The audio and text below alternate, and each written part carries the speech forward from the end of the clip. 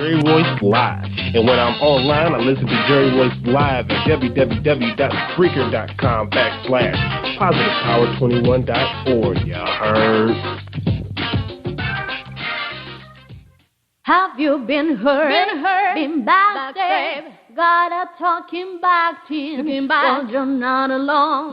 No. Escaping to another reality. Through Dominic Wilkins' good books, audio books, paperback, ebook, good books. Available on authordwilkinsgoodbooks.com. I'm director, producer Alan Wills, and I'm on Jerry Royce Live worldwide. You are listening to PositivePower21.org with Jerry Royce.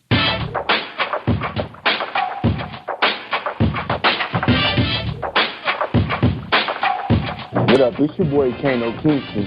Hi, this is Angel Sessions. Hey, this is Pat. Hi, I'm Teresa Powell. Hi, Jerry. This is Ira Samuel Carter. Hi, this is Phil Powers. Hello, this is Teresa Bobby with Jerry Royce Live. Hi, I'm Philip Barron. I'm live on the Jerry Royce Show. Hey, what it do? It's your boy Houston Saint. Peace, this is Dahlia the poet, spoken word artist. Hello, this is Ramon Marquis with Jerry Royce Live. All right, everyone. You got Robin Lynn, and I'm keeping it live right now on Jerry Royce Live. Hey, what's going on, everybody? What's up? This is award-winning podcast with the greatest podcast on earth. Thank you for stopping by. I'm your host, Jerry Royce Live worldwide on internet radio, where you get your positive on. So when it's all positive, it's all power. That's positive power. This is a worldwide podcast for growth, wealth, and success. Thank you.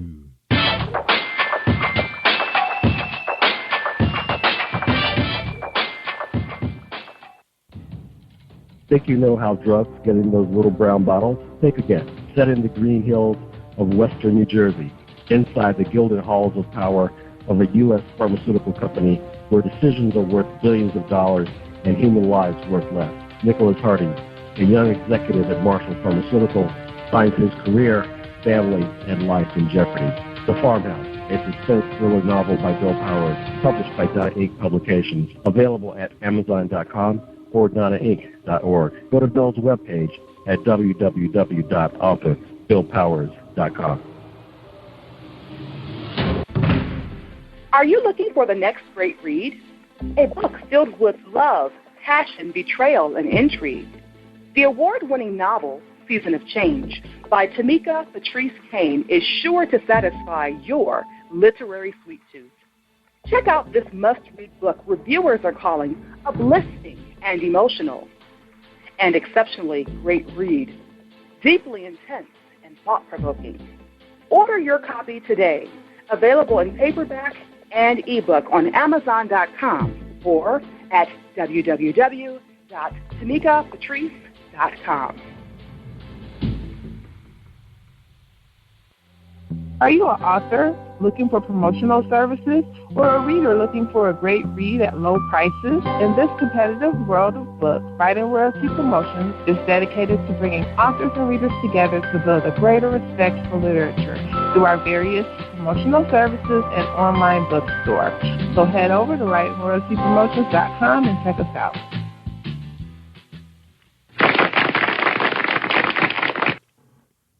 Thank you, everybody, for joining us, and welcome to PositivePower21.org. I am Jerry Royce Live.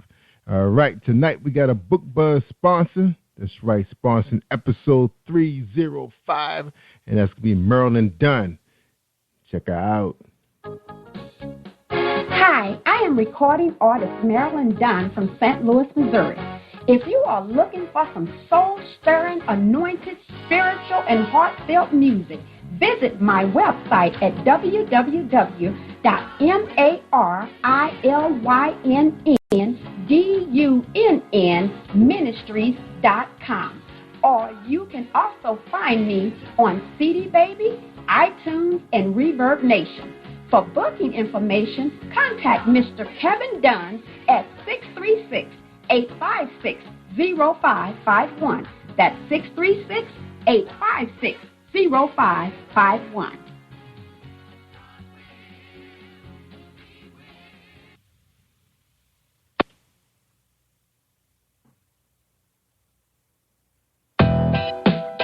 You're listening to Jerry Royce Live Worldwide on Spreaker.com/PositivePower21 and PositivePower21.org. This is episode 305 with Alan Wills. Alan Wills is an independent filmmaker based out of Indianapolis, Indiana. His love for film started at a young age when he was recruited to help behind the scenes on a school play. Wills' love for horror and suspense films prompted him to write, direct, and film his first short, Night Stalker, within a day. Alan's a photographer, director, and producer, and has had pleasure of working with other local filmmakers and playwrights. Alan Wills has quickly been recognized as the king of short films, with having several under his belt. He has produced films such as Night Stalker, Mistress No More, Mary, and co-wrote What's the Dirty. He is currently working on filming Couples Conversation with local playwright Nicole Kearney, as well as a full-length film, Shallow Vows, that he wrote with his wife. Ladies and gentlemen, we present to you Alan Wills, independent filmmaker. Enjoy this presentation. Hi, this is Angel Sessions, and when I'm in town, I listen to Jerry Royce Live, PositivePower21.org, where they play my favorite music. All right, that's right. We play her favorite music. Alan Wills, welcome to Jerry Royce Live Worldwide. How you doing tonight, brother? Hey, man, I'm never bad, brother. Just truly blessed, man. That's all it is. Amen. Glad to have you on the show, man. Glad to have you. A lot of talent, man. We got, amen. We had a chance to check out your work on YouTube, man. We liked what we saw, man, so we was excited to have you on, man. And yeah, sorry about that piece about you doing HBO. I thought Brandon told me, man, that you feel the void, you know, when the HBO movies fall short in that hour. Well, I was like, I thought, you know, with the research and everything that my wife and I do a lot is when we go into endeavors such as like this with films and her books, we will do the research and notice that like networks, HBO, Showtime, Cinemax, TBS, TNT, Sci-Fi, they like to have those short films to fill up those in-between times when one movie ends into the next film. So short films is easy to throw in there instead of trying to have try to throw in another long film or showing a whole bunch of commercials. You know, people get bored and want to push the channel, you know. Yeah, it makes sense. All right, man, you ready for your first question?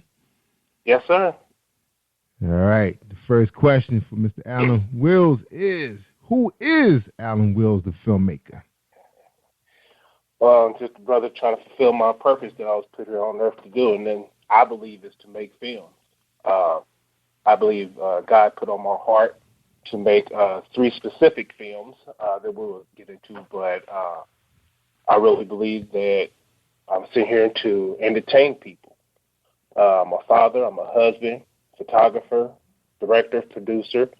My passion for films, especially horror films, started from late at night on Friday night watching here the old shows in Indianapolis used to come on called Sammy Terry, sitting in late night making sure my dad and my mom don't catch me watching it because it come on late at night. My goal is to become the king of short film, though I have full lengths that's coming out.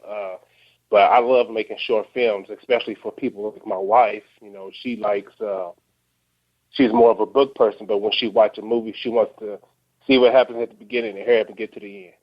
You know, so short films are more exciting because they're short. You have a short time to keep people on their toes and their attention. So short films is where it's at. I love them. Yeah, me too, man. That's awesome, man.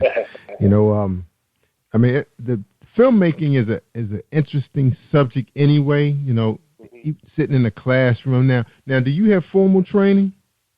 Well, I other than high school, I went to the Art Institute in Indianapolis, but I went there for digital photography.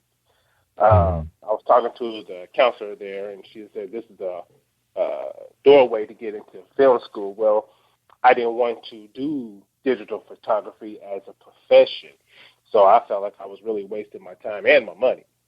So listening to, filmmakers that's already out there, they were saying go learn here and, workshops here and things of that nature. So I learned a lot of stuff that I do on YouTube. And from YouTube to, like I said, the workshops and things of that nature, I don't want to spend $70,000 going to a school when I just learned how to make a prosthetic hand on YouTube. That's right. That's right. My wife, she does a lot of the research anyway on how to get distributions and things of that nature. Since I'm independent, I want to stay independent, so I don't want to go and try to get investors. Sometimes they come in and want to take over, but I have a certain message when I make films, to get it out there to the people. I don't want someone to come in and change it. Yes, it's really hard. It's really hard to be an independent filmmaker, but the best thing is, doing it yourself and looking at the product on the screen says I did that. I didn't need to go and get somebody else to come in and do this. And then once you buy the camera and editing equipment and the editing program, you're good. That's right. Now, have you had an opportunity to work on any, filmmaker set, that comes to town? Have you been on any of them? As far as sets that comes in, no, I haven't. Work on a set like a grip, handling cable, just any old thing just to be around the environment to see how those guys, how the director, handle his business. Right. Oh, yeah, I definitely want to get into stuff like that. Definitely. Any way to learn. I'm always willing to learn anything. The more knowledge, the more the better. It's just that opportunity just hasn't opened the door for me for those things.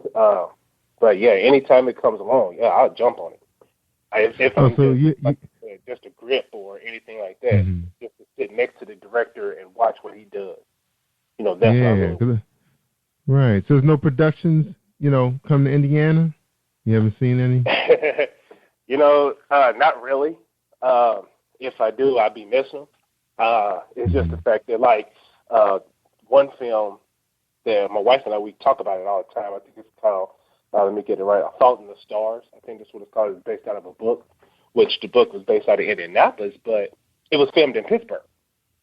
And so that bothers me a lot. And that's one of my goals that I wanted to say, that to build my own set, my own backlot, my own studio, so independent filmmakers such as myself can come in and film whatever they need to film. It's so hard here in Indianapolis alone to try to get film permits and permission and things of that nature.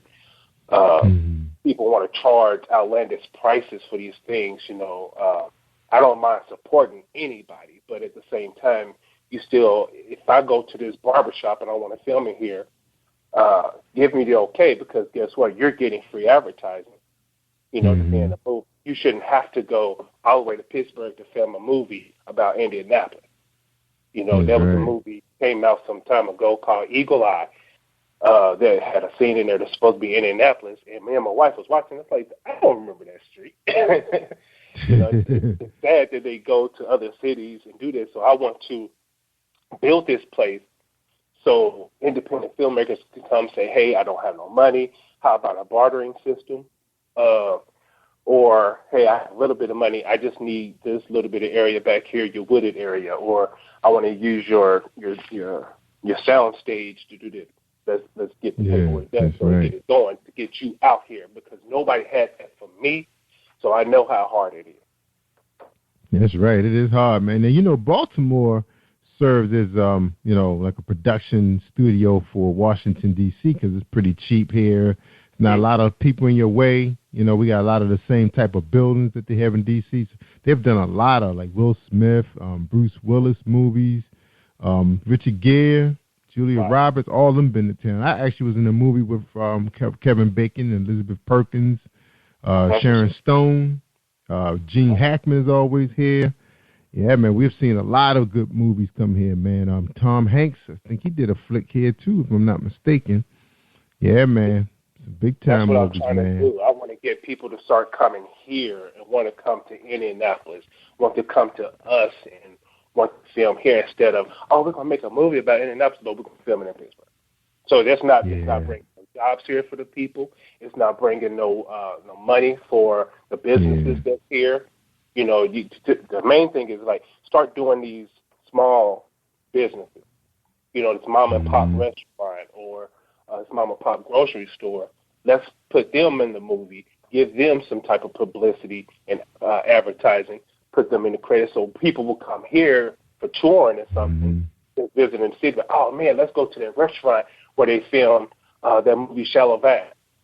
You know, and something like that. So that's going to bring money, tourism, and definitely give people jobs here. That's right, man. You got to keep the money moving. Yeah, and that's one thing. It does help with tourism because people get excited when they watch. I know that what help us make decisions where we like to go sometimes is the Food Network, and then we watching it. And a lot of places right here in Maryland is right on. I said, we need to go to that spot. You know, all these places just like 30, 40 minutes away, and we have never heard of those places. You know, but it was exciting. My wife, exciting. We used to watch the Travel Channel and like I said, the Food Network, and we watched what's his name, Guy.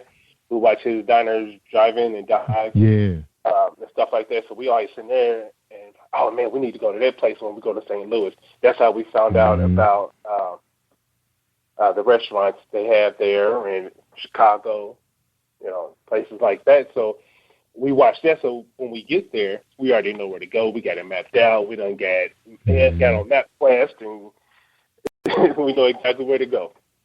That's right. That's right. I remember I had a really good friend that I met up in Chicago when I was taking a sales course up there for 2 weeks. And he was from Indianapolis, and he knew Chicago really, really well because I guess he said he went to school there, and he ended up moving here in D.C. I need to catch up with that brother too, man. See how he's doing because he actually moved to D.C. But yeah, man, it's like it's surprising. You guys don't see the big production. The Indianapolis Colts have pretty much put you guys on the map with their successful franchise. With all the publicity them stealing our team for Baltimore. Yeah, absolutely. Everybody knew what was going on. I never even knew what it was until that happened. Especially now when we go to play you guys. I was sitting there. I remember as a kid, my mom worked at the post office. That's right across the street from where the old RCA Dome was. And I remember going to pick her up at night, and I thought because of how the roof was, I thought it was like a bread factory or something. I was a kid. I didn't know.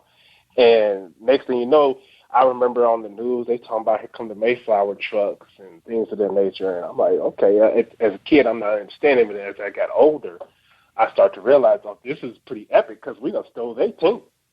This is and something else. But the thing about it is y'all can't get jealous because y'all won a Super Bowl before we did. Yeah, man. It's right, 2000. That's right. See, there you go. 2000.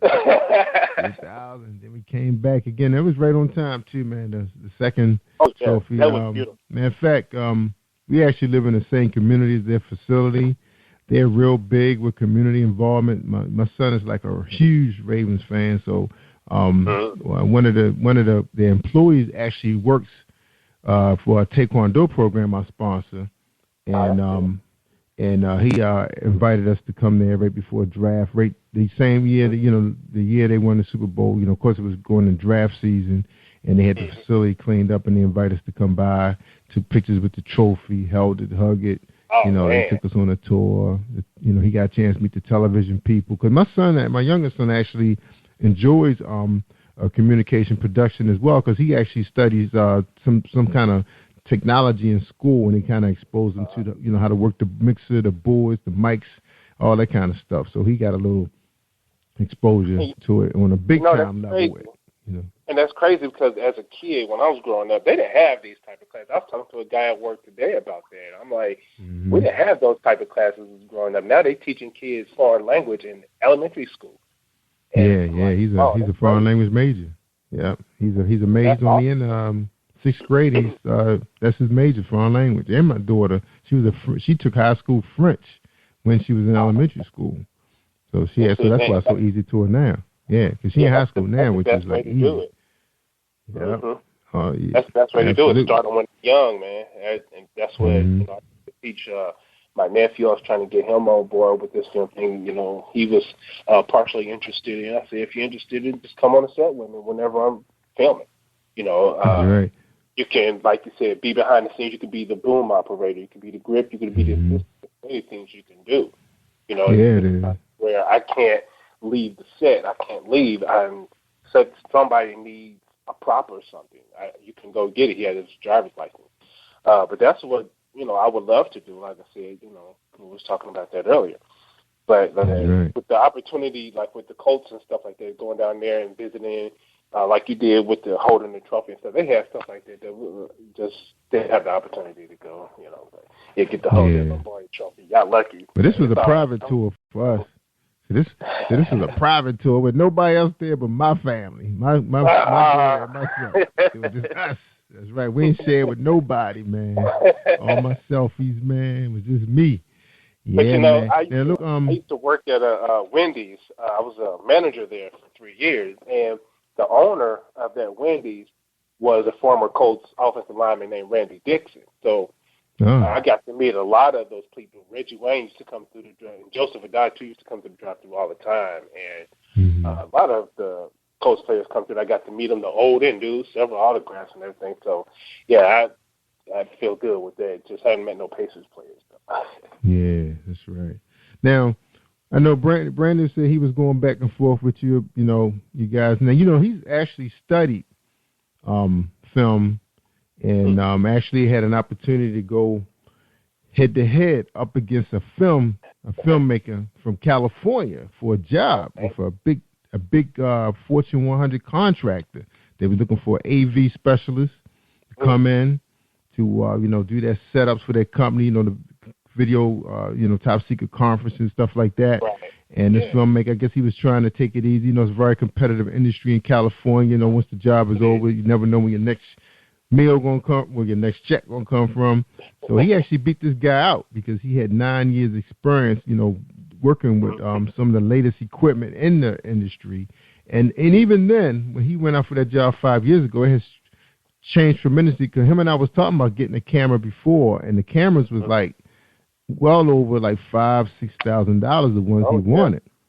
But he was able to, borrow equipment from Morgan because he was going to Morgan University at the time. He was able to, sometimes we were able to get the equipment out and go out and do some talk shows on the street, like, with vendors and, getting their perspective on the business world. And we really enjoyed that, man. But I was like, wow, why the equipment is just so big right now when digital technology is like right around the corner. And then we're here. Yeah. And I was telling the guy who worked the same thing. I'm like, it's an epidemic, man, that's going on with these, like, cell phones, iPads, tablets. It's taking over. My camera I use is a Nikon D5100. And I'm about to upgrade to get the 810. It has a lot of better features on there. But, yeah, you don't really need to necessarily go. I know exactly what you're talking about. My wife wants, and we both want the red camera. But that's the minimum I've seen was like $5,000. So I went on Amazon. We found the camera I needed. We got a very good editing program, Sony Vegas Movie Studio. Like I said, I got on YouTube and was watching a few videos. I forgot what I was looking. I think I was looking for a slit throat, how to make a slit throat prosthetic, and I found a lot of stuff on there like Indie Mogul, Backyard Effect, the Frugal Filmmaker, things of that nature, and also Film Riot, which all of those, if you go on YouTube and type those in, they'll definitely pop up. And I mean, you'll learn so much. I built the dolly track. They said how to build a dolly track for $30, and I built it for $13. Wow. You look on the Hollywood set to buy a dolly track, it's going to run you between $700 to a couple thousand. Yeah, you got to be creative. Man, you gotta be creative. I mean, we do the same thing around here. We built our set because we try to do videos to engage our audience. Let them know that we real and not just behind the mic. You want to be a little visual and have some fun with your audience. So we do little things with the kids. And we just using most of the time we just using our tablet, but we got I think we got a Nikon or a Canon that shoots high definition, but we hardly use that thing. I mean, the tablet can give me real quick quality right in the studio, but we got real high-powered lights, you know. Right. So, because I studied a little bit like years ago on, you know, when they was really teaching you lighting. I don't know how they teach lighting now. It's hard to find a good video on lighting, you know. YouTube, man, I'm telling you. Well, also, yeah, I've when been I was out there on artist, YouTube. Yeah. When I went to the I've been art out there a couple times. Well, on YouTube, I think it's just a lot better because you actually see the people actually using and doing it. You know what I mean? Yeah. In the classroom, it's the book, and then, hey, you get out there, and then you get hands-on, and you still like, well, what do you mean 3-point light? You know, and then they'll show you, but still at the same time, you want to see how they're actually doing it. Then you pretty much just mock what they're doing. I feel a little more comfortable and stuff like that. Oh, yeah, I learned a lot from YouTube lighting. Yeah, I learned a lot, especially with the different type of lights we had with the umbrellas, and then I found out that we only need them, you know. Oh, yeah. You get a chance to really see what you look like. Yeah. I say if you have the right light bulbs, you don't need the umbrella. Right. We hardly use it. Sometimes I just use it just to blow up the background so people won't see all that junk we got in the back. So I just blow it up, you know. Then we can be on camera and everything looks good. You know how junk it gets in the studio sometimes when you're running out of space. Oh yes, I I went on the Amazon and got the I think it's called Cowboy Studio, and it came with 2 lights and the chroma key background, the white background, and black. And of course with the stand, but then, and that was like $110. Then turn around and bought 3 more lights, and it was like $100. So I mean, I just killed them with 5 lights in the background for $200. When you look on the other websites to go to the professional stuff, and just for 2 lights, it was like we went to a Cord camera, and one of the lights alone was $300. Yeah, like, I mean, they're nice though. Yeah. Yeah, Brandon actually found a good deal. He actually found some real high quality lights from some stage place that this guy was trying to get rid of because he was getting rid of all this stuff and upgrading. So he got a really good deal on what we got a lot of lights. Some of the stuff just sitting in a bag, nice heavy cases, good quality stands. You know, sometimes you read about how some of the little dials on them break real easy, the screws. You know, so like that. And I think Cowboy was one of them that was mentioned. They were saying you got to be careful with, you know. Yeah. Hey, it's funny that you brought that up because I did break like the little twisty on there. So, hey, I'm telling you, in this industry, independent film, duct tape and electric tape is going to be your best friend. Oh, yeah. We tape up a lot of stuff, man, just to reinforce it because I remember reading that and I said, well, you know, I mean, it's going to happen. You know, stuff being handled a lot is being moved a lot because we got 2 studios, and you know, and out in my house, so we try not to move the equipment around as much as we don't have to. Just try to let it stay until we need it and drag it out. You know, so you got to do what you got to do, man. All right, all right, ladies. That's what we do. Alan, we're gonna take a quick break, man, and then we're gonna come right back, finish talking to you, man, about we're gonna get into your short films, man. And talk a little about business, where you think you're going to go with all of this. All right? So everybody hold tight. We're talking to Alan Wills, the filmmaker out of Indianapolis. All right? So hold tight for this commercial break. Are you looking for the next great read? A book filled with love, passion, betrayal, and intrigue. The award-winning novel, Season of Change, by Tamika Patrice Kane is sure to satisfy your literary sweet tooth. Check out this must-read book reviewers are calling uplifting and emotional. And exceptionally great read. Deeply intense and thought-provoking. Order your copy today. Available in paperback and ebook on Amazon.com or at www.tamikapatrice.com.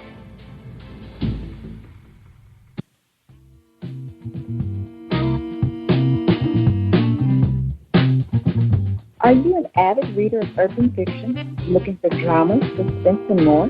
Reads World Publishing is dedicated to bringing the world's best literature to our readers.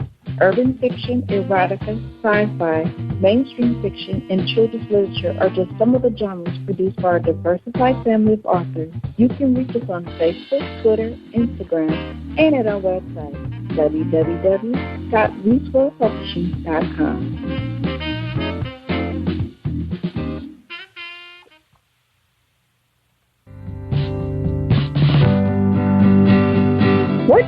give to a person who has everything? Hi, I'm Darlene Rucker-Williams, and I am the owner of Stylish and Stellar Gifts by Dar. I get this question all of the time. At Stylish and Stellar Gifts by Dar, we specialize in customizing gifts for people and pets too. Our gifts are original and one of a kind. Not only do we deliver, we ship as well. We work according to your budget and your theme. We have gifts for all things, including baby showers, sports teams, get well, bridal, birthdays, pets, just because, and that's just to name a few.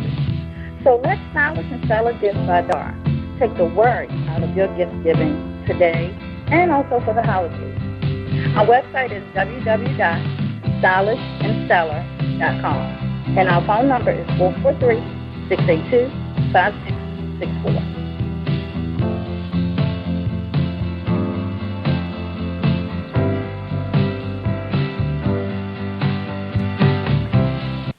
Hi, this is your girl Cotton, the softest voice in poetry. And when I'm online, I listen to Jerry Royce live worldwide on positivepower21.org. You should be listening to Jerry Royce live. That's right. You tell them, Cotton. They listen to Jerry Royce live worldwide on positivepower21.org. Just keep in mind, when you want to listen to an updated show, all you got to do is go to positivepower21.org. The homepage will play the show automatically, the last show that was uploaded, and it will continue to play. That's right. We have 300. That's right. This is the 305th episode with Alan Wills. That's right. The filmmaker, the photographer, director, producer, husband. That's right. Businessman. All right, Alan, welcome back. All right, man, I got another question for you. All right. We were talking a little bit about this in the beginning when we was chit-chatting before the show started. It's a lot of stage plays. You got a lot of directors, producers thinking about putting their production on digital, for like iTunes and Hulu, all those downloads. What is it going to cost them, man, for them to hire a guy like you, man, because they can't afford the big boys? What is it going to cost them? I'm always open to negotiate. I even negotiate barter systems. I get with my publicist, and we'll set up interview, conversation, or something. And definitely talk about it. I'm always open to help out people because I got the opportunity for someone to step in to help me, so I definitely want to step up and help somebody else too. Yes, right. Now, where you see yourself going, man? I mean, are you guys, are y'all really trying to sell, some of the productions that you guys are writing and directing? Is that your goal, to sell these to the cable networks? Well, with my short films, I want to send them to film festivals. There's plenty of them to go around. I want to hit up as many as possible. But the full-length films that I have, that I believe God has put on my heart to make, there's one called The Pit. With the full-length, I definitely want to put them on DVD and get them out there to sell, either DVD, digital download, and things of that nature. Maybe even try to get them on networks. But The Pit is one of them is full length. As a man experiences hell, and to learn how important it is for him to turn his life over to God. Then we have The Last Days, and it's about an influential man who has been given the task to warn the world of the rapture. Then we have another one called In the Beginning, which is the time between the creation of man and the fall of man in the Garden of Eden. Those are more Christian-based films, of course. Now it's kind of weird because I do a lot of horror films, but I believe that God put those three films on my heart to make. But He's also given me the opportunity to make the short films that I want to do, which are horror films. If I just want to say this: if I never make a dime off my films, I'm gonna be happy, because I got to live my dream, which is become a filmmaker, and I did my job as far as what God sent me here to do, is just make those films. He put that talent in me. He's opened the doors when we prayed about it. We got our life in order. He opened the doors for me to meet the people and the opportunities and things like that. Everything just opened up for me. So I know that he's paved this way for me to do this. That's right. Amen. Amen. So do you see yourself moving into, Christian films? I know you're doing horror right now. Everybody like to be scared, be really scared, because a lot of, to me, most of the horror films out there are directed towards, the teens, Yeah. It's more teenish and gore. I mean, not gore, but ghost stories. I'm more of a classic slasher film. I don't fool with anything demonic. Like growing up, my favorite horror film of all time is Friday the 13th. Every last one of them except for Part 5. But I'm more, like I said, horror film slasher. Friday the 13th, I'm on Elm Street, Scream, things like that. But as far as going into, like I said, Christian-based films, because I'm always open to do those things, to come talk to me, and we'll definitely work something out. I want to hit every single genre it is. I don't want to be labeled as just a horror filmmaker or just an action thriller guy. Though my favorite genre is horror, it's only because this is something I like doing. Of course, I want to branch out into other genres. Right. Like I said, with The Pit, Last Days, and In the Beginning, those are Christian-based. And maybe those will open up the doors for more Christian films, whether if I come up with them or somebody else come up with them. I don't want to make those three and stop. But I want to keep making films until I leave this earth. That's right. Do your thing, man. Now, it's a lot of money that could be made out there because digital is so big right now. I mean, people be on Netflix all the time, looking for a good movie, man. You got these HBO series doing really well. I mean, like I know my wife, she loved watching Mary Jane and then you got people who want to do their own reality shows. And to me, the group that need the reality shows the most is probably the police force, because they need to reinvent themselves with the community. Yeah. But because now I'm hearing now that some experts in business is saying, you shouldn't write a business plan, you should write a customer plan. So thinking about what this dude that said that was one of the big CEOs of Pepsi Cola and Apple, and he said you should write a customer plan. If you had to write a customer plan, what would yours sound like if you had a chance to present it? Well, you need to find out what the consumer wants. That's why they have those teams of people that go out and ask the people on the street, what do you like in this film? What do you like in this or that and the other, as far as, a film, a book, and things of that nature. Focus groups. That's what I was wanting to say. You get the focus groups that help you. They give you the feedback. We were just recently selected to be a Nielsen family. And Nielsen family is pretty much doing the same thing. They take the people, find out what they're watching. Okay, this is what the people want, so this is what we're going to give the people. And that's important because a lot of people throwing these movies together, and it's like, are you kidding me? And I don't mean to, make fun of anybody like that, because I'm trying to get out there. But at the same time, it bothers me a lot. My wife and I talk about it. These people have the financial means to make these films or these books, and the stuff that they come up with, whether if it's degrading women, putting black people in a bad light, putting police officers in bad light, and things of that nature. You want to, of course, right now what's hot is, of course, reality shows. Every channel has a reality show. And so the more people watch reality shows, the more reality shows come on. My thing is this: you want better TV. If you're going to make a reality show, make a positive reality show. Stuff like Run's House was awesome. It showed, people in the positive light. And when the network said, hey, we want more drama, he's not having it, they want to cut him off. People want Ratchet. And I'm not about to produce Ratchet. Right. Now, if you had an opportunity, well, idea. Like, my thing is, I like thrillers. I love suspense thrillers. And I want one that's not going to insult me as a viewer. And I want one where you're going to challenge me, and I'm not going to just blurt out who I thought did it. You know, I want you to make it so that I don't have no idea who this guy is, or woman.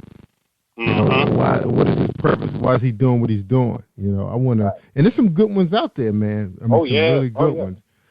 Because I gave up on a horror films, to tell you the truth, man. They just it's like, this crap. Well, and the crazy thing about the horror films is coming out, they do a lot of nakedness and stuff, and it's always got to be naked. I'm like, you can make a story without the woman being naked.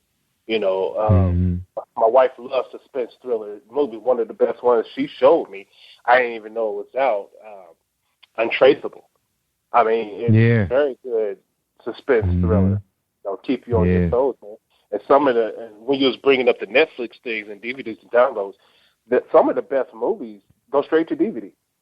I mean, I'm like, are you kidding me? I don't know I can't remember if it came to the theater or not, but I think it's called Old Boy, one of Spike Lee movies. Oh my goodness, dude, 5-star. What? Why haven't anybody heard of this? I remember posted it on Facebook. People like, what's this? I'm like, really? You haven't heard this movie? You have to go. And I also recommend people going to I don't know about in Baltimore or any other city, but here in Indianapolis, in the local library. Support your local library, by the way. You go to your local library and they rent your DVDs for free. My brother actually a manager. He's a manager at one, so he gets them all. I'm telling you, go to the local library, get the movies, watch them for free. Stuff like straight to DVDs, some of the best films. And you sit and watch the Oscars. You sit and watch this movie, like, how did this movie get an award over this movie? We recently watched Wolf of Wall Street. Other than the wretchedness that's in it, it was a good storyline. It was like, it got to the point where I was like, I don't know if I want to finish watching this movie. It's like, turn it down. Yeah. I asked her the same question, like, what? She said, that's supposed to be a pretty good movie. A lot of them were independents and they fly under the radar, but, the people who, viewed them and decide to, give the awards out to committee, they like them, Now, there are some great indies out there under Netflix if you go into their indie now. One thing that's getting really, really popular, and I guess because we didn't know because, we straight, but a lot of the gay films are really, really popular. And some of them got really strong storylines. Sometimes you're like, I don't know if I want to click on that because somebody come over, they go see my playlist. Yeah. I took a chance on one, about these females. They were really, really good. The storyline was really strong, Yeah, I just haven't seen any. I like war movies. Like, one thing is war movies. And I finally found some really good war movies. They finally started dropping in my playlist. About one came on about this black soldier who I found that he was up against more prejudice and hate than the doggone Nazis. That's what he was saying. He's like, my own enemies are right here on my team. And that was a really good storyline. I can't remember the name of the movie, but I just saw it the other day. It was like a tank gun. They were gunners on a tank. Right.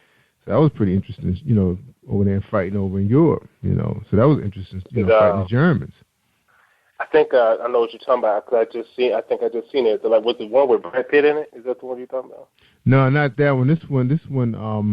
I can't remember none of the stars. I mean, it was this one black guy that pretty much had the lead role. But it was called Saint something, though. It was called Saint something, but I can't think of the name of it now. But it fell in my playlist, and there was another one I'm looking at right now. I just saw it. It was pretty good also. But if they finally some of those independent stuff fall into your queue, you're like, wow, where was this? You couldn't find it because a lot of your biggest stars are not in them. A lot of times you find yourself trying to for a good movie, you're going to put the big name guys in it, Brad Pitt, Pacino, those guys like that. And, I've seen that. Because they were in the movie. Giselle, the movies, we normally catch them as soon as they come out. So, I love independent films directly to DVD films because, some of these small-time people, first of all, need the help to get the exposure. But, I mean, not only that, it's because they haven't being tainted with the Hollywood, quote unquote. So their heart is still in it. It's not a job. It's not something like that where I have to do it. It's from a hobby to, you know, something that I'm getting the opportunity to do. That's how I feel about like on my films. You know, I'm blessed to get the opportunity to do this. So my passion is there. I'm loving it. You know, everything about it. You know, and when it starts becoming work, that's when it's going to start. That's when you're going to stop loving it. And I don't want to get to that point. You know, like you said, the independent people, man. I'm telling you, though it's hard, stick with it. And I mean, big things is going to come out. It's a lot of people, like I said, Nicole Kearney. There's Chapman, Katie Chapman, I believe her name is. Karma Courage is her production company. I mean, she made a short film called Home Security, man. I'm like, you need to make this a full length. She's like, everyone keep telling me. I'm like, dude, this is really good. If you go on YouTube, get the opportunity to watch it. It's called Home Security. It's really good. We need more independent people to come out and do this thing. That's right. Now, Netflix was talking about is associated with Spike Lee. You're not talking about that one where this girl was a talk show host on this college campus, and it was about black and white issues on campus. Was that you talking about that one? Because somebody they had going through Facebook a little bit. Yeah, they said the director was kind of connected with Spike Lee, or he's one of the producers, executive producers. But my wife told me that was I think it wasn't, because I know my wife really liked Gone Girl. I thought she told me that was an independent for a while. Man, that was awesome. That was a really good movie. I wasn't expecting it to be that good. Yeah, that's what she told me. But it's another one out now that's floating around as a trailer that it's this black girl, light-skinned female, who's like a radio talk show host on a college campus, and she's like bringing up issues about black and white. Like she's saying, white people don't think that you're not racist because you have one black friend and that's your weed guy. So you got to step it up. You have two black friends. You remember that name? Yeah, I can't remember the name. I remember seeing that on Facebook, and white people. I think that's talking about you white people. Yeah. I think that's what it's called. Yeah, Dear White People or something like that. I think my wife was telling me about that because we was. I think it's already on DVD. Matter of fact, it might be. Yeah, it's out there. I think it's available for digital download right now. So they are out there, man. Because I think, matter of fact, YouTube at a point where you can actually download movies for a fee. I remember one time I saw some full-length movies come out and they wanted a fee for them. Yeah, I think they charge now to watch either full episodes of TV shows and full-length movies. So, yeah, YouTube charge now. And I don't blame them because, I mean, they're getting killed with Netflix, Hulu, and things of that nature. So you might as well join the crowd. You can't beat them joining. That's right. And I got a big question for you, Alan. I mean, I'm not sure if you thought about this, you and your wife thought about this in, the long haul, because you have companies that come out of nowhere and do successful marketing and slick advertising. They're able to become who they are, and that's like the Red Box. Red Box started out a little box in the grocery store areas, McDonald's. Now they're online. I get my downloads from between them and Netflix and back and forth. I remember Netflix was struggling because they were the first of its kind to do what they were doing, and now the technology is there and they stream it in high definition and no buffering. People got built-in Wi-Fi in their house.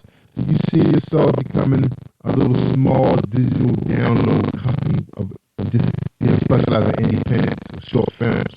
That's the next. Well, yeah, that sounds something very interesting to do because, like you said, for independent people, creating a company, an outlet for them to, instead of trying to get their stuff in Red Box, things of that nature, have a place like that for strictly for independent filmmakers. That would be a great idea. I would love to have my stuff on Redbox, Netflix, Hulu, things of that nature. But like I said, right now my stuff is on YouTube. And trying to get on the Vimeo also. Yeah, man, that's a great idea right there. You need to patent that. Well, I've been doing this show for a long time, man. I get all kinds of dreams. Now, Yeah, 'cause, I'm a visionary anyway. I've always been an innovative guy. My creativity kind of scares me sometimes. But my question for you too: how hard would that project be for someone like you? Like you come out of, because like right now, okay, all right. There's two questions. All right, I got two questions for you. All right, if you wanted to move your projects to Hulu, how hard would that be for you to do that? It's just like pretty much anything. Like you have to make a proposal, go to them like with the focus group, say, hey, we've noticed that like my horror films, for instance, horror films is growing right now. It's really popular in this and the other. You need to put my film in there. My film is about this, that. Get with them, work out the percentages, what they're going to get, what you're going to get, and it's more or less up to them. What they're going to get out of it, of course, they're going to look at that overall. But that's why people like us, independent filmmakers, need to come up with some of this so we don't have to pretty much more or less on our knees beg and please show my stuff. That's why I love film festivals also, because before I thought it was going to cost a lot of money to get into film festivals, and some of them are as cheap as $25 or even free. So something like that will help us out a lot to get where we can be mainstream, not necessarily mainstream where we're working with big name companies, but mainstream to where we could be seen on different networks.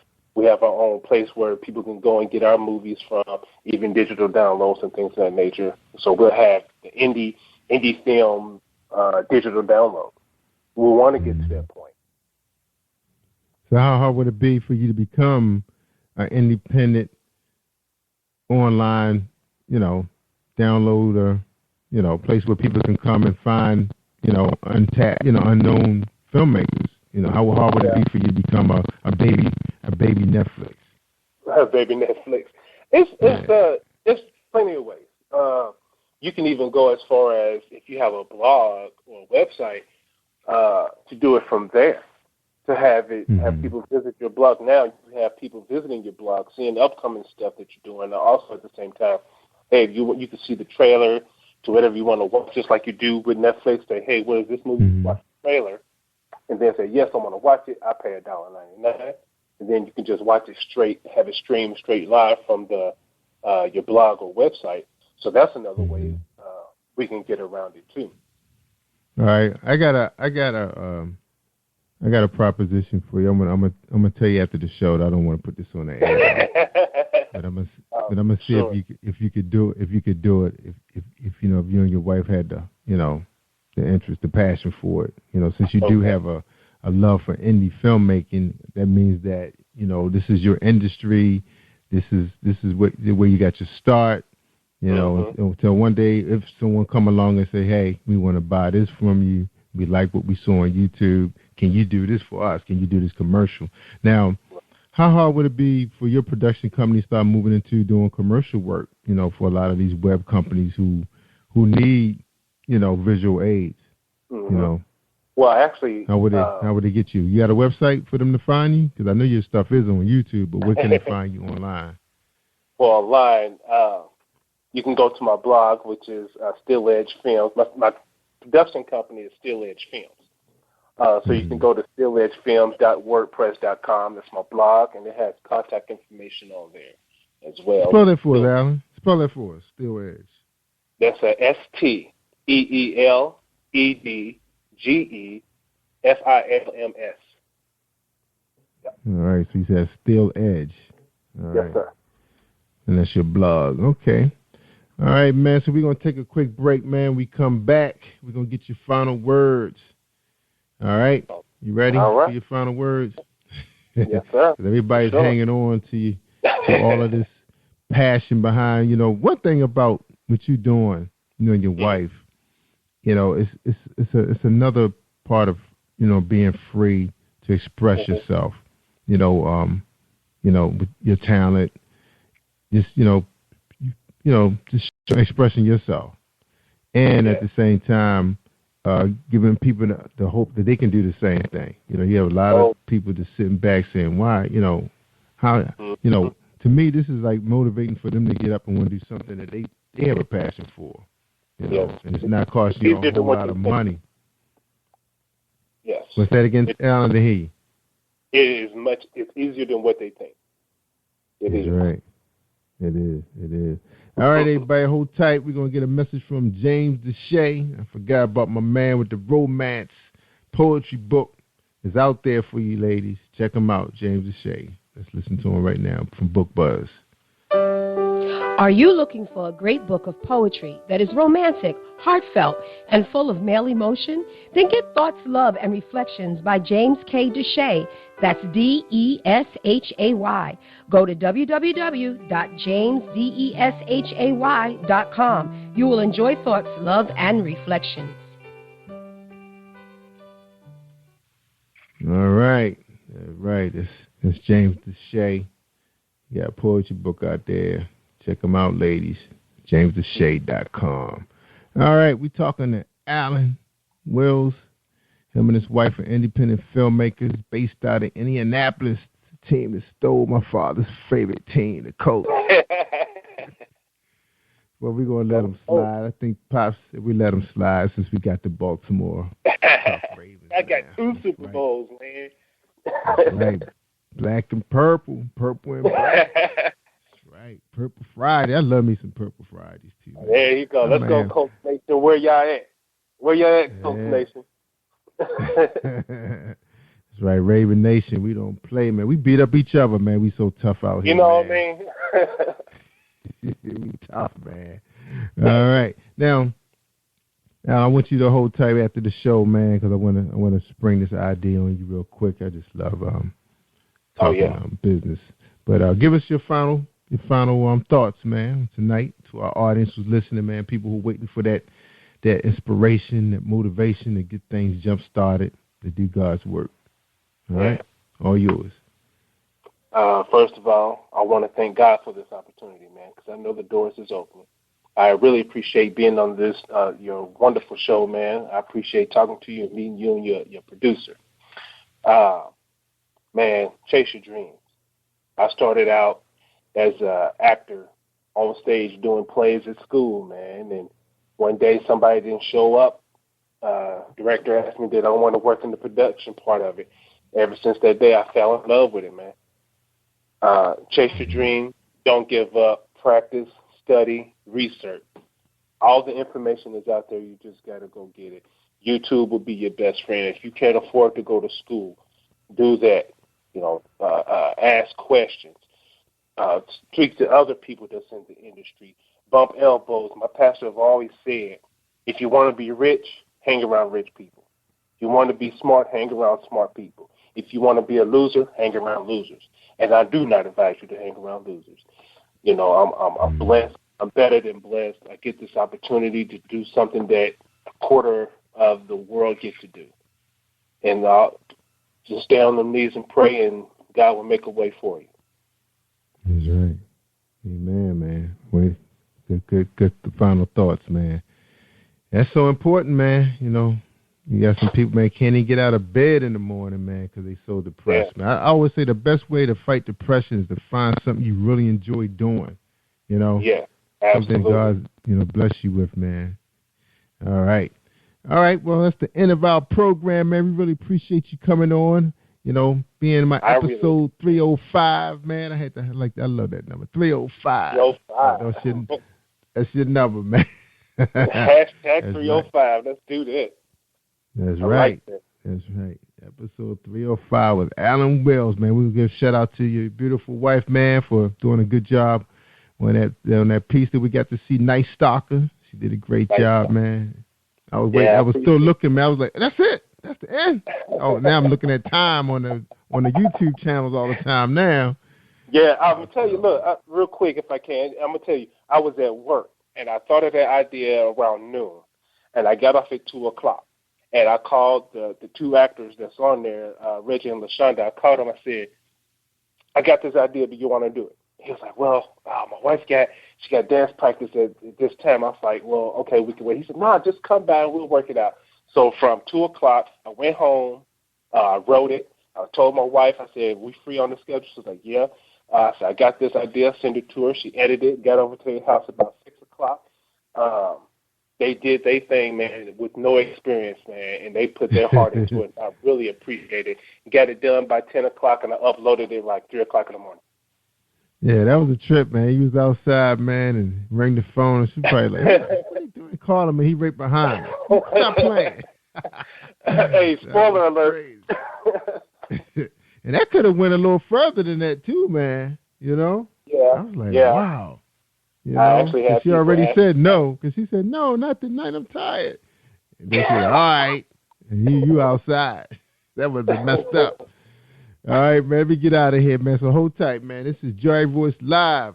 I tell you guys, I tell people all the time, Alan, they want to hear the good stuff. I mean, the real good stuff. I mean, you get to hear a person who's working their passion. They finding a way to make it happen. They're not worrying about the money. They just making it happen. Listen to these programs. We have a lot of guests on these shows that are making things happen. We had a young lady last night who started her own magazine in D.C. She's going to make it happen. That's right. We had a young man who's fighting cancer, but he's still on stage spitting out rhymes and blasting out God's words to save somebody and passion a church in the heart of the ghetto in Florida. That's right. We can do it, y'all. So I'm telling you, if you want to listen to the good stuff, you listen to Joy Voice Live worldwide on positivepower21.org and Spreaker.com/positivepower21. Thank you for tuning in to Joy Voice Live on positivepower21.org and Spreaker.com/positivepower21. This is a Voice Enterprises production. And don't forget about replay on Facebook.com/Joy Voice Live. All right. And we appreciate all those people that was listening to the show tonight. Take care, pass the word, share the show. We appreciate you guys. We're in 12 countries right now trying to hit 15. Please follow us on Spreaker.com/positivepower21. Thanks a million, y'all. Stay awesome all week long. And hold tight, Mr. Allen. Hi, I am recording artist Marilyn Dunn from St. Louis, Missouri. If you are looking for some soul-stirring, anointed, spiritual, and heartfelt music, visit my website at www.MarilynDunnMinistries.com. Or you can also find me on CD Baby, iTunes, and Reverb Nation. For booking information, contact Mr. Kevin Dunn at 636-856-0551. That's 636-856-0551. Hi, this is Angel Sessions. And when I'm in town, I listen to Jerry Royce live, positivepower21.org, where they play my favorite music. This is Thomas Ware, gospel artist, urban gospel artist, and my hit single is Love Got Your Name on It. You're listening to Jerry Royce live. Stay tuned. You are listening to positivepower21.org with Jerry Royce.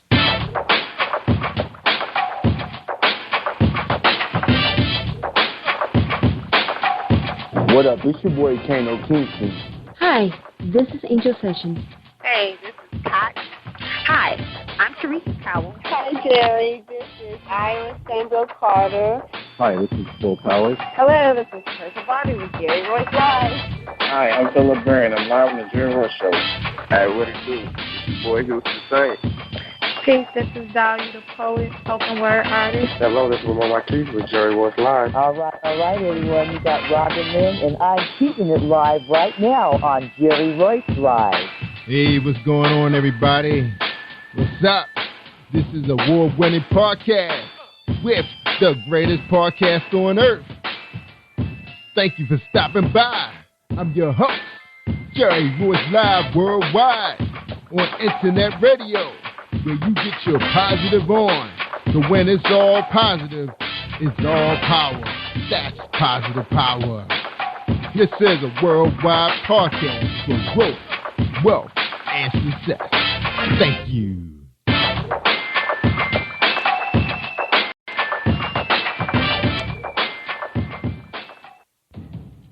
Think you know how drugs get in those little brown bottles? Think again. Set in the green hills of western New Jersey, inside the gilded halls of power of a U.S. pharmaceutical company where decisions are worth billions of dollars and human lives worth less. Nicholas Hardy, a young executive at Marshall Pharmaceutical, finds his career, family, and life in jeopardy. The Farmhouse, a suspense thriller novel by Bill Powers, published by Donna Inc. Publications, available at Amazon.com or DonnaInc.org. Go to Bill's webpage at www.author.BillPowers.com. Are you looking for the next great read? A book filled with love, passion, betrayal, and intrigue. The award-winning novel, Season of Change, by Tamika Patrice Kane is sure to satisfy your literary sweet tooth. Check out this must-read book reviewers are calling uplifting and emotional. And exceptionally great read, deeply intense and thought-provoking.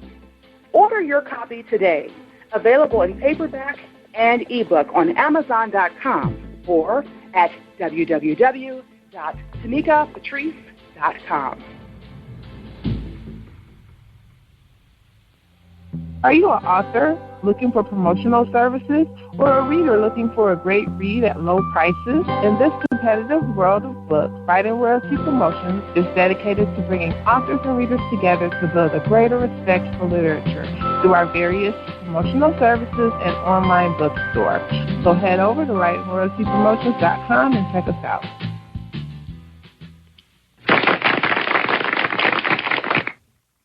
Thank you, everybody, for joining us, and welcome to Positive Power 21.org. I am Jerry, Voice Live, and tonight on the show, we got Thomas Ware is here.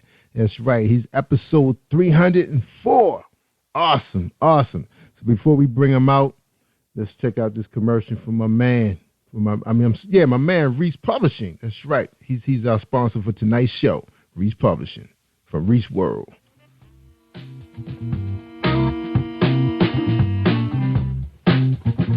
Are you an avid reader of urban fiction, looking for drama, suspense, and more? Reese World Publishing is dedicated to bringing the world's best literature to our readers.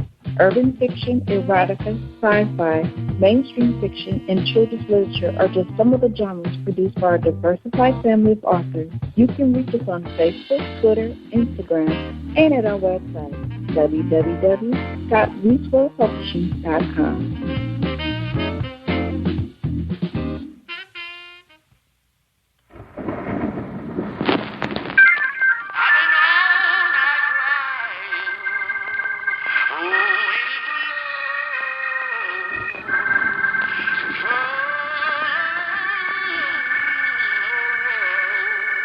Tell me what you gon' do, tell me what you gon' say when love comes your way. Life is so good, take off that frown, put a smile up on your face. You say you're looking for love, or if you're looking for love, I know just where it is. If we're knocking at the door, tell me what you're waiting for, just let it come in. No. Love got your name on it. Love got your, love got your, love got your name on it. Love got your, love got your, love got your. Why you been looking for love in all the wrong places? I'm here to let you know love's been looking for you. Knocking at the door.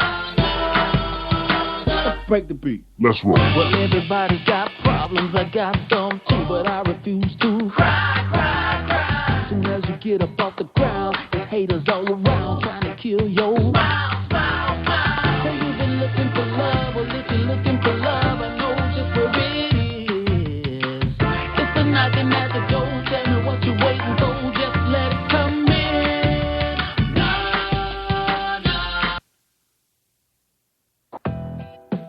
This is a Positive Power 21.org presentation with Jerry Voice Live Worldwide and his guest, Thomas Ware, and his hit single, Love Got Your Name on It. Thomas Ware bio reads, Thomas Ware was born and raised in the small town of Groveland, Florida. Born into a family of singers and musicians, it would appear that Thomas' destiny was written from birth. His father, Thomas R. Ware Sr., was known for his traveling gospel quartet in Ohio. And his mother, Lucille Ruffin, was known for her strong voice in the church choir she sang in. From childhood, He studied the sounds of traditional gospel singers in a Pentecostal church setting, Church of God by Faith. Entering to adulthood, Thomas would leave the church and begin to tour as a secular rap artist, sharing the stage with Outkast, Eve, 8Ball, and MJG, Ja Rule, and many more. It would appear that Thomas' career was set in stone until God showed him otherwise.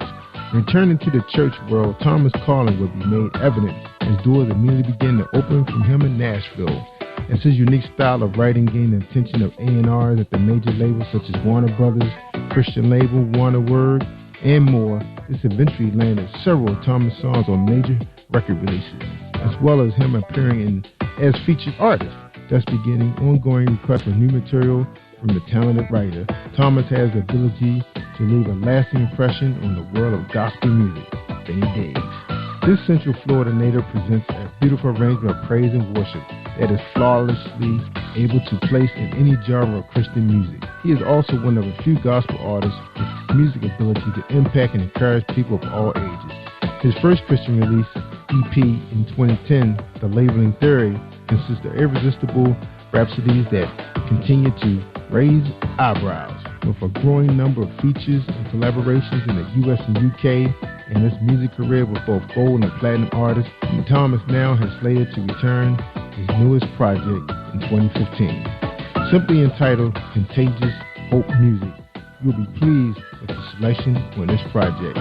Live performances have included Tom Joyner Family Reunion, Gospel Concert, Kurt Carr, James Fortune, Ty Triplett, McCrae, Papa San, Race, Allen, Jonathan Nelson, Tim LeMan, Solar Bears, Faith and Family at the Amway Arena, and many more.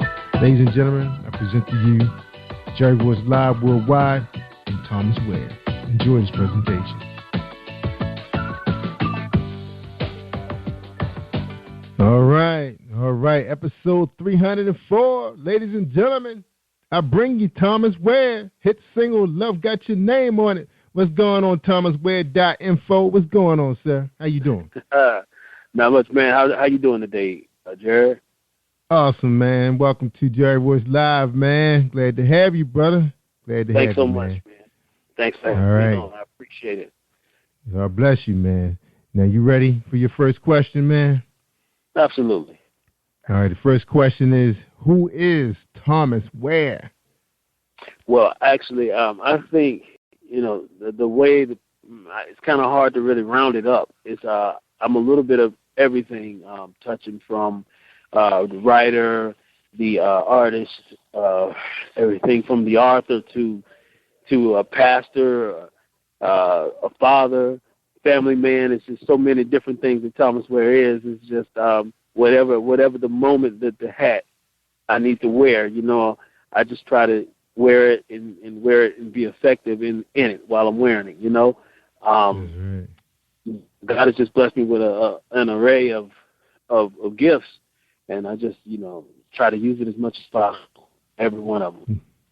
That's right. Awesome, man. Awesome. That's powerful, man.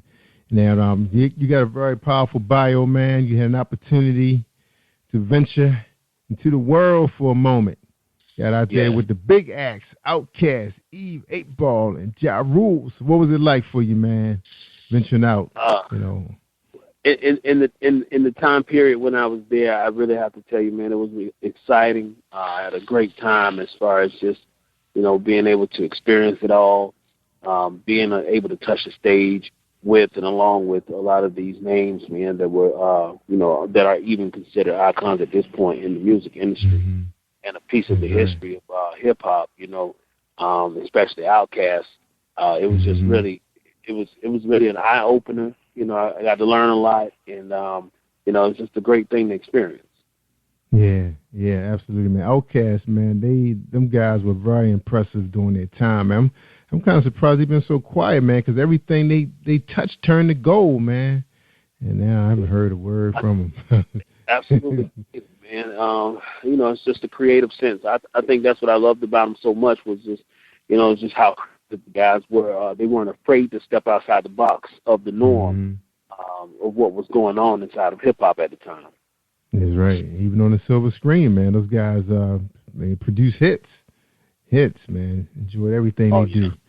Yeah, definitely miss those guys. Yep, and then Eve doing her thing now. You know, we get a chance to see her a little bit on reality TV. I think she got married.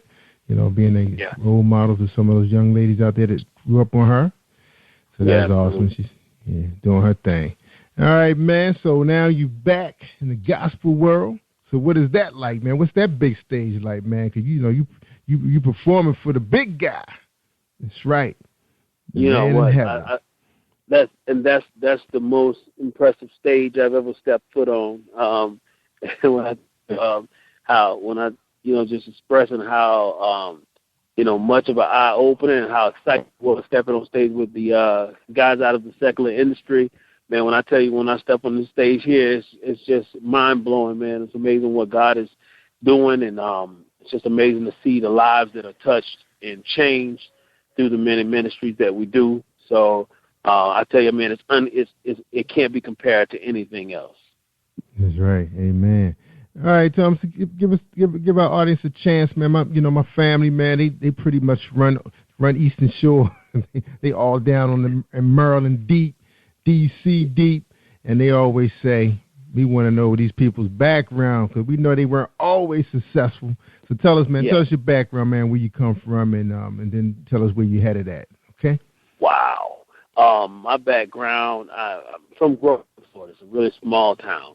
And my father and my mother, they, as a child, my father was a sharecropper. And my mother, she basically was in the same field. And so as we grew up, between the big shop my dad had and the field, the mini plantation, we call it, we grew up doing a lot of hard labor work. But, and then coming out of that, leaving, I really got involved with a lot of crazy stuff in gang lifestyle and just hanging out with the wrong people and selling drugs and the whole nine. And, God really did a work on me in the midst of it. And, out of the world setting, I really got an opportunity to write my first book.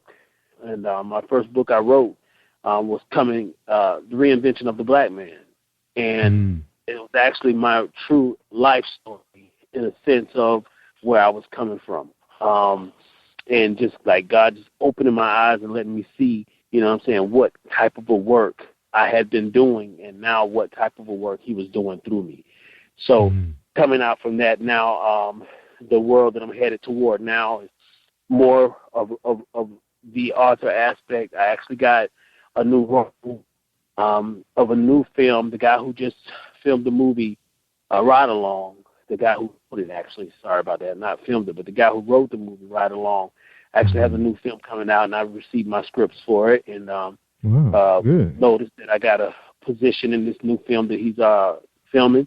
God bless that, and at the same time, it's just amazing. I've been doing a lot of writing for different artists, a lot of different, Christian artists that are everything from gospel to the more AC Christian gospel, which, go more toward from contemporary to traditional. So we're touching that as well as just, working around. I have a mentoring system that we actually travel to different groups of schools, actually in some of your areas, actually, throughout Michigan, Boston, New York City, different places like that. So we've been touching all over the place, going in and doing these motivational type ministries inside of the school system. So God has really opened the door in a lot of different areas. I'm not limiting myself to just music. I really, when I say I wear a lot of hats, I truly wear a lot of hats in a sense that I really want to be an impact in this world from different levels, not just, just in the church, but also outside of the church. By the way, I'm also a pastor in Orlando, Florida, which is where we reside now, at a church by the name of Heart of Mercy, and it's located on Mercy Drive in Orlando, which is it used to be technically, they called it Murder Drive. Get out of here, really? In Orlando? Yeah, really on the we're planted. Our church is planted directly in the center of Pine Hills, which is the hood. Wow. But God is doing a great work right in the middle of that place, dog. And yeah, so I mean, that's what we're doing, man. That's basically what Thomas Ware is and what Thomas Ware is up to right now. In every scope. It's like, you know, I know I'm speaking really fast because I know we have a certain amount of time on radio, but basically, yeah, that's where I'm headed right now. Wow. So you say your church is called Heart of Mercy?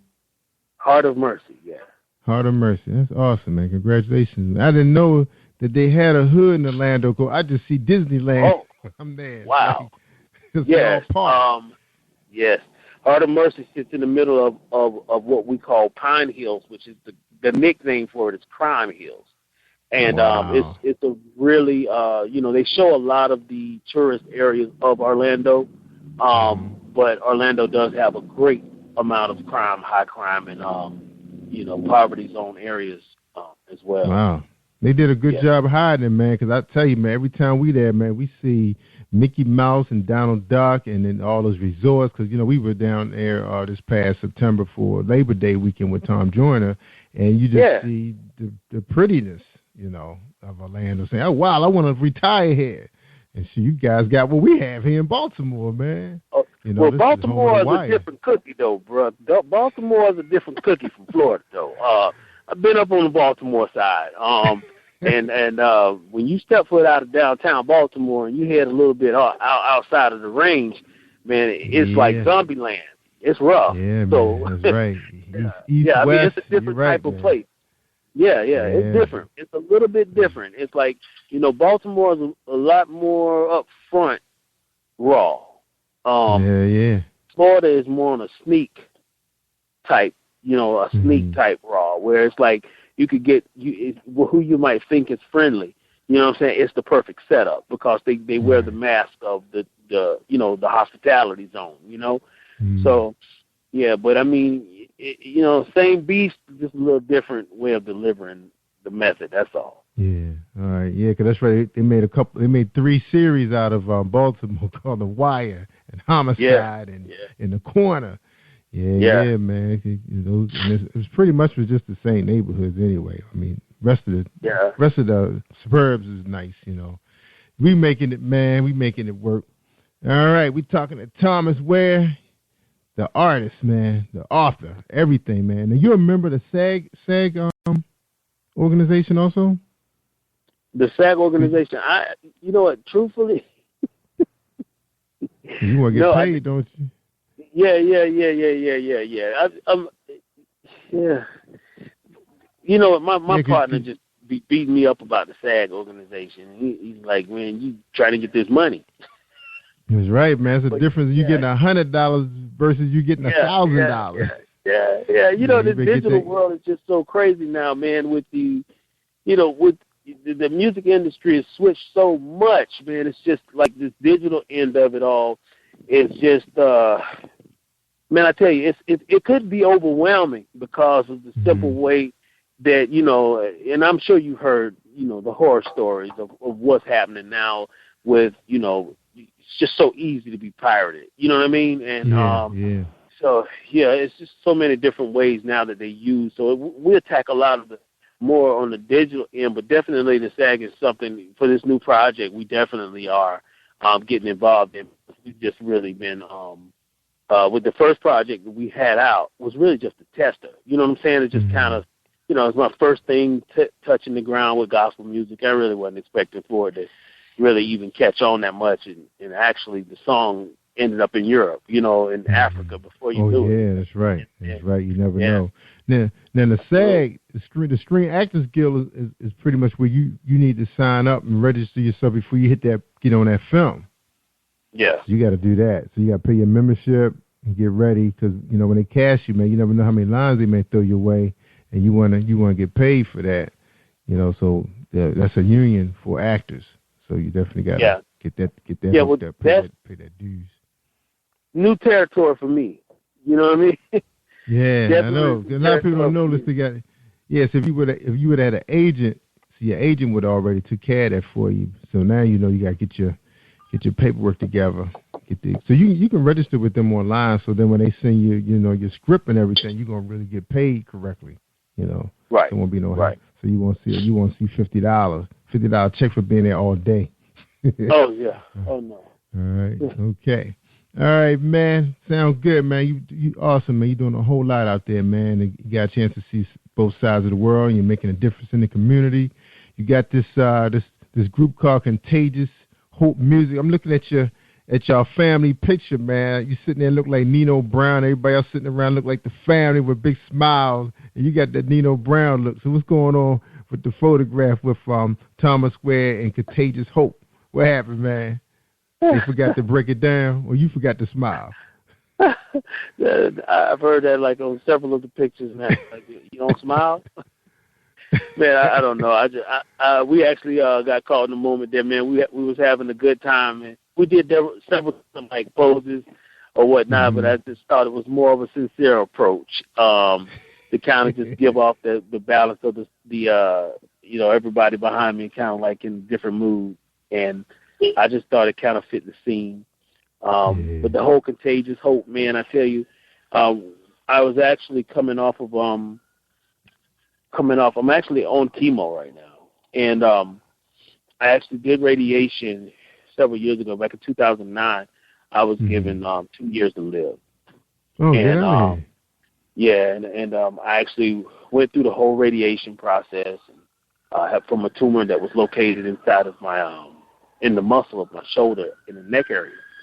And so after the radiation, the tumor had shrunk, and we thought that pretty much we had defeated it. And about a year and a half later, we went back and found out that it had resurfaced, and it was larger than before.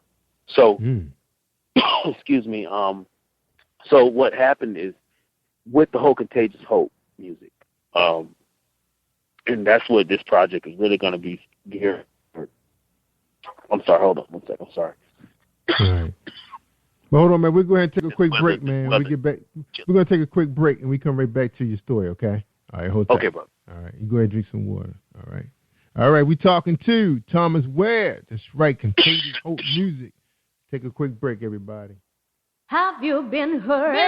Been backstabbed? Got a talking back team? Well, you're not alone. No. Escaping to another reality. Through Dominic Wilkins' good books. Good books, audio books, paperback, ebook, good books. Available on AuthorDWilkinsGoodBooks.com. Are you looking for the next great read? A book filled with love, passion, betrayal, and intrigue. The award-winning novel, Season of Change, by Tamika Patrice Kane, is sure to satisfy your literary sweet tooth. Check out this must-read book reviewers are calling uplifting and emotional. And exceptionally great read, deeply intense and thought-provoking. Order your copy today, available in paperback and ebook on Amazon.com or at www.tamikapatrice.com. Are you the next best-selling author? Hi, my name is Kiasi Helm, founder of WBKPC. The world is waiting to hear your thoughts about issues that are concerning the youth of today. So share your ideas and thoughts with the world by joining our writing contest, which will give you the opportunity to become a published author if you win. You don't have to wait until you're older to accomplish great things. You can start now. To learn more about our publishing package valued at $15,000, please visit www.writtenbykids.com. Think you know how drugs get in those little brown bottles? Think again. Set in the green hills of western New Jersey, inside the gilded halls of power of a U.S. pharmaceutical company where decisions are worth billions of dollars and human lives worth less. Nicholas Harding, a young executive at Marshall Pharmaceutical, finds his career, family, and life in jeopardy. The Farmhouse, a suspense thriller novel by Bill Powers, published by Donna Inc. Publications, available at Amazon.com or DonnaInc.org. Go to Bill's webpage at www.authorBillPowers.com. Hi, this is Angel Sessions. And when I'm in town, I listen to Jerry Royce live, PositivePower21.org, where they play my favorite music.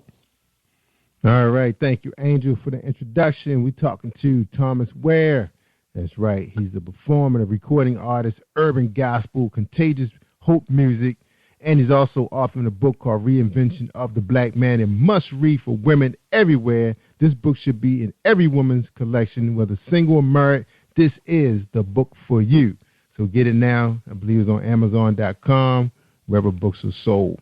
All right. This man, he shared the stage with guys like Outkast, females like Eve, 8 Ball, and Ja Rule. But now he's back, gospel world, doing it up for our good Lord, saving people, getting them excited about hope.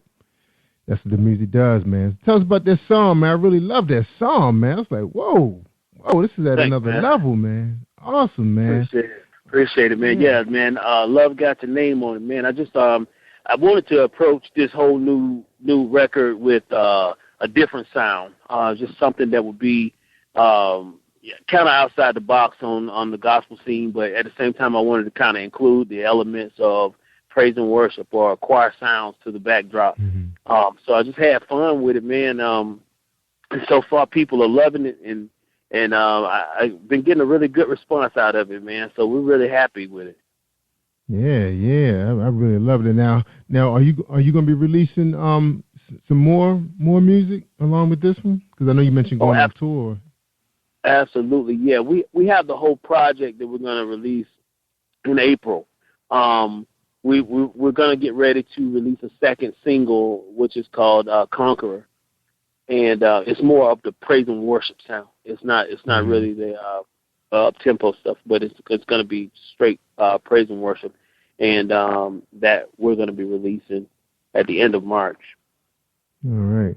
So were you the writer of this, or you just let the vocals when Love Got Your Name on it? Oh yes. I write all of my songs, and pretty much do like a co-production on it. A lot of the stuff I don't really do the full production. On some of this project we have drummers that come in. We're going to have some pianists and different ones come in and play on it. And have a variety of sound for production wise, so it wouldn't just be so one type of flavor. But I do all of the writing though on the project. All right, so we're gonna play your hit song, your single, and when you come back, I want you to name some of these people. It's on thomasware.info. Find out who these members are. Give them a little shout out. So we're gonna right after we come back. We want you to name the members of your group, okay? So here we go. Absolutely. Love Got Your Name on it. Thomas Ware and Contagious Hope.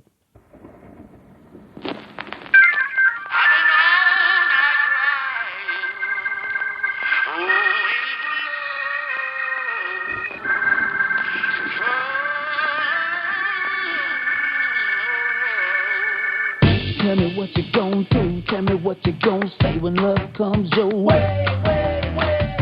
Life is so good, take off that frown, put a smile up on your face. You say you're looking for love, or looking for love, I know just where it is. If you're knocking at the door, tell me what you're waiting for, just let it come in. No. Love got your name on it. Love got your, love got your, love got your name on it. Love got your, love got your, love got your. Why you been looking for love in all the wrong places? I'm here to let you know love's been looking for you. Knocking at the door. Let's break the beat. Let's roll. Well, everybody got problems, I got some too, but I refuse to cry, cry, cry. As soon as you get up off the ground, there's haters all around trying to kill your smile, smile, smile. Say you've been looking for love, or if you're looking for love, I know just where it is. If they're knocking at the door, tell me what you're waiting for, just let it come in. No. Love got your name on it. Love got your, love got your, love got your name on it. Love got your, love got your.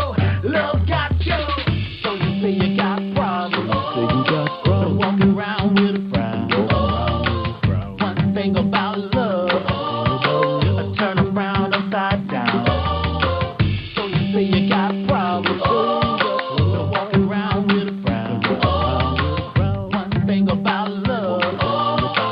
Turn a frown upside down. Been looking for love for so long. This world has been treating you so wrong. You give it your heart, they rip it apart, and they give it back when it's all gone. Telling God all of your problems. He telling you he wanna solve them. He sent you his love, it's right at the door, but you won't answer when it's calling. Why won't you answer? It's not hard to find. Look here to the cross, look went to the grave with you on his mind. Look left, look right, but hold up, don't you pass. Got a lot of options in this world, but don't get choosy fast.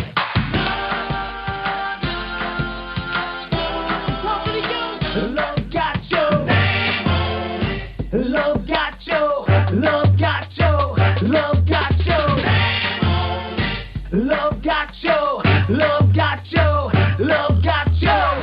Why you been looking for love in all the wrong places? I'm here to let you know love's been looking for you. Knocking at the door. Love got your, love got your name on it. Love got your, love got your. Love got you. Wow, man, you gonna have enough energy, man, to play that, man? Because them kids are going crazy. All right, so before we left, man, you was gonna name the members of your group, man. So let's hear their names, the pretty ladies. Absolutely. The praise team is Tiffany-Boyle, which is my wife. Tiffany, you have Dee Dee, you have Cameron Kane, you have Lindsay Austin, Jessica Austin, you have Devica Dumas, and Hector Rosales. All right. So which one is Mrs. Ware with the purple on? Actually, Mrs. Ware is the one sitting almost behind me, to my left arm on the picture. All right. Oh, okay. She got the her arm on her hand on her chin. The girl right behind her, on the right behind me almost. Oh, okay. All right, got you. Miss Ware sitting in the back. Man, she probably said, I need to be up there on this lap. Huh? Guy sitting in the back. Miss Ware, she probably going to make you review that picture, man. All right, bro. You the man. Your picture, right? All right. She's supporting you. That's the main thing. She's supporting you, and she's on the project. Because some people... significant others don't even know what they're doing when it's a project. Yeah, real man. Hey man, I truly believe that my wife is definitely the heart of the project, and everything that I do in ministry and in life, period, man. I make sure that I include her in everything that I'm doing. I feel like, man, she's always going to have an ear and an eye that I won't have, and that's what God, that's what God gives it. That's what He gives it to us for. You know what I'm saying? And together, it's just a complete, great package, Awesome. That's right, man. Amen. That's right, man. I'm coming up on, I'm going to say 23 years, because she doesn't listen to this podcast, so it could be 24, but I'm saying 23. But I get it straight by the time 25 come around, though. Yeah. But that's awesome, man. So how many years for you guys? We're coming up on 6 years, so I wish we had 20 years. Yeah, it's just 6 years. 6 is good. Yeah, 6 is good, man. You're still climbing. Oh, yeah. You're almost there, right? It's going to be easy once you get to 7. Once you get to 7, it gets easy from there, huh? Yeah, it get easy there. Because right now you guys got the challenge of the kids, because you have young kids. Ooh. Yes, sir. Man, yes, sir. We have a 3-year-old, a 2-year-old, and a 7-month-old. Yeah, so that's what I'm saying. So nobody going nowhere until you get the kids to like 5 or 6 where they can pull their own cereal. Yes, sir. Oh, yeah, man. Then you get to know each other, and then you realize you don't like each other. No, I ain't gonna be like that. But right now you're working together. Right now, get them kids. Get them through the pipeline. That's the main thing. Yeah. Take care of the kids, man. So you go through what you gotta go through, man, and make sure they have an opportunity to become successful in this world. All right, amen. All right, man. So you told a great story, man. You're the pretty much son of a sharecropper in way of speaking, right? Yeah, absolutely. Yeah. That's awesome, man. So is your dad still around? No, my father passed in '96. My mother is still around, though. All right, good. So she get a chance to see some of your goodness, man. See what you become. That's the biggest blessing, man, right there. Yeah, amen. That's right. All right, man. So you guys looking to go on tour, man? So what's up for Contagious, man? For Contagious Hope, what's on the agenda for you guys? Well, one of the things that we're doing is we're going to actually do a free tour for the cancer survivors. Good. Cancer survivor programs that they have. And that's one of the things that's really heavy on our heart right now. And from there, we're going to kick off East Coast tour, where we'll just kind of hit the East Coast and start promoting the whole project. Yeah, that's awesome, man. So, what you guys going to go up or y'all coming down? So, you going to go up to... Oh, we're coming up.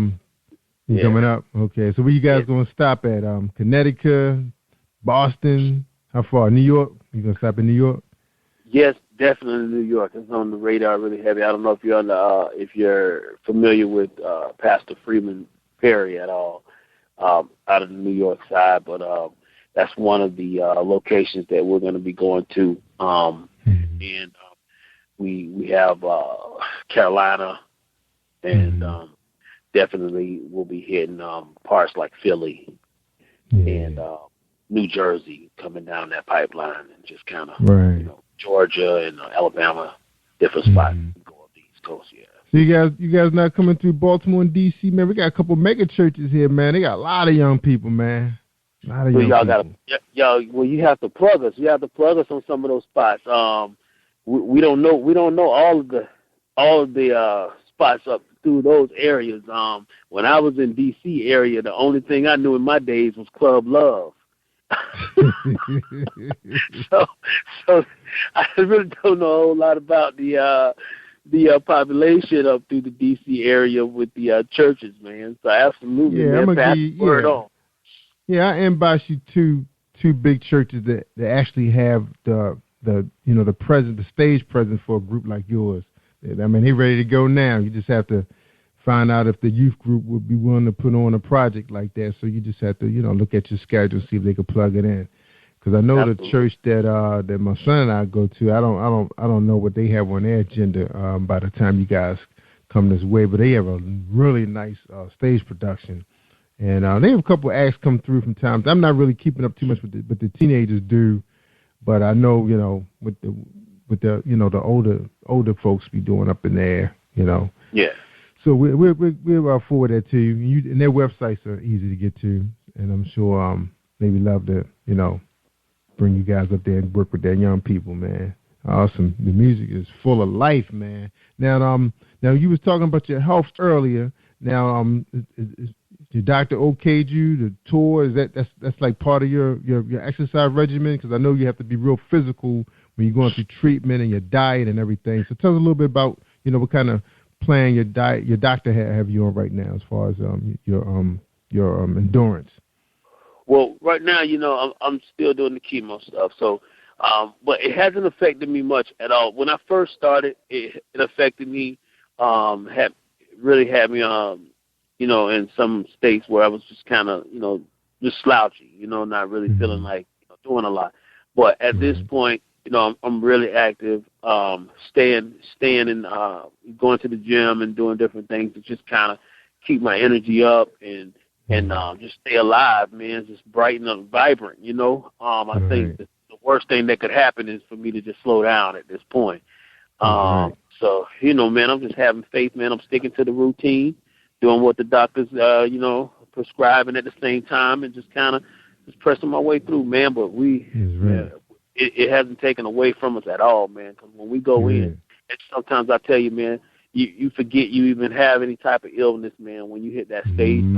So much, God is just working through you so much to where you forget about everything, man. And yeah, man, that's right. 'Cause I've had some gospel performers have had some issues, almost more than what you have, man. And they out there dancing and everything. I was like, what? I said his leg was almost amputated, and he's out there dancing and hip hopping and gospel, pretty much several days a week, man. So that's a miracle, man. A testimony right there. Yeah. Amen. All right. Now, Thomas, I know, I've had a bout with diabetes, through the summer. Didn't even know I had it, real high numbers. You know, it was a disease I didn't know was sitting there waiting like a time bomb, and I was just feeding it what it wanted, and that was that white sugar, that white bread, white rice, you name it. Have you met with a nutritionist who's kind of leading you to a strict diet to help you keep your energy level, detox, and all that stuff? Yeah, absolutely. And we actually have some groups that come into our church that we have, and we actually have tests done on members, free tests and everything. We all do it together, and we get checked and make sure that our sugar counts and everything is good as far as our blood count. And we've been staying on top of that, and at the same time with my health, the doctors give me a very strict regimen as far as eating wise.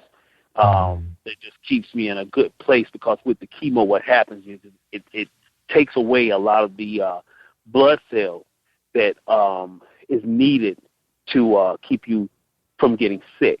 You know what I mean? Right. So it's easy to get exposed to stuff. If you get exposed to different sicknesses, you can really get sick easily.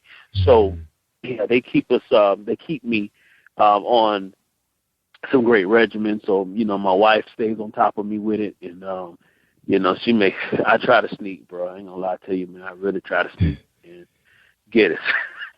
Get all the extra stuff that I'm not supposed to get, but at the same time, she stays on top of me, man. But yeah, we stick to it though. I want to stick around, man. These kids are little. That's right. But I want to stick around as long as I can. See them at least get up out of school, head into college, do something. Just get grown. That's right. You want to make sure they're in good hands. That's right. You want to see where they're headed at. I understand that. Yeah, because I know it was a lot I didn't know about, what refined sugar and what carbs do to the body, and I found out the hard way, man. You just, you're delusional. You don't know what's going on. Can't remember nothing. You're tired. You sleeping, and the medicine just draining your bank account, man. Whoa. So I figured exercise is cheap. So I said, all I got to do is get in the produce store, and, nutritionist, I met with her today. And I've actually been free of diabetes since November, and I have a new doctor, and she was like, I tell people all the time that they can beat it, and you the proof. She's just so happy when she sees me. It's just like I'm her kid or something. She's just so happy, And she's, like I said, she's a new doctor, but you gotta keep up that exercise and the vegetables. I mean, they're actually including vegetables in my breakfast now, man. I never even thought about that. Even if it's just salsa, with eggs and protein, Yeah, bro. I mean, I actually do greens a lot. I juice it. I do a lot of juicing. So that really helps a lot, man. I've cut back. I cut back on the white bread and stuff many years ago. But my mother, she was diagnosed with diabetes, and she stuck to a really strict regimen with her eating, and she's been around for, it's kept her here for a long time. And her friends, I mean, we witnessed her friends die from diabetes. I mean, they cut one foot off, cut a leg off, and then before you know it, they end up passing away. And one of my best friends in Atlanta, he actually he found out he had diabetes by going in a coma. He didn't even know he had diabetes until he was in a coma. You don't. So it's a scary thing, man. But especially black folks, man, we really have to stay on top of our game when it comes to our eating. That's right, man. That's where that I always thought about. I said, man, I've known people who are smokers, but they don't eat much. I said, well, they doing a lot better than the people who don't smoke but overeat. Their health was actually better.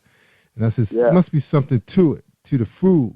So the food is, in a way, it's poison to your body if you don't watch what you eat.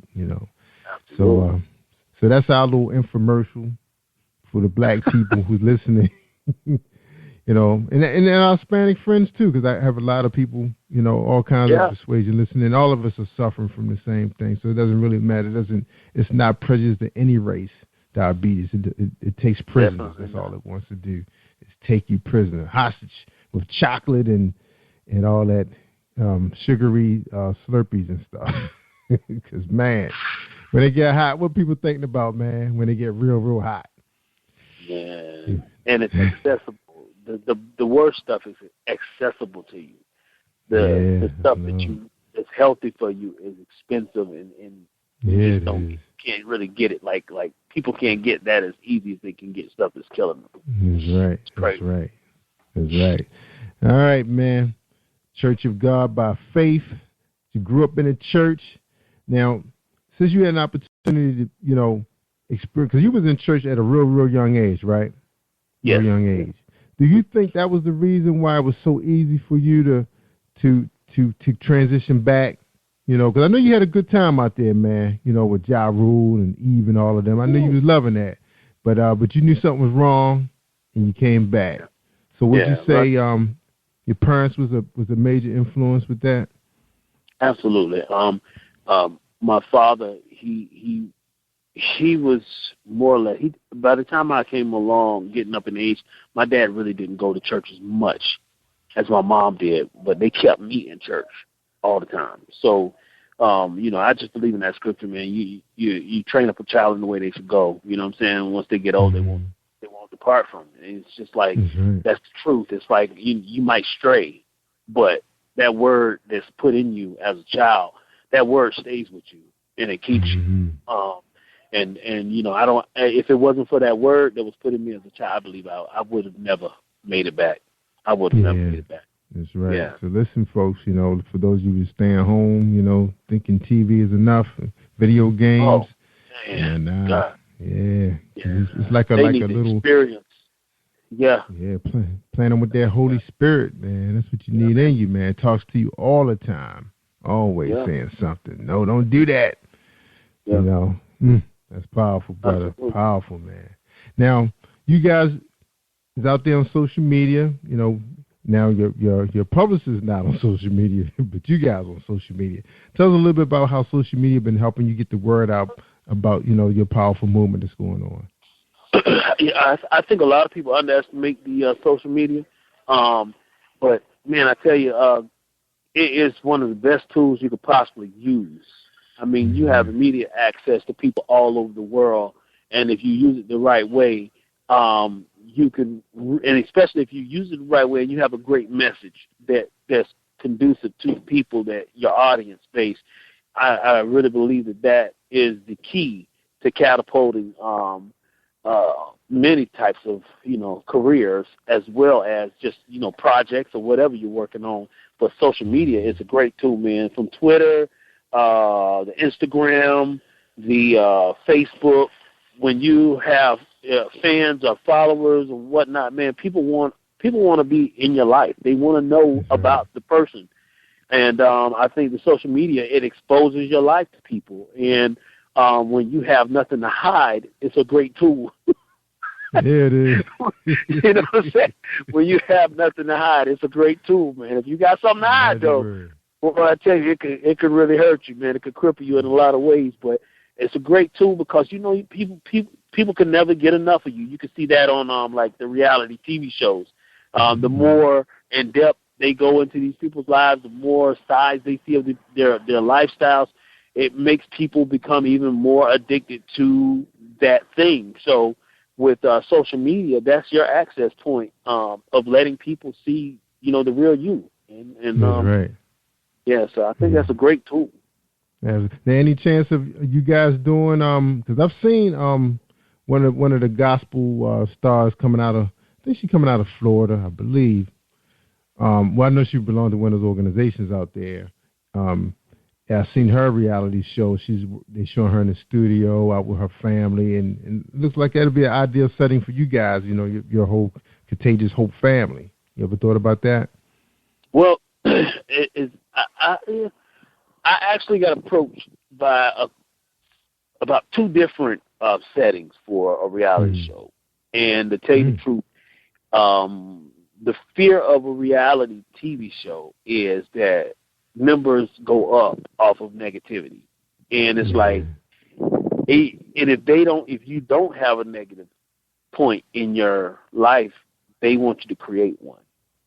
And that's the only downfall to it. I mean, we can see that like when you look at Preachers of L.A., you know, the preacher shows. It's like these shows, and it's like, okay, it does have a access point where you can actually spread a great message, but then at the same time, it's like they'll point out everything negative wherever they can find something negative, and that could really be used to hurt the Christianity more than it is to help Christianity. So if it's anything that could compromise my walk or someone else's walk, you know what I'm saying? Because, you know, one of the things that Paul talked about in the Bible more than anything else was, you know, it's some things that we do in life that aren't necessarily sin to the point where you're sinning. But if it's going to mislead somebody that's a babe in Christ that don't understand fully, you know what I'm saying?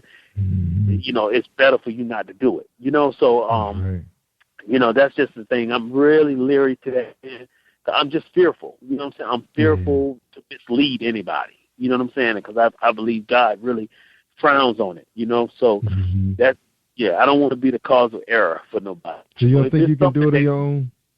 So I was gonna say you don't think you could do it on your own terms if you put a team together yourself? You know, when you're like because you guys have a media team at your church, a ministry. Ministry?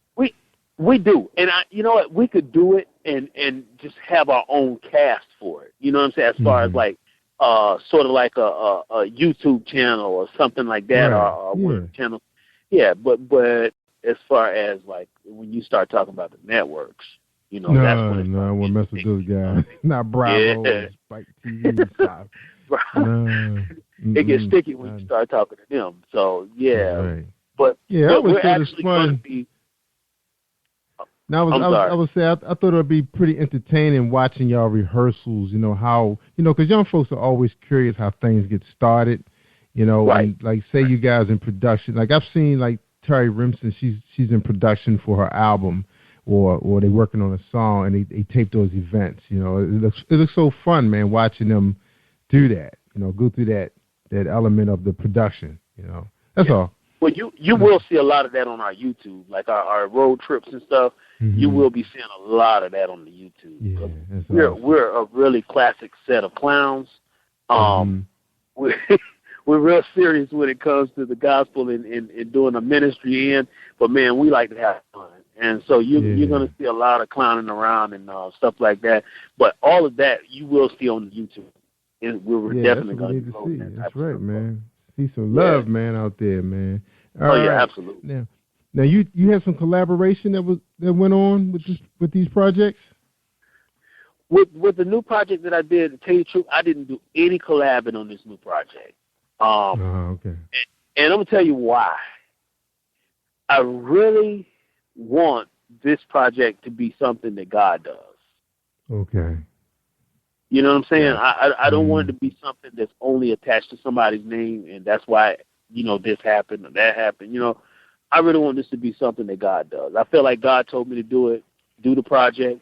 If God told me to do the project, He'll see the success of it. So I'm just absolutely gonna just let Him do His work with it. We're gonna push it as hard as we can push it, but we're gonna see. You know, if the music is anointed enough to travel on its own. You know what I mean? That's right. All right, man, we're going to take a quick break. When we come back, we're going to get your final thoughts. We're talking to Thomas Ware, his group. He actually should be a SAG member by now. He's about to be in a film coming soon. And we loving your story, man. We really loving your story. All right, hold tight for this quick break. It's Jerry Royce Live Worldwide. Think you know how drugs get in those little brown bottles? Think again. Set in the green hills of western New Jersey, inside the gilded halls of power of a U.S. pharmaceutical company where decisions are worth billions of dollars and human lives worth less. Nicholas Harding, a young executive at Marshall Pharmaceutical, finds his career, family, and life in jeopardy.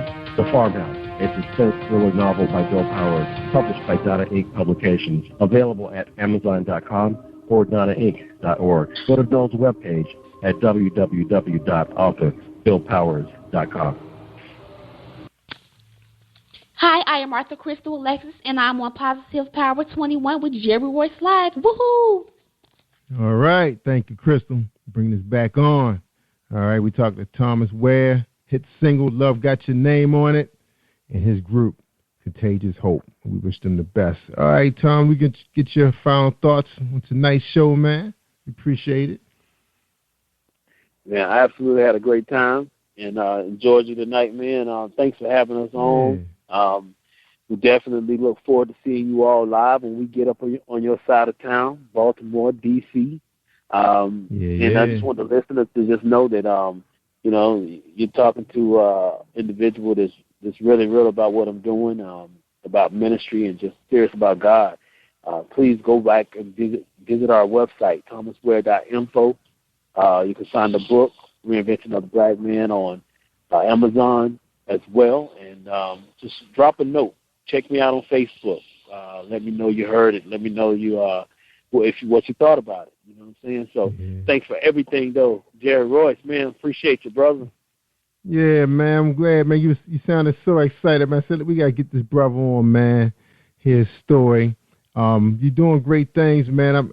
Your message, your music is exciting, man. I know it's just going to take, more ears to hear it so they can understand what God is trying to do with all of us, man.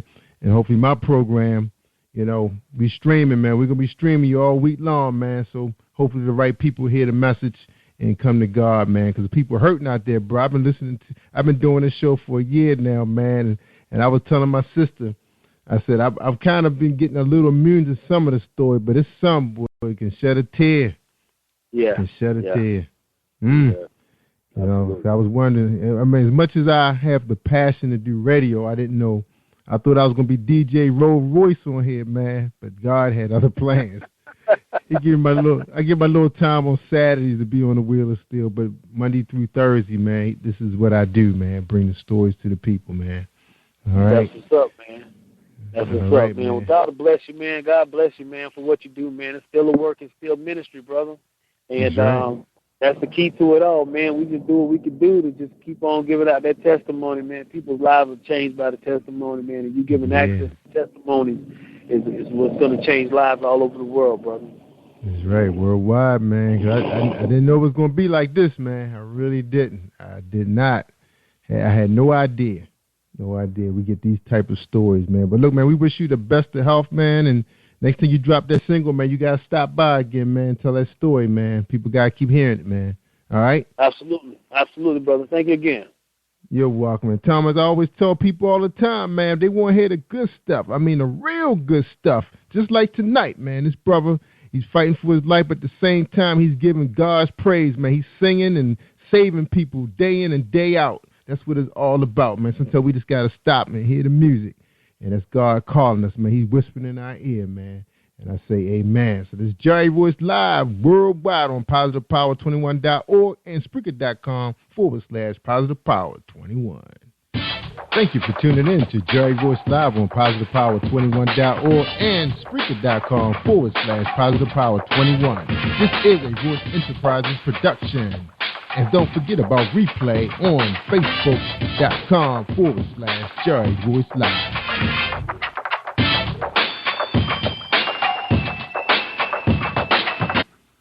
All right, everybody, stay awesome all week long. I'm out. Peace. Have you been hurt? Been backstabbed? God are talking back to you. Well, you're not alone. No. Escaping to another reality through Dominic Wilkins' good books. Good books, audio books, paperback, ebook, good books. Available on AuthorDWilkinsGoodBooks.com. Hi, I am Martha Crystal Alexis, and I'm on Positive Power 21 with Jerry Royce Live. Woohoo! Hi, this is Tiffany-Boyle, CEO and Editor-in-Chief of Emerge Magazine, and I'm on Jerry Royce Live. You are listening to PositivePower21.org with Jerry Royce.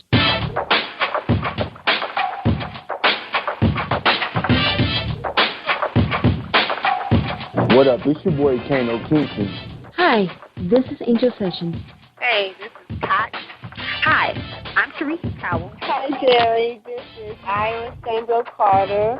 Hi, this is Bill Powers. Hello, this is Teresa Bobby with Jerry Royce Live.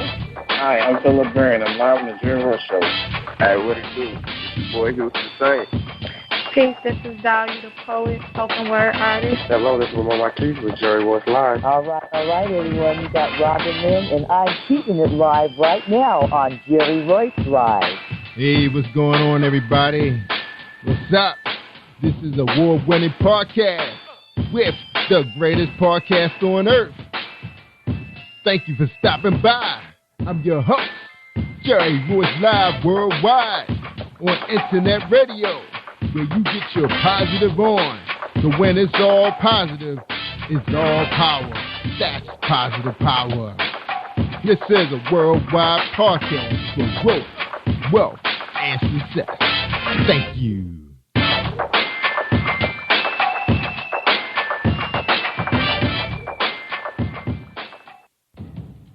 Think you know how drugs get in those little brown bottles? Think again. Set in the green hills of western New Jersey, inside the gilded halls of power of a U.S. pharmaceutical company where decisions are worth billions of dollars and human lives worth less. Nicholas Harding, a young executive at Marshall Pharmaceutical, finds his career, family, and life in jeopardy. The Farmhouse, a suspense thriller novel by Bill Powers, published by Donna Inc. Publications, available at Amazon.com or DonnaInc.org. Go to Bill's webpage at www.author.BillPowers.com. Are you looking for the next great read? A book filled with love, passion, betrayal, and intrigue. The award-winning novel, Season of Change, by Tamika Patrice Kane, is sure to satisfy your literary sweet tooth. Check out this must-read book reviewers are calling uplifting and emotional, and exceptionally great read, deeply intense and thought-provoking. Order your copy today, available in paperback and ebook on Amazon.com or at www.tamikapatrice.com. Are you an author looking for promotional services or a reader looking for a great read at low prices? In this competitive world of books, Writing Royalty Promotions is dedicated to bringing authors and readers together to build a greater respect for literature through our various promotional services and online bookstore. So head over to WritingRoyaltyPromotions.com and check us out.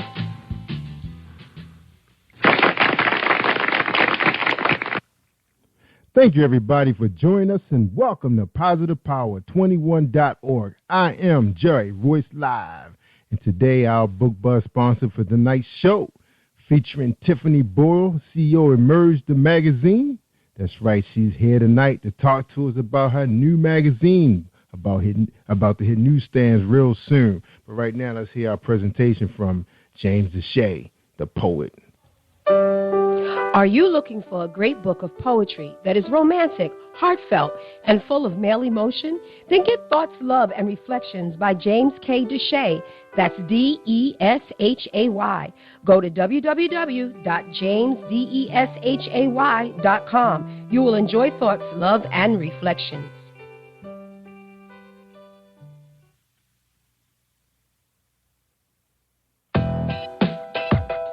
Ladies and gentlemen, this is a presentation from PositivePower21.org and Jerry Royce Live Worldwide.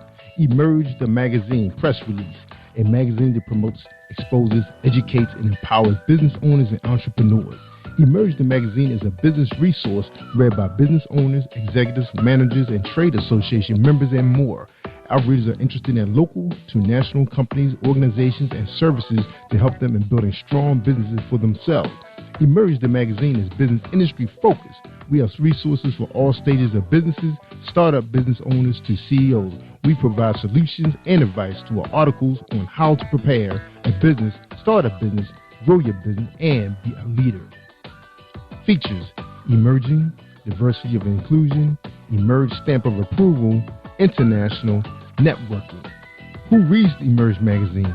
Decision makers, executives, managers, community members, political leaders, college students and interns, activists, investors, and more. Check out Emerge Magazine at www.emergethemagazine.com and 773-377-5792. general@emergethemagazine.com for contact information. Thank you. This has been a Voice Enterprises production, Jerry Royce Live worldwide on PositivePower21.org. Ladies and gentlemen, we present to you CEO of Emerge the Magazine, Tiffany Boyle. All right, y'all. Hey, what's up, Tiffany? Hey, how are you? Awesome. You know, you're episode 303. Oh, great. Yeah, that's right. So what's going on in the newspaper, the news magazine business? What's up? Yeah, a lot, of course. Always a lot. Yeah. So our print edition is getting ready to come out. Be on the shelves in March. That's our newest update. Yeah. Our digital version has been out since January, and that's doing great, getting great reviews. If you haven't already gotten that, you can go ahead and get it. That's right. Awesome. Wow. So much going on so fast. I remember when we talked to you, wasn't it like November when we talked to you on the show? Yes, I believe so. All right. So, audience, Tiffany is not a stranger to Positive Power. She's been here before. And basically, I was telling you earlier that our audience in Maryland, well, mostly my family stretches throughout the eastern shore of Maryland, but they love some D.C., some Washington, D.C., a lot of them work there. You know, they travel and commute over there every day. So they know your stomping grounds, the Virginia area. So Tiffany's here to talk about her magazine, January release, digital, hard copy. Is it in full color? Is it full color? Yes, it is. Ooh, full color. Wow. I remember that business so well. All right, y'all. Well, Tiffany's here to talk about her magazine, how it's going to help us small businesses and motivate us. You know, because sometimes we feel like we're in the driver's seat by ourselves. But she's here to ride alongside us, keep us pumped up, motivated, and inspired. Right, Tiffany? Right. That's right. So the good Lord gave you that hard job. Uh-oh. So anyway, Tiffany's here to talk to us. But the first question is, as always, coming out of the gates, who is Tiffany Boyle? Well, I am first a believer of God in Jesus Christ. That's first and foremost. And right after that, I'm a mother. So that probably says a lot about why I my nurturing and why I care so much about other people, you know, being in their spotlight, getting successful, being educated, because knowledge is power. And I'm just a fun-loving person. Yeah. I'm very laid back. I love to take in different people, to take in different cultures and food and all those wonderful things. I just love to have a good time and to laugh all the time. And a little bit about my life. I was born in Florida, Miami, Florida, and I lived there for my younger years. And then moved to Virginia, where I currently live now. And then my family, we moved overseas. So that's probably where I get my love of diversity from, because I've been to, I can't even tell you how many countries in Europe. Wow. And that was an awesome experience, meeting great people, great friends, lifelong friends. And then I ended up back here in Virginia, which is now my home. And I love the D.C. area. I'm always coming up there. I will probably end up moving up there. I feel like Emerge is taking me there. Yeah, you're going to be there soon. Won't be right. Long. Yeah. Yeah, and that's just me in a nutshell. I like to travel. I like to explore different things, do different things. I'm always on the go. Somebody once told me I'm a visionary, so. That's right, innovator. That's right. Yeah. Yeah, take on this big beast, 'cause that's what it is. You know, the magazine publishing business, boy, that's a monster. So you sit on the ninth floor of Emerge the magazine. How does it feel to be up so high? Oh.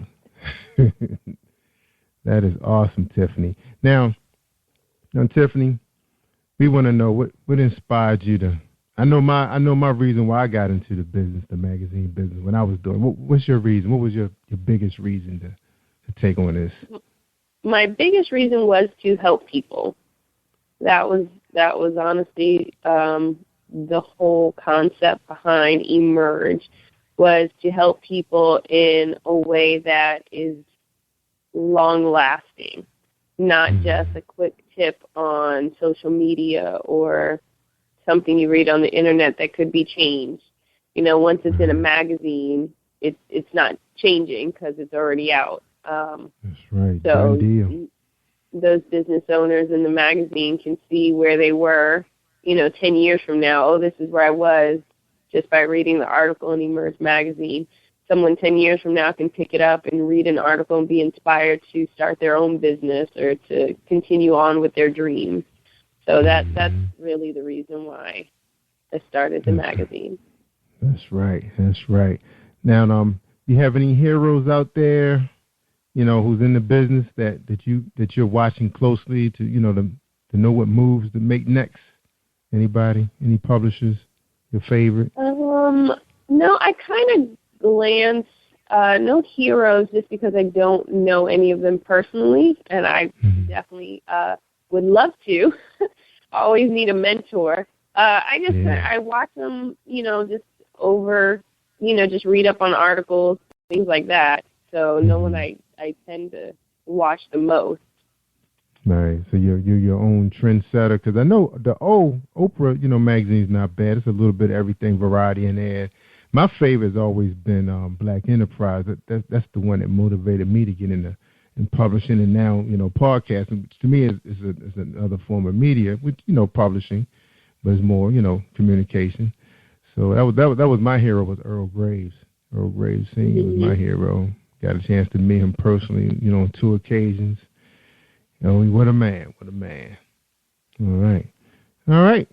So that's nobody's you keep an eye on right now. Now I notice there are quite a few females taking on this big beast, the magazine, the publishing world, and I haven't seen too many guys. But there's a few I've been keeping my eye on, but I noticed there's a lot of females. Why do you think the females are so anxious to get into the magazine business, online and offline? We can multitask. To be in this position, you have to be able to multitask. Your head, you have to have your ideas going all different ways and have to know what the deadlines are for 5 different tasks all at the same time. So I think that's a big thing. Yeah, and having true. to deal with so many different people and different personalities and things like that, I think that's why, not saying men can't do it, but I know women are better multitaskers. So how many magazines would you say out there that's still around, that's like, 30, 50 years old, that's been operated by a woman? Been operated by a woman? Yeah. Was Vogue started by a woman? Was Cosmopolitan? I don't know. I believe Essence. Yeah. I know they've had their editor-in-chief has been a woman for a long time. I don't know if Vogue was started by a woman. Yeah, I was working at a publishing company that actually, we actually, published the magazine for some of the, the publishers, did the print, the composition work, and there was quite a few of them. Well, they were coming and going. A lot of them didn't even make it past 6 months, but a lot of them were started by men, because you get a lot of fitness and sports magazines that are started by men, so they make up the majority. But now you're starting to get a lot of hair magazines, fashion, those kind of things. A lot of the fashion magazines are starting to be more earmarked like towards hair or clothes. I haven't seen anybody really expose the shoe market as much as money they make in shoes. But I guess that's what catalogs are for. But and I think some of your major catalogs are mostly men, which is another animal too. It's taking on another level. But it's a very interesting industry. I love it. Always loved it. Always. Now, you said you wanted to help people. Why not open up a homeless shelter or a soup kitchen or go on the radio? Why the magazine business? I can tell you why I wouldn't do radio because I'm not that boisterous, I guess I could say, for being in a magazine is more behind the scenes. Mm-hmm. I get to organize everything, set out layouts, do planning, things like that, and I'm very good at stuff like that. When it comes to being in front of a large group or having to go out and network, one-on-one, I'm great. Big groups, I have to make myself go do it. And so with the magazine, I have to do those things as well if I want people to know the magazine exists. But the content part, it's just me and another person or the writers I have to deal with or whoever I'm interviewing. It's just one-on-one, and I get to know their story, and I get to tell their story. So that's why I do magazine. Yeah. Now, in case you get big one day, I want to put my little bit in, my little 2 cents. But, when they merge the magazine, get really big, and they want to branch out into some other communications, Jerry Royce Live is for sale. So I can come up under they merge the magazine. Okay, sounds good. Yeah, sounds good. Yeah, that's right. When we get out there and we do different communications, it will not be me. Yeah, well, you just be the boss. Yeah, that's right. You just be the boss, the owner. Right. And you just, we just be the small people working for you. That's right. I work for Emerge the Magazine. That's right. Tiffany-Boyle, my boss. Yeah, be rolling like that. All right. Think big. All right. Now, Tiff, we're gonna take a quick break, and we're gonna talk about the big plans of Emerge the Magazine. It's on the table right now, so we can all get excited about it, and everybody can load up in their SUVs and head to Washington. All right. That's right. All right. Hold tight, everybody. We're gonna take a quick presentation, and we'll come back. All right. Hold tight. I was ready to push the wrong button. Hold on. I might have to edit this part because somebody moved my commercial. Oh, here we go. Hi, I am recording artist Marilyn Dunn from St. Louis, Missouri. If you are looking for some soul-stirring, anointed, spiritual, and heartfelt music, visit my website at www.marilynndunnministries.com. Or you can also find me on CD Baby, iTunes, and Reverb Nation. For booking information, contact Mr. Kevin Dunn at 636-856-0551. That's 636-856-0551.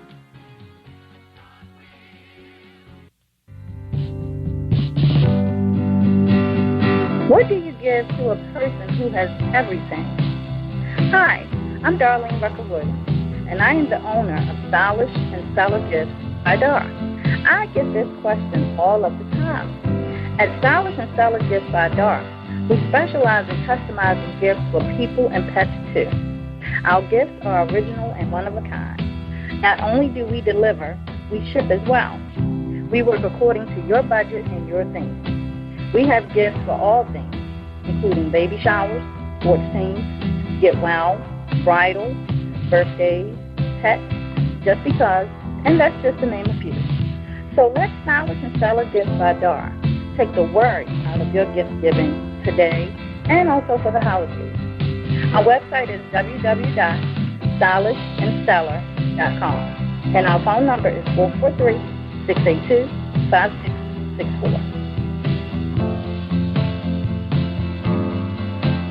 Hi, this is Angel Sessions, and when I'm in town, I listen to Jerry Royce Live, PositivePower21.org, where they play my favorite music. That's right. We play Angel's favorite music. That's right. Gospel on Sundays when we go radio cast. When I turn into DJ Roll Royce. That's right. I be rolling the hits on gospel. That's right. So check us out at PositivePower21.org. We revamped our website. It's looking good. It looks just like Emerge the magazine. I copied every inch of it. That's right. I was checking That's Tiffany fine. out. Hey, follow the leader. That's right. Tiff. All right, Tiffany. Now, what's planned for Emerge the magazine? You just released the digital just a few weeks ago, and a hard copy is out. What's next on the table? When's the big party? The next is our premiere, where we're coming out in full effect, end of May in DC, actually. More information will be out by March 1st. So keep a lookout on our website. The website for the premiere is actually www.emergepremiere.com. There's nothing up yet, just it's under construction. But just to keep a look at it. All the information will be up within the next week about the date, the exact time, date, location, but it is end of May in D.C. It's going to be a night full of networking, some presentations, and then some dancing and some fun. All right. Can I bring my mic and interview some people? Definitely. It's going to be a red carpet event, so the who's who of business will be there. All right. And we definitely invite all media to come out, take pictures, do interviews, see who's there, bring your business cards, that's for sure, because that's what Emerge is all about. That's right, networking opportunities. All right. Now this is bigger than what you kind of dreamed up, Tiffany, or it hasn't quite gotten. I mean, have you seen the vision? Has the smoke cleared yet? Yeah. Well, it's not as big as my vision yet. Okay. It's on its way. We are on the right path. We definitely have the right people working with us, and everything is on its way. So no, my vision doesn't stop here. Yeah. So you see some expansion in some other areas, or just the magazine just growing more and more? Definitely in other areas. We're going to start workshops soon. We're going to have a conference in October, probably again in the D.C. area. Good. And we're all about helping people, how-to, empowerment, business knowledge, networking, getting all the networking we can in, because connections is very important in the business industry. That's right. Now you see, the Emerge the magazine, are you planning to do like happy hour events, network? I know a lot of people call them networking events, but they end up becoming happy hour events. So most everybody there trying to meet somebody, like a meat market. Are you going to try to keep control of that, or you trying to keep it more like a conference, workshop type event? Well, I'm sure we're going to have some happy hour events. What we do have is we will have our social Saturdays that will start popping up in different areas, and that'll be more of the happy hour events because people like to have fun. Business is not all suit and tie and serious. I want people to be able to casually speak about their business and enjoy others' companies. So we will have social Saturdays. We also have, it's called the Emerge Elite membership program that we just rolled out. That is for business owners, entrepreneurs, venture capitalists, and investors. They can become a member of Emerge, where you get discounts at certain places, certain services. You can get discounts to our events, if not free, and discounts at other people's events as well. And we will also have Emerge Elite event member-only events, and that should be fun. Those would be good fun times. Yeah. And how about retreats? You gonna have some retreats for maybe not for the members, but maybe for your staff. So you see yourself doing things like that, retreats? Yes, because Emerge, we're our staff, we're a family, we're a close-knit, small group, but as we get bigger, I definitely want to keep that family atmosphere. I like people to be able to speak their minds. I like open-door policies, so we'll definitely have retreats. Yeah, and most successful publishing companies are like families because, like I told you, I worked for one that was really huge. We specialize in medical and math, science journals, but they were a huge publishing company in the Baltimore area. And they used to do a lot of retreats. Managers used to go away. The employees used to do big picnics. We used to go to the beach, basketball league, you name it, all that. You know, pretty much everybody grew up and watched their kids grow up in the business. It was over 100 years old. Yeah, 100 years old. Yeah, it was something else. I mean, it put me through college. Yep. And my mom was able to stay home for a couple of years till she was ready to go to college. So it was quite a business, very successful for that family. Yep. And then we ended up, you know, it inspired us as well, you know, to go into the business because we knew we could do the work. You know, not only were we inspired by Earl Graves, you know, Black Enterprise. You know, we saw a black publication, one of the few then that was successful, except for Essence was around in Jet Ebony, but not like quite like his, the one that was more like about you having your own ownership, you know, empowerment, you know, have your own businesses. So I could see, you know, how this your machine is going to work. Now, are you gonna network with like the Small Business Administration? You know, have some of your members, you know, because they do workshops and things like that and conferences. You see yourself networking with them? We're working on collaborating with SBA, with Chamber of Commerce, because one thing we do also want to get people on the right track as far as legal ways to go, funding for your business, any type of certificates you could get. We definitely want to go that route too. So we are working on our connections with those organizations. That's right, because right now the president has allocated a lot of money to a lot of the federal agencies who's allocating, you know, small business contracts, procurement, a lot of money. A lot of money, because you have to have your certification as an 8A. That's right. And in some cases for the state, you know, get your MBE, you know, minority. And that includes veterans and other disadvantaged people, Indian tribal Indians. There's a whole lot of different little categories nowadays. Can't even name them all. But all of them kind of fall under disadvantage. But I know veterans is one of the big ones nowadays. So they don't even really use the word minority anymore.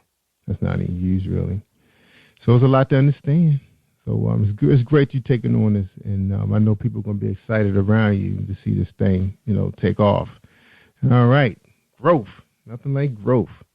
All right, so we're going to take a quick break, real quick, Tiff, and we come back.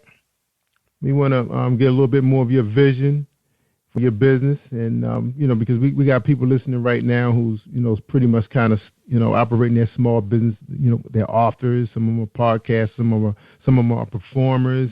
You know, management is important. We want to hear your take on your opinion about, you know, being a good manager and a team player, and you know, do you believe in servant management, which is more like, you know, you kind of like sharing the wealth in a way of speaking. Right. Okay. All right.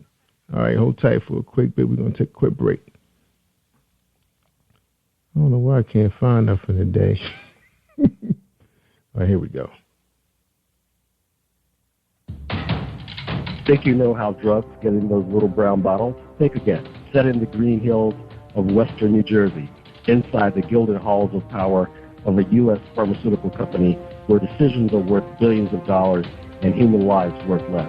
Nicholas Harding, a young executive at Marshall Pharmaceutical, finds his career, family, and life in jeopardy. The Farmhouse, a suspense thriller novel by Bill Powers, published by Donna Inc. Publications, available at Amazon.com or DonnaInc.org. Go to Bill's webpage at www.authorBillPowers.com. Hey everyone, this is Tanika Gonzalez, spoken word poet. Whenever I'm online, I'm always listening to Jerry Royce Live. That's right. All right, we're talking to Emerge the Magazine CEO, Tiffany Boyle. Now, Tiffany, your vision. You know, we were just talking about that a little earlier. Mm-hmm. How you you know, aspire to lead, you know, your troops, you know, with this magazine that you've taken on, you know. How you see yourself as a leader? As a leader, I am very open. I when I think of leader, I think of someone who gives out a bunch of rules. I like for people to be visionaries like myself. I haven't gotten into the whole management level thing yet with Emerge. We're not there yet. I like to say, this is my idea, and this is what I want to see from it. You build the plan to get it there. And, I help them with the plan if they need to, but that's how I conduct Emerge. It's all broken into different sections, but that's how I give out. This is my idea. This is where I want it to be. This is when I want it to be like that. Go for it. And so there's no time for people who, certain people need instructions. They have to have step-by-step tasks, and they cannot be in Emerge the magazine. Right. Because I don't have the time to sit there and micromanage anybody. I need people to. That's why it's so important that for the team that came aboard to Emerge, that they believed in the goal and they believed in the vision along with me. I'm sure not as much as I believe in it, but enough to where they knew they were going to have to sacrifice their time and their energy into this to see it come to fruition. And a lot of them, once they, especially like my editor, she started off as an intern and in college, and she's graduated now, and she's still editing because she just believes in the vision and she believes in the goal, and she loves the articles that we put out and where we're trying to go. So a lot of the people that came on board, they ended up falling in love with the goal and the mission just after speaking with a few people or seeing end results, things like that. So yeah, that's right. Now, have you put a strategic plan in effect, like what they call them, like 25-year plans nowadays? Some people make them 5 years, but I think the government making them 25 now. Have you ever thought about that? I haven't yet. My goal for this year is to create a vision board for myself and Emerge. So that's one of the things. I have it all flying around in my head, but I have to actually put it on paper. I have about 5 years out, but I haven't gone further than that yet. All right. Now, I know it's a lot of challenges, being a publisher, a CEO, because there's so many different pieces of this machine, and I call it a machine. Right. I remember operating it, and I know you do have the head, and then you have all these working pieces. And like you said, people have to be able to take ownership of what they're doing, so everything can work together, be fluent. If they can't, you have to find somebody else. Now, I remember listening to this guy named Jack Welch. I actually have his book, and he was the CEO of General Electric. And he said it took a long time before they got upper management to look at this idea called being a servant manager. The managers being open, being transparent to the bottom line and the first line. Because sometimes you find there's a separation between first line management and upper management, and your executives. There's no transparency there. As a publisher, do you see your vision on how you want your different levels to work hand in hand? Have you looked out that far? Yes. I definitely believe communication is a big factor in that. But yes, I have thought about how I want the different divisions to interact, how we would all come together when I start getting into the different levels of management and executives. Not there yet, but I have thought about it, and I'm sure my plans would have to be tweaked as I grow. Yeah. Now, do you spend time developing your management skills? Like looking at videos or Google Hangout of managers doing presentational seminars, like on TEDx, those kind of programs. You get a chance to do that for yourself? I watch TED Talk. I try to listen to audiobooks, business audiobooks in my car, since I'm in my car a lot.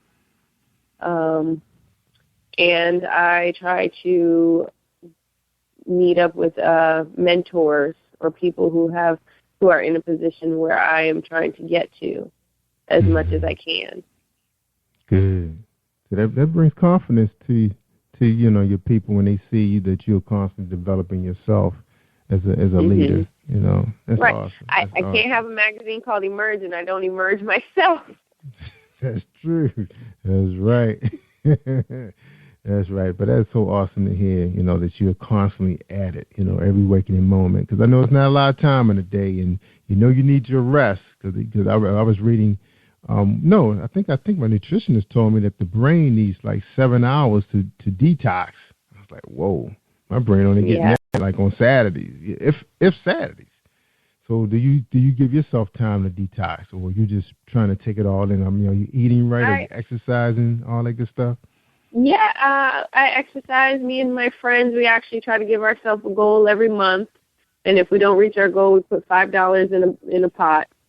And I've been putting $5 in every month. But Tiffany.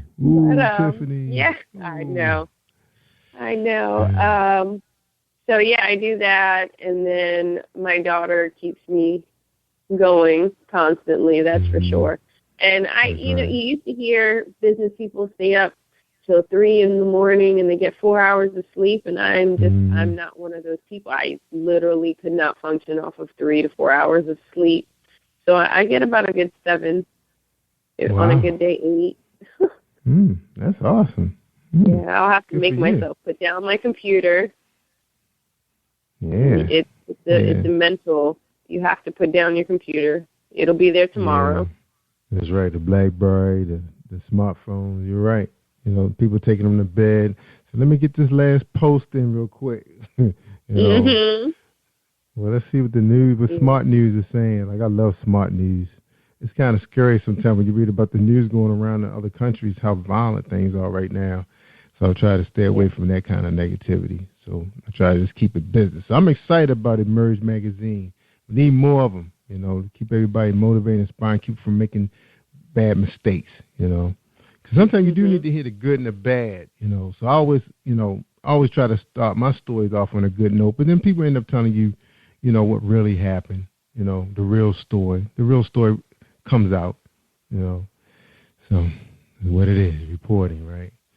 All right, Tiffany, we're going to take a quick break. We come back, we're going to get your final thoughts on today's show, okay, for our audience listening in on Maryland Eastern Shore, D.C., Chicago, New York, Philly, Southern California is big. And let's not forget about our family in the Barbados and Haiti, all right? Hold tight, everybody. It's Jerry Royce Live, worldwide, and Tiffany-Boyle of Emerge the Magazine. Be right back.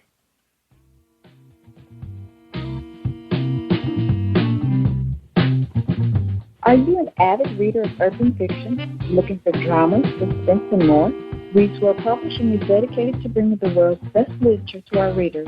Urban fiction, erotica, sci-fi, mainstream fiction, and children's literature are just some of the genres produced by our diversified family of authors. You can reach us on Facebook, Twitter, Instagram, and at our website, www.readsworldpublishing.com.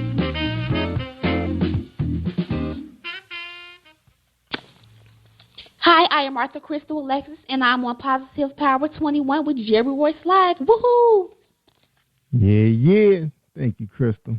All right, we back with Tiffany. Tiffany, your final thoughts. My final thoughts is, if you have not downloaded the digital version of Emerge Magazine, download it now. You can get it off of emergethemagazine.com. And then after you read it, tell me what you think. We're all about tailoring to what the people need. Was it helpful? Did you get inspired by it? What would you like to see more of? And there are great articles in there. Keep looking forward. We're going to have some contests coming up in the next 2 months. So keep a lookout on that on our social media outlets. And hope to see you at all of our events. And show support, and we will support you. That's right. That sounds good, man. I like everything you said tonight. Sounds so good. I'm looking forward to all these events because, I need an excuse to get to D.C. again. Besides waiting for Christmas to hang out. Yeah, hang out. But we were just hanging out at the National Harbor was like our family hangout during the Christmas holiday, but we need another reason to. So my wife said, I don't know if I can handle going to D.C. for a concert. I was like, oh, man, no entertainment. It's only 40 minutes. Exactly. And she actually got a crib over there in Glendale, so I don't know what the problem is. Like, we can't make a stop, I don't know. Yeah, we'll work it out with her. We'll work it out. Well, now you'll have an excuse. That's right. Yeah, so we need to hang out with some grown folks. We with the kids too much. That's all right. So we counting on you. We counting on you now to make these events happen. And Tiffany will be like, oh, we just released the magazine. We'll do a party next time. So don't do that. Don't do us like that, all right? All right, Tiffany. Yeah, hopefully we'll be able to get a link so we can put it on our website, positivepower21.org. Got many, many visitors. And we got the Rock News magazine still out there in archive in case you guys want to check it out. The Rock News magazine is still out there. My family published it years ago. I think we started publishing in 2006, but it's archived. So we still get a lot of visitors to it. So hopefully we'll be able to merge the magazine to it. Would you like that? All right. Yeah, sounds good. Yeah, because people come there to listen to Jerry Royce Live for some reason. I had to put a play on that site because people was going there. And I guess when you put up my name, it goes there first. So I guess that was the reason. So anyway, we're going to get you a link so we'll get that from you. So please don't forget, Tiffany, so we can do that for you. All right? Okay. All right, because I have one server that's sitting on, so I'm about to take it down. I don't bring it up that often. All right? So you got to get it to me tonight so we can update it. All right, ladies and gentlemen. Tiffany, I tell people all the time, if they want to hear the good stuff, the real good stuff, they need to listen to positivepower21.org and Spreaker.com/positivepower21. And don't forget to go to emergethemagazine.com. Check out what's going on around D.C. and Maryland. Tiffany's going to lead us. Lead us, Tiffany. All right. Yeah. All right, everybody. Y'all stay awesome all week long. I'm Jerry Royce Live worldwide. Thank you for tuning in to Jerry Royce Live on PositivePower21.org and Spreaker.com/PositivePower21. This is a Royce Enterprises production. And don't forget about replay on Facebook.com/Jerry Royce Live.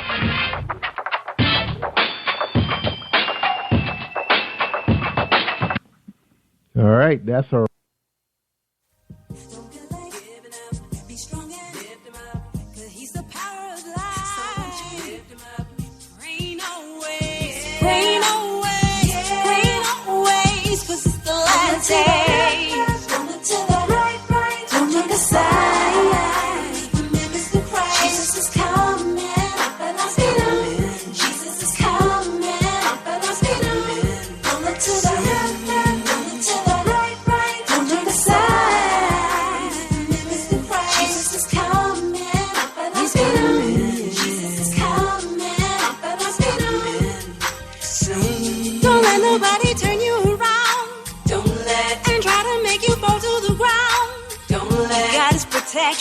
He guides with direction, His love and affection.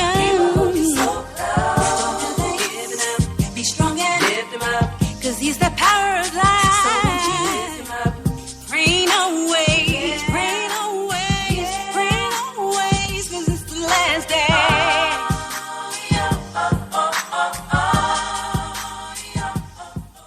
Hi, this is Angel Sessions. And when I'm in town, I listen to Jerry Royce Live, PositivePower21.org, where they play my favorite music. Hi, I am recording artist Marilyn Dunn from St. Louis, Missouri. If you are looking for some soul-stirring, anointed, spiritual, and heartfelt music, visit my website at www.MarilynDunnMinistries.com. Or you can also find me on CD Baby, iTunes, and Reverb Nation. For booking information, contact Mr. Kevin Dunn at 636-856-0551. That's 636-856-0551. Hi, this is international urban gospel recording artist Angel Sessions, and I have a new single out that just was released February 17th, 2015. The title is Jesus is Coming Soon. It is now on all online stores for CD is sold, CD Baby, iTunes, Amazon. Also, you can visit my website, www.angelsessions.com for more information. And I am on Jerry Ross Live. You are listening to PositivePower21.org with Jerry Royce.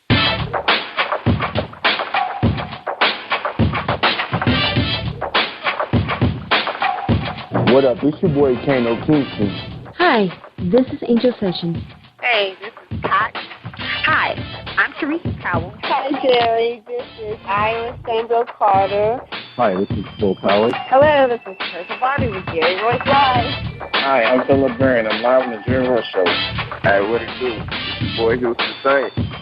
Peace, this is Dahlia the poet, spoken word artist. Hello, this is Ramon Marquis with Jerry Royce Live. All right, everyone. You got Robin Lynn, and I'm keeping it live right now on Jerry Royce Live. Hey, what's going on, everybody? What's up? This is award-winning podcast with the greatest podcast on earth. Thank you for stopping by. I'm your host, Jerry Royce Live worldwide on internet radio, where you get your positive on. So when it's all positive, it's all power. That's positive power. This is a worldwide podcast for growth, wealth, and success. Thank you.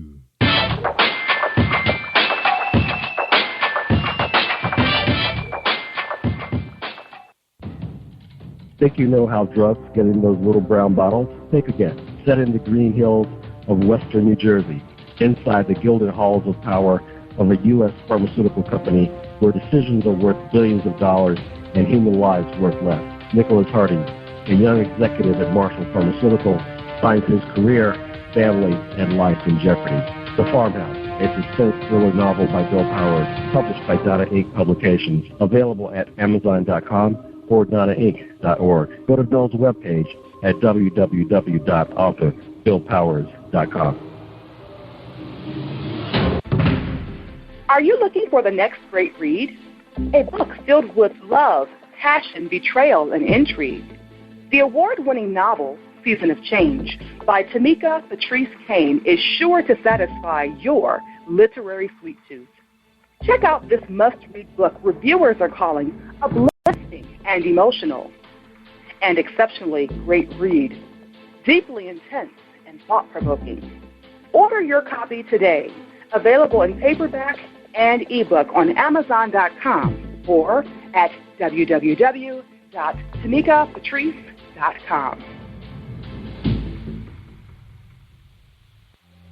Are you an author looking for promotional services or a reader looking for a great read at low prices? In this competitive world of books, Writing Royalty Promotions is dedicated to bringing authors and readers together to build a greater respect for literature through our various promotional services and online bookstore. So head over to WritingRoyaltyPromotions.com and check us out.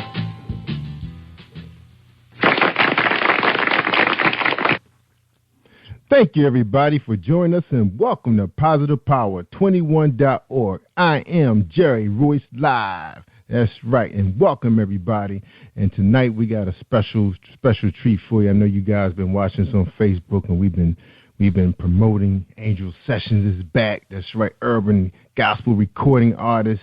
That's right. She's the songstress of Hearts of a Broken Love, my favorite LP. And we're going to have her on in a few moments, but right now we're going to have a word from our big major sponsor of this program, Dominique Wilkins. Have you been hurt? Been backstabbed? God are talking back to you. Well, you're not alone. No. Escaping to another reality. Through Dominique Wilkins' good books. Good books, audio books, paperback, ebook, good books. Available on AuthorDWilkinsGoodBooks.com.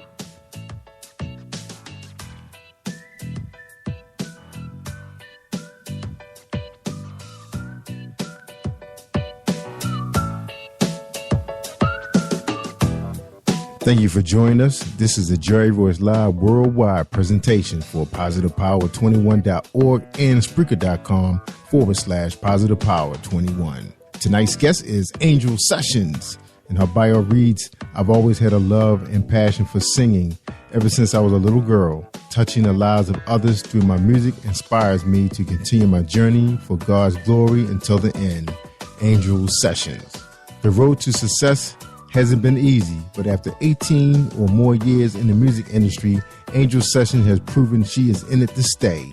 Angel started out early on as an R&B recording artist before her first deal with Pit Mobile, Ichabod Records, and Volt Records. Angel was traveling to Guam, performing at the Grammys pre-parties in Los Angeles, and performing at the same venues with acts such as The Whispers, H-Town, Tina Marie, James Brown, Eric Benet, and many more.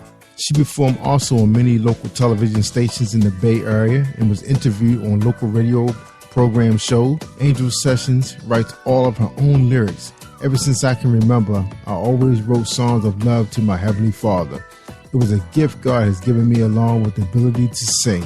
Angel began singing in church. She was one of the lead singers that would perform a special song when called on.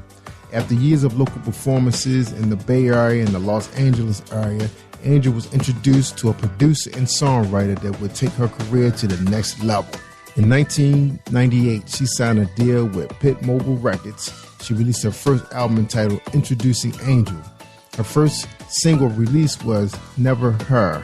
Got radio airplay on 80 BDS stations and was received well. The buzz about Angel was beginning to spread and many people in the industry was hearing the name Angel Sessions. Ichabod sold the company in 1999. Angel was introduced to the vice president of Fantasy Records, Phil Jones. She had already recorded her second album, Love Ride, and at the time was shopping for her deal for her new project. Phil Jones loved the album and it was soon released on December 1999 on Volt Records. The single Get It Right from the album was also released to all of the radio stations around the country. A video was also shot for the song. Actor-director Fred Williamson played Angel's father in the video. The album was received well and had a small write-up review in Rolling Stones magazine and mentioned in Billboard magazine. Volt Records also signed Lenny Williams, Brenda Holiday, Frida Payne, the Delphonics, and the Dramatics. Each of them did one album deal. Angel had the opportunity to record backup vocals on the album and also duets. She was also introduced to Maurice White, lead singer of Earth, Wind & Fire. Angel sang on two on Maurice's album that lately placed on the Stylistics album in 2010, entitled Painted in the Sky. Many great producers contributed to the album Love Ride. Tony Camillo wrote the song Inconvenience on Angel's album Love Ride. It was written for the movie Held Up starring Jamie Foxx and Nia Long. The original title of the film was Inconvenience, but was soon changed to the title Held Up. However, Angel was invited to the movie premiere to meet Jamie Foxx and the cast and to see the film. In 1999, Angel was introduced to Mary Wilson, formerly from the talented and famous girl group The Supremes. In 2004, Angel traveled around the country singing backup for Mary Wilson. In 2005, Angel released her first gospel recording album on CD Baby. The album entitled He Loves You began a new journey in the gospel world of music for Angel Sessions.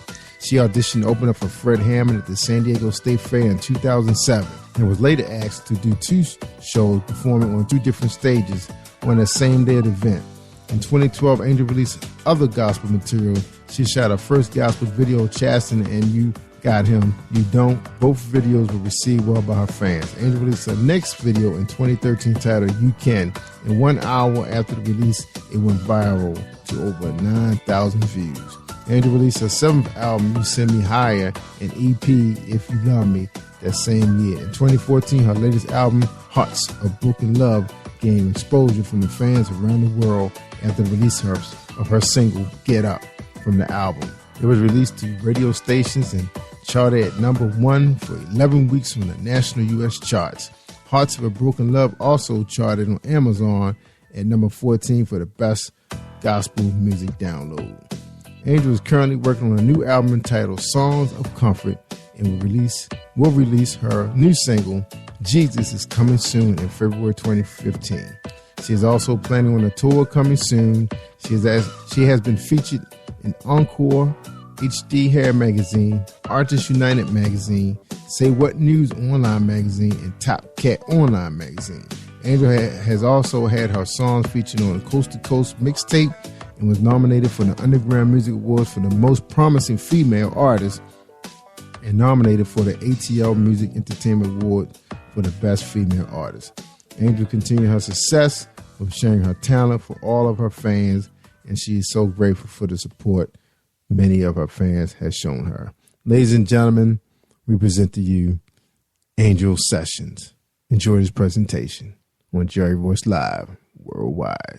Welcome to the show, Angel. How you doing? Hey, I'm great, Jerry. Thank you so much for having me.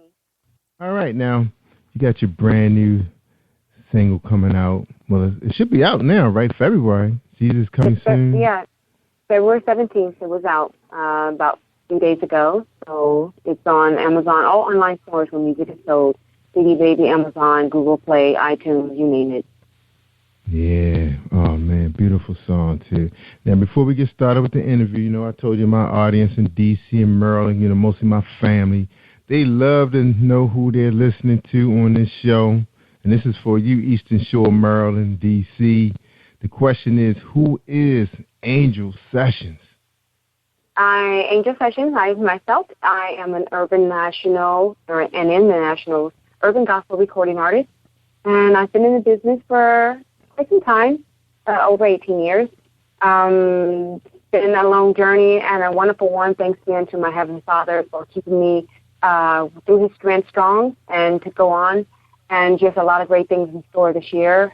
Just working hard on continuing to put out good music, mainly for God's glory and for all of my fans. I'm just grateful for all the emails I receive, for all the support I get through my awesome team, Kelly Lee, Artists United, Demetrius Guidry, and all the wonderful host radio shows such as Bronze 8, Jerry Royce Live, and just many others if I haven't named. But God has been good, and I just can't thank Him enough.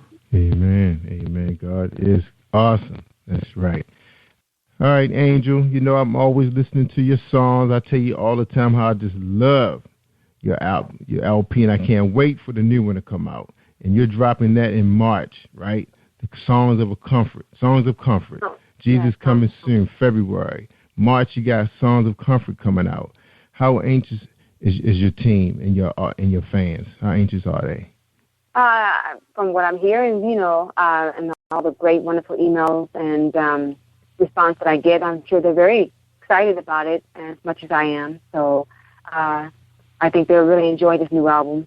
I'm very excited about it. I love the latest album I have, Hearts of Broken Love, but I think this is far more, a little more deeper because each of the songs really does have a song of comforting a person's soul, heart, as far as whatever they might be going through. I mean, God is the only one that can save.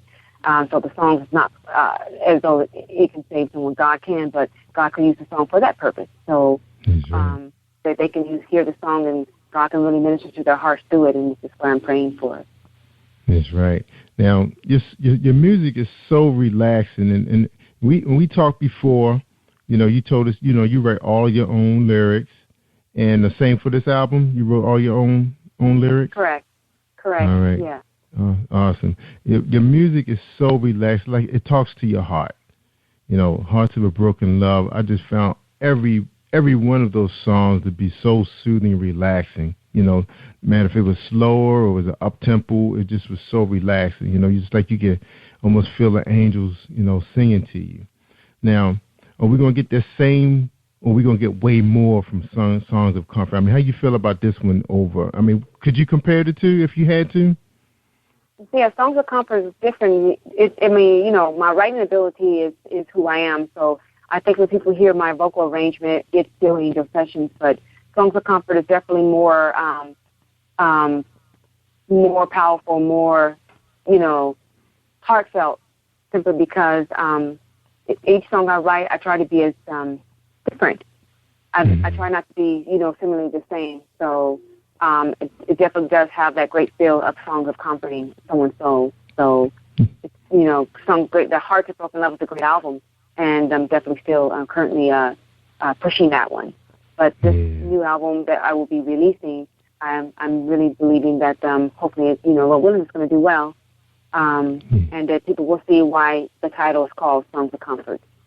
Yeah, I can't wait. I mean, Jesus is Coming Soon is an exciting single itself. Now, let's listen to it a little bit, all right? And we'll be right back. So hold tight. We're talking to Angel Sessions on Jerry Royce Live Worldwide. All right, we're going to take a quick break. We come back, we're going to listen to Jesus is Coming Soon. All right, hold tight, everybody, for this presentation with James Deshay. Are you looking for a great book of poetry that is romantic, heartfelt, and full of male emotion? Then get Thoughts, Love, and Reflections by James K. Deshay. That's Deshay. Go to www.jamesdeshay.com. You will enjoy Thoughts, Love, and Reflections. Don't delay, give it up, be strong and lift him up, 'cause he's the power of life. Lift him up, rain away, rain away, rain away, 'cause it's the last day. Don't look to the right, don't look aside. Living to Christ, Jesus is coming, but I'm feeling. Jesus is coming, but I'm feeling. Don't look to the left, don't look to the right, don't look aside. Living to Christ, Jesus is coming, but I'm feeling.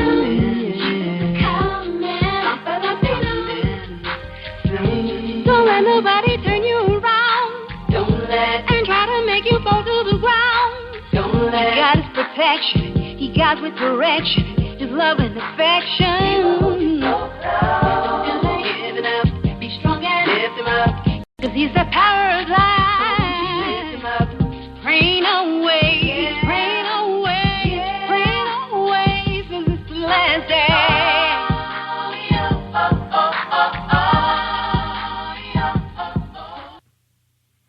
Oh, wow, that's so beautiful. Tell us about that piece, Angel. Jesus Well, Coming the book Soon. is why I wrote Jesus is Coming Soon, because He is coming soon. And I just want to always make sure I'm faithful to God's Word to declare everything that I've learned from God's Word, that Christ is soon to come, and that it's going to be a rejoiceful time for His elect. Maybe not for everyone, of course, because God knows who His elect are, but when He does return for His elect, there will be totally joyful sounds. I mean, I can't even imagine how it's going to be, but it's going to be so awesome on that day. So it's a song of encouragement to all the true believers from all around the world, and only God knows who they are, and they know who they are, to hold on and be strong and don't give up, and, and continue to lift up God's name, continue to be faithful, stay true to God's Word, and share the gospel faithfully to as many as God allows.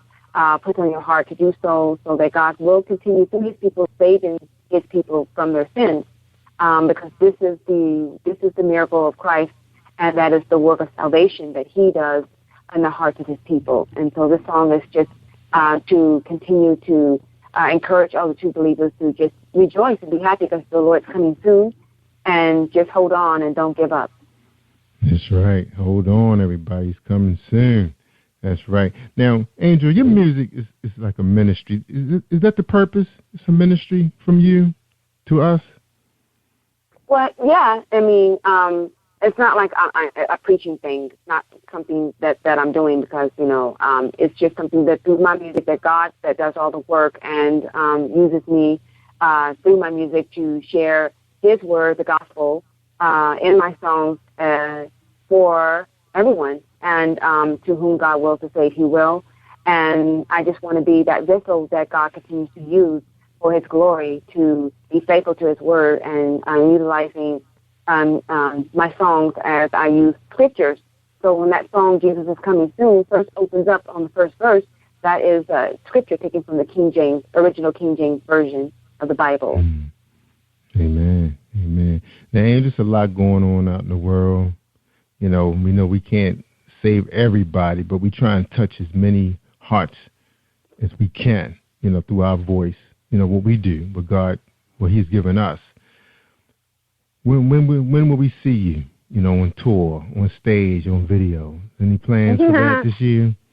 Well, as far as video, definitely, hopefully soon. I can't say as far as when that is yet, but tour, hopefully, definitely soon. God, He knows the ending from the beginning, and you never know what God has in store for you. This is why I just continue to pray that God lead and guide me to whatever He asks me to do. If it's right now, continue to just put out music, and He continues to touch the lives of people, then that's what I'll continue to do.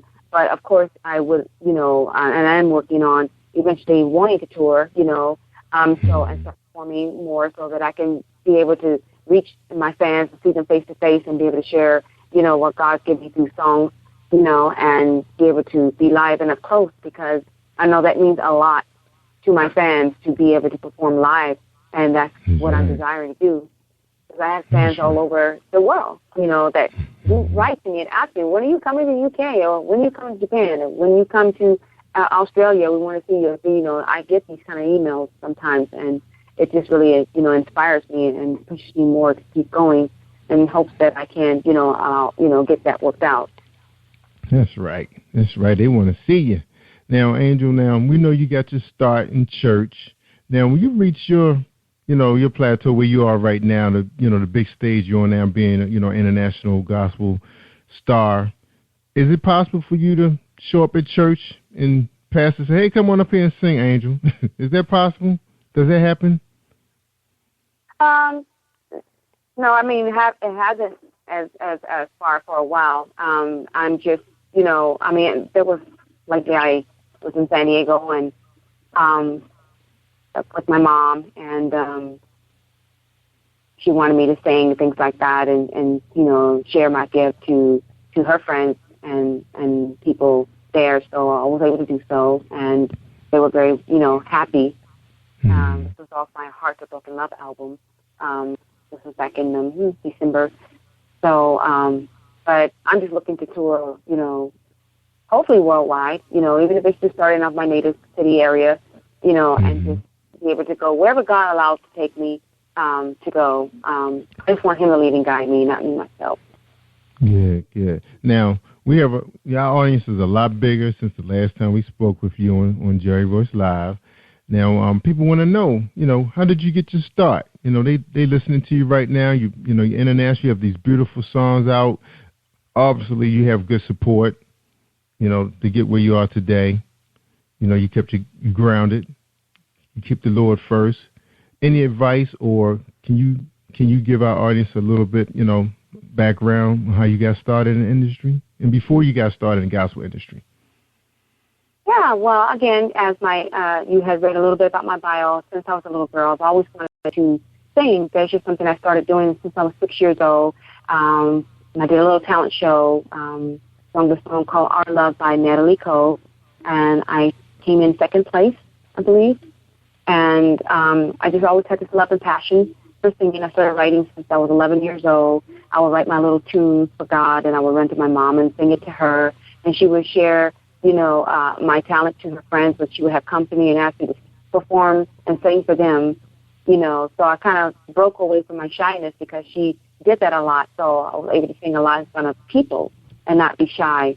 And so she pushed me further to encourage me to keep singing. And as I got older, I had, embarked upon a career, doing a lot of networking and just introducing myself to many people, sending out P1 packages with my bio picture and CD, and just trying to do a lot of networking here in my Bay Area and meeting a lot of people. I was able to be blessed to perform at the Grammys pre-party 4 times.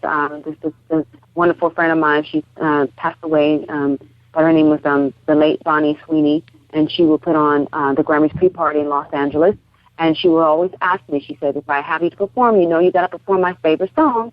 And when her favorite song was Celine Dion, My Heart Will Go On.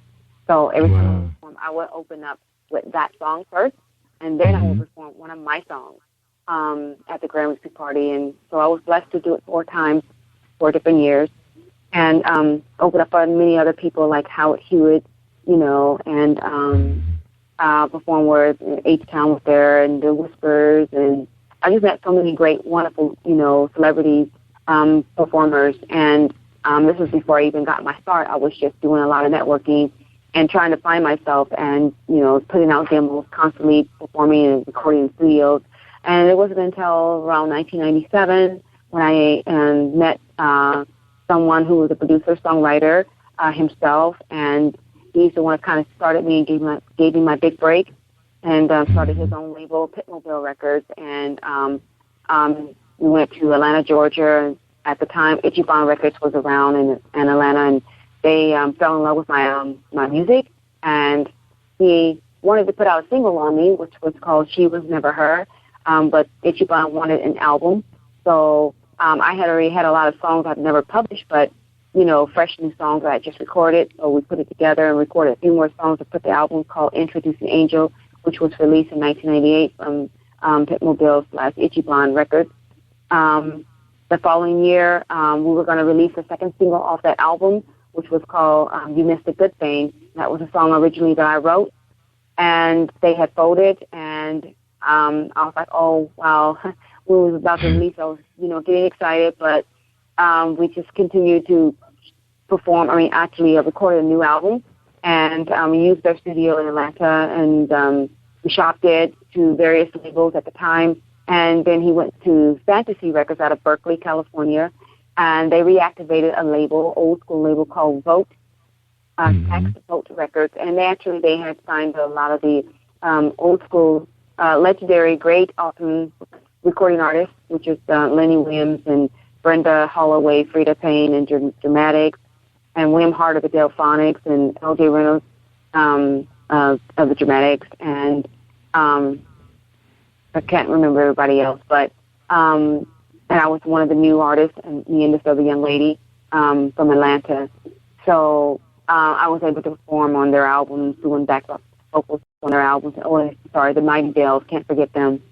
And so I was able to meet them and just really down there, became friends and just, great teams and just working together and recording. And we did this single called A Brand New Start, which was a duet with me and Lenny Williams, Brenda Holloway, and William Hart of the Delphonics. And we were going to release that. We did release it, actually, on the Boat Records. We were going to actually perform it on Oprah Winfrey's show. She heard the single, and she loved it, and she performed it on her show. And I was all ecstatic, excited about it. But, God knows, and, it didn't work out. But, the single did come out, and,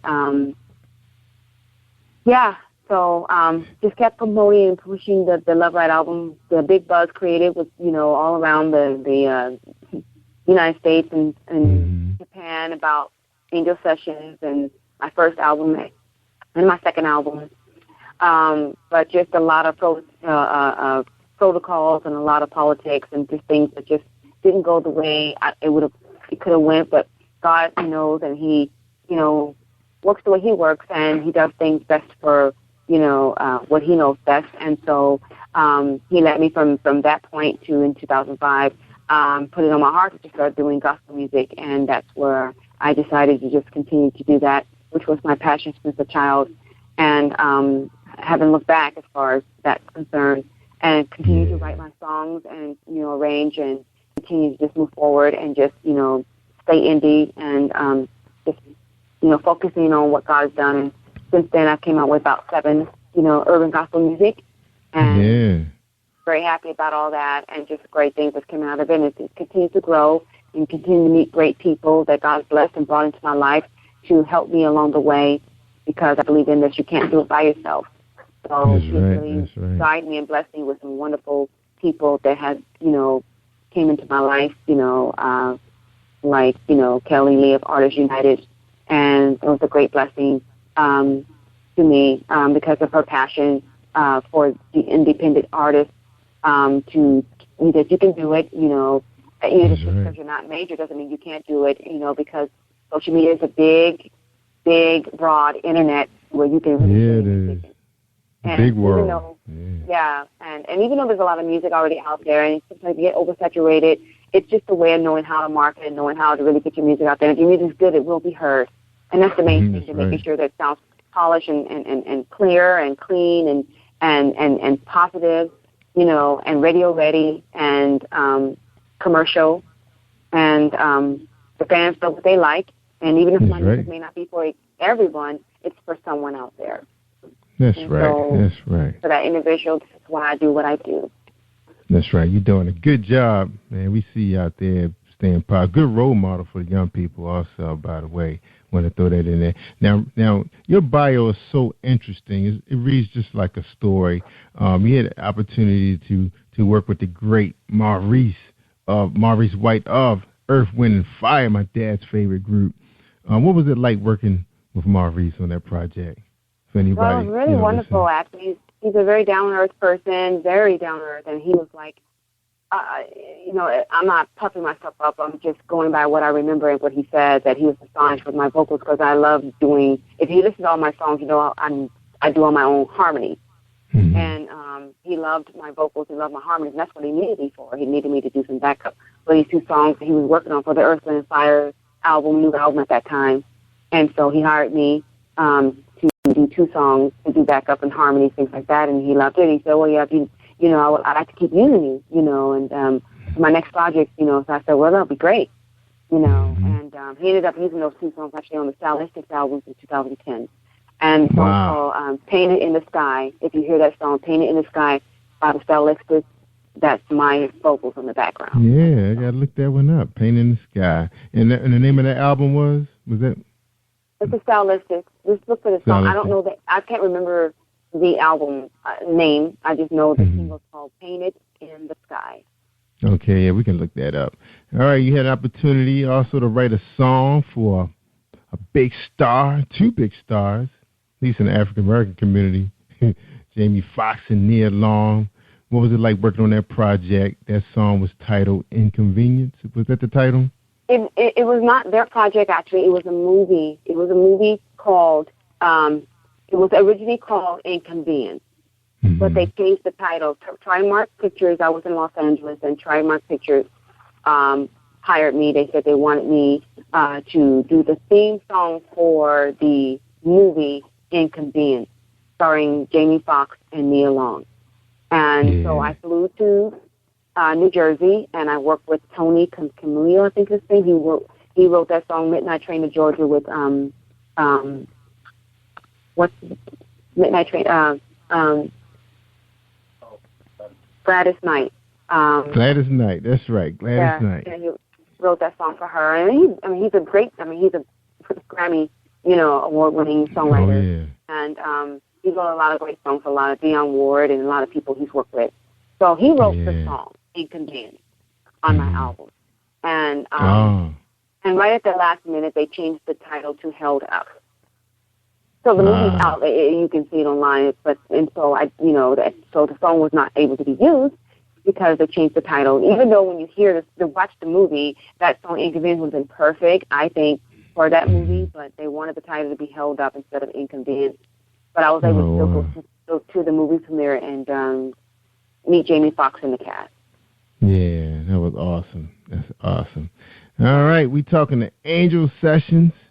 She's been in the industry for a while, and we want to know the secret to holding up in the industry, the one that we know so well, the big-time music industry. Now, Angel, a lot of people don't last that long in the industry, and I guess it's because they're not moving along with the time, or the labels just don't feel like, and we want to pay them the money they used to making, or do some of the people just decide to go indie, work on their own projects, so that's something they probably always wanted to do it their way. So we're going to just get your opinion on that when we come back. So we're going to take a quick break, all right? And we'll get your opinion on that one, all right? Hold tight, everybody. Okay. All right. Hi, I am Arthur Crystal Alexis, and I'm on Positive Power 21 with Jerry Royce Live. Woohoo!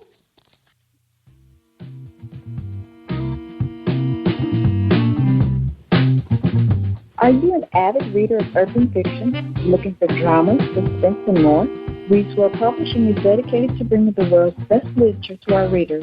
Urban fiction, erotica, sci-fi, mainstream fiction, and children's literature are just some of the genres produced by our diversified family of authors. You can reach us on Facebook, Twitter, Instagram, and at our website, www.reedswellpublishing.com.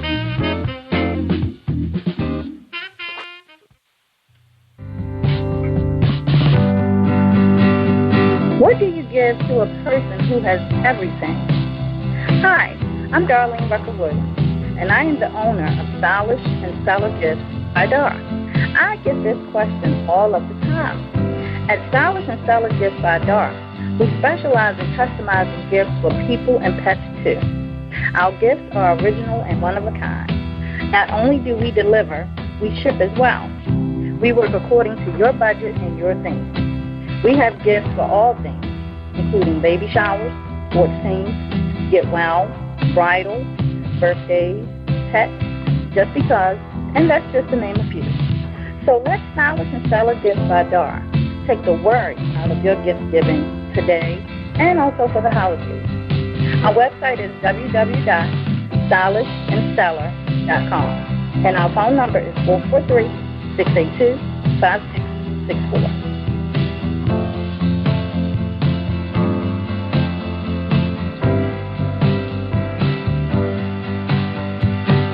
PositivePower21.org, Internet Radio. You are listening All to right. PositivePower21.org with Jerry Royce. All right, thank you, family. That's right. Family all over the Maryland, Eastern Shore, Washington, D.C., they listening to us. They want to know who's the writer of Get Up, because they love that song, too. That's from Hearts of Broken Love, Angel Sessions, gospel, urban gospel recording artist. Brand new single out, Jesus Coming Soon. Songs of a Comfort is on its way. I can't wait. Woo! Angel, so how have you been able to hold up? You have 18 years in the industry. A lot of them don't make it that long. You know, you hear about the greats. They're just falling by the wayside. Tell us the secret, Angel. How you do it? How did you do it? It's no real secret. It's just about the passion, the person has to have and what they do. If it's just about something, some people don't do it always for their passion and love of music. They do it maybe because it's just a money thing or, at the time it's just what they thought they wanted. It just depends on the individual. But I think that it's all up to the individual. If you're in it for the right reasons, if you're in it for the love of music, for the love of the people that you share your music with, you can continue to do it, because if you give up, you never know how it's going to end. It won't go anywhere because you've given up, so you will never know. That's right. Now, Angel, you know how sometimes you read about these guys that, they're pastors, bishops, deacons, and they'll tell that story how they heard God calling them, but they just weren't listening. They didn't want to give up the streets. They didn't want to give up that lifestyle they were living, to preach His word. They just kept resisting Him until things went bad, and they had no choice.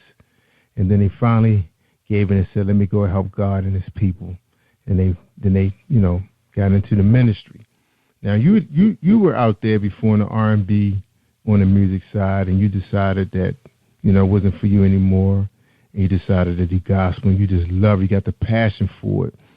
You hear about some of these greats. They used to sing in the church, then they went on and got big contracts, and you don't even hear about them anymore. I just wondered what would happen if they decided to return to their gospel roots and start singing for the Lord again. You think that was a blessing for you? Working for God again? I do know that God has to be the one to draw you. You can't do it yourself. There's nothing we can do in ourselves. God's already said that through His word, that without me you can do nothing. So God has to be the one to plant that seed in that person's heart. He has to be the one to save that person. If He truly has saved you, when you have an intense desire to do His will, to be obedient is to be, to keep His commandments, which is the whole Bible. And when that, you will not give up. You can't give up, because God is the one who's taking control of your life, and He's the one who works in your heart, both to will and do of His good pleasure. So it's always going to be about God, because it's not ever about us. If we do it on our own strength or on our own self-righteousness, and we're thinking we're doing it, by God, and we fall by the wayside, and we keep doing it, and we keep falling, then we have to re-examine ourselves. Are we really saved? Right. And so salvation is of the Lord. It's not of ourselves. It's nothing we can do to get ourselves saved. God has to be one to do it for it. He's already done the work before the foundation of the world. So at that point in time, before that person dies on this earth, God will apply the word to his heart, to that person's heart. and only God knows when that happens, but they know they'll have a new, a new heart and a new spirit, and they'll know that their life will be completely different. They won't have the desire to continue to do the same things they've been doing. They won't have a desire to say, well, yeah, I backslid, but there's no such thing as backsliding when God saved you. God doesn't work like that. That's right. Amen. Powerful, powerful. All right. Now, you've been seen in some big-time magazines. You're in a new one that's out, Artists United magazine, Kelly Lee, brand new. Yes. She featured you in that. What was that project like for you? Yeah, that was awesome. She had released her awesome magazine on October of last year, 2014, featuring the awesome Erica Kane. She was the first young lady on it. She's an awesome R&B singer herself. Many people know her music. And she blessed me to feature me in November on the Artists United magazine. And I was totally honored for that. And so, yeah, that was just an awesome magazine. And then there were others that was on that God blessed me with like Say What News magazine, a wonderful magazine that God blessed me with Renette Brown. She's the CEO owner of Say What News. That was back in 2012, actually. And then she featured me again in 2013 when I came out with the You Send Me Higher album. She did a review on that one. And then the latest album, the latest magazine I was on was called, what's it called? Encore, yeah. Hair and Fashion magazine featuring Lisa Ray Shaw was on the front cover of that magazine. That just came out January of this year. So I am in that one. All right. Now, you have a great look, real fashionable. How important was image, especially being introduced in these magazines? Because they seem like, these magazines about the glam, perfect image. Is that tough, being in the industry, trying to keep it up 24/7? Is that hard? No, because I'm not trying to be a follower, actually. I just wanted to continue to allow God to use me. And I just do what I have been doing for a long time, which I believe it is important when you have, show yourself to be professional, keeping up with your website, updating it constantly, keeping current information on it for your fans and anyone that want to know anything about you. Your image is very important, your album cover, your CD cover, your pictures, profile, your photos. It's very important because if you look sloppy, your music, the people are going to think your music sounds sloppy, So you got to be very, careful and very, if you're a sincere artist, of course, you're going to want to look like most of the majors. You don't see them with sloppy albums and it looks like amateur looking, it's very professionally done. So if you as an artist have to remain, doing the same because you want your fans to take you serious. That's right. So Angel, where did you learn all your business savvy, in the beginning? Where were you in the beginning and where are you now when it comes to making business decisions? And who's helping you out with that? So the grace of God helps me out with that a lot, of course. And then of course with the help of Kelly Lee, Artists United, and then of course my husband. But I make a lot of decisions also of my own simply because I've been doing it for so long.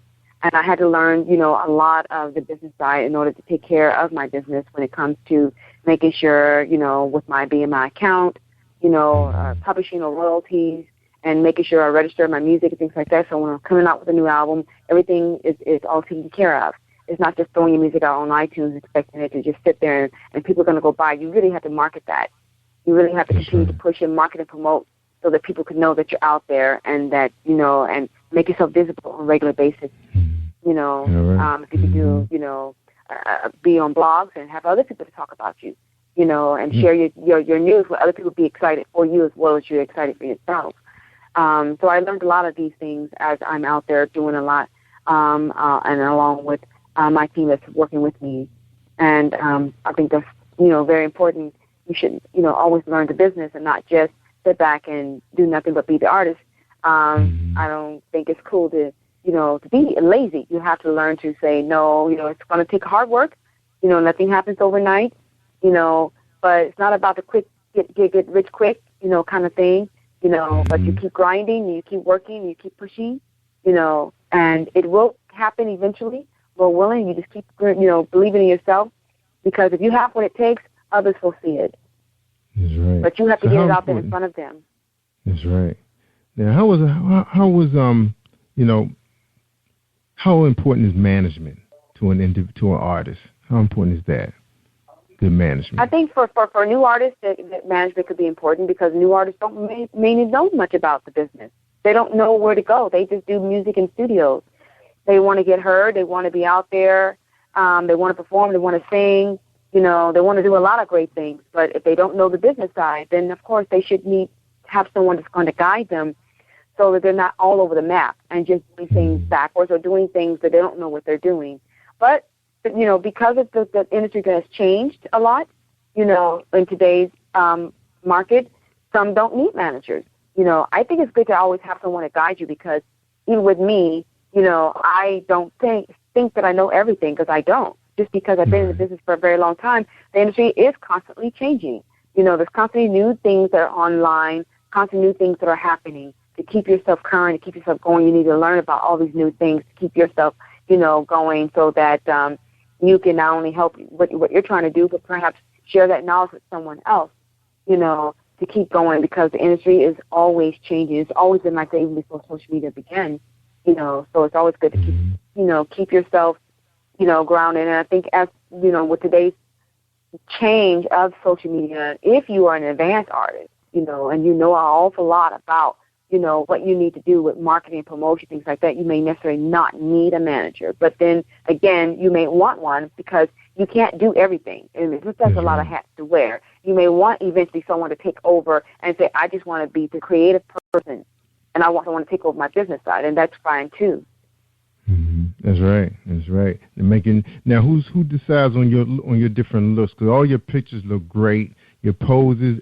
I think everything has to be perfect when especially on the internet, because it moves so fast. How important was your look for the internet?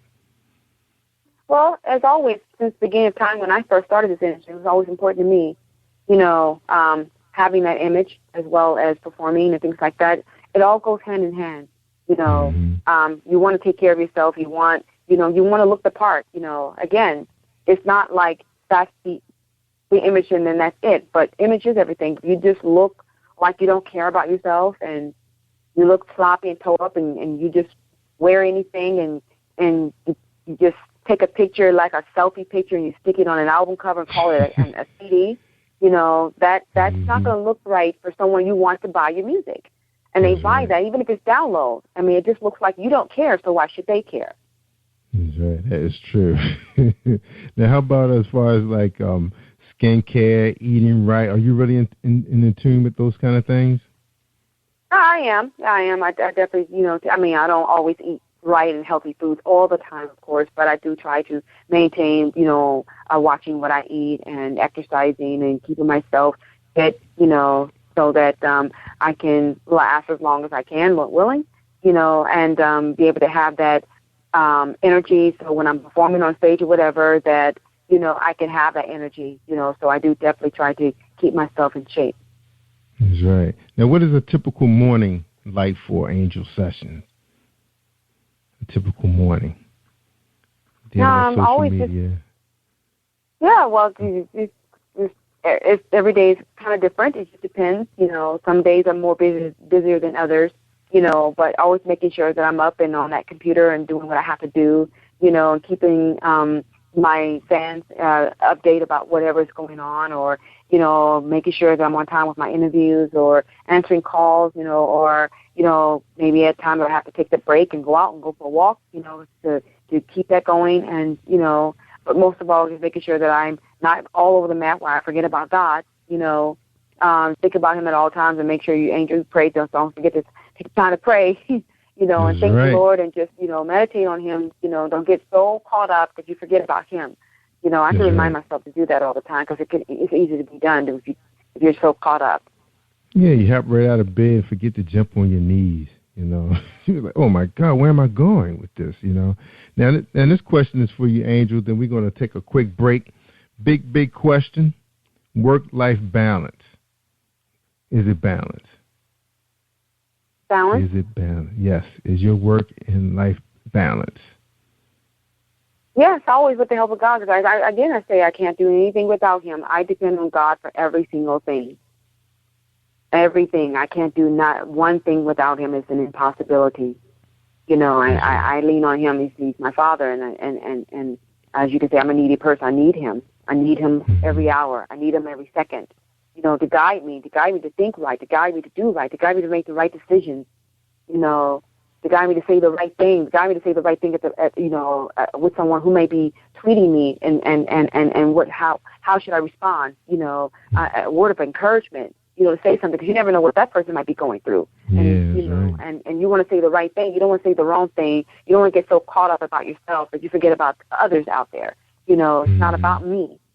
So just remaining balanced, you know, that's just thinking about that this is not for me, and I'm not here for me. It's just for God's glory. So, you know, if I keep that in mind, that it's not me, it's Him, you know, that's where the joy comes in. That's where the joy comes from. It keeps me going.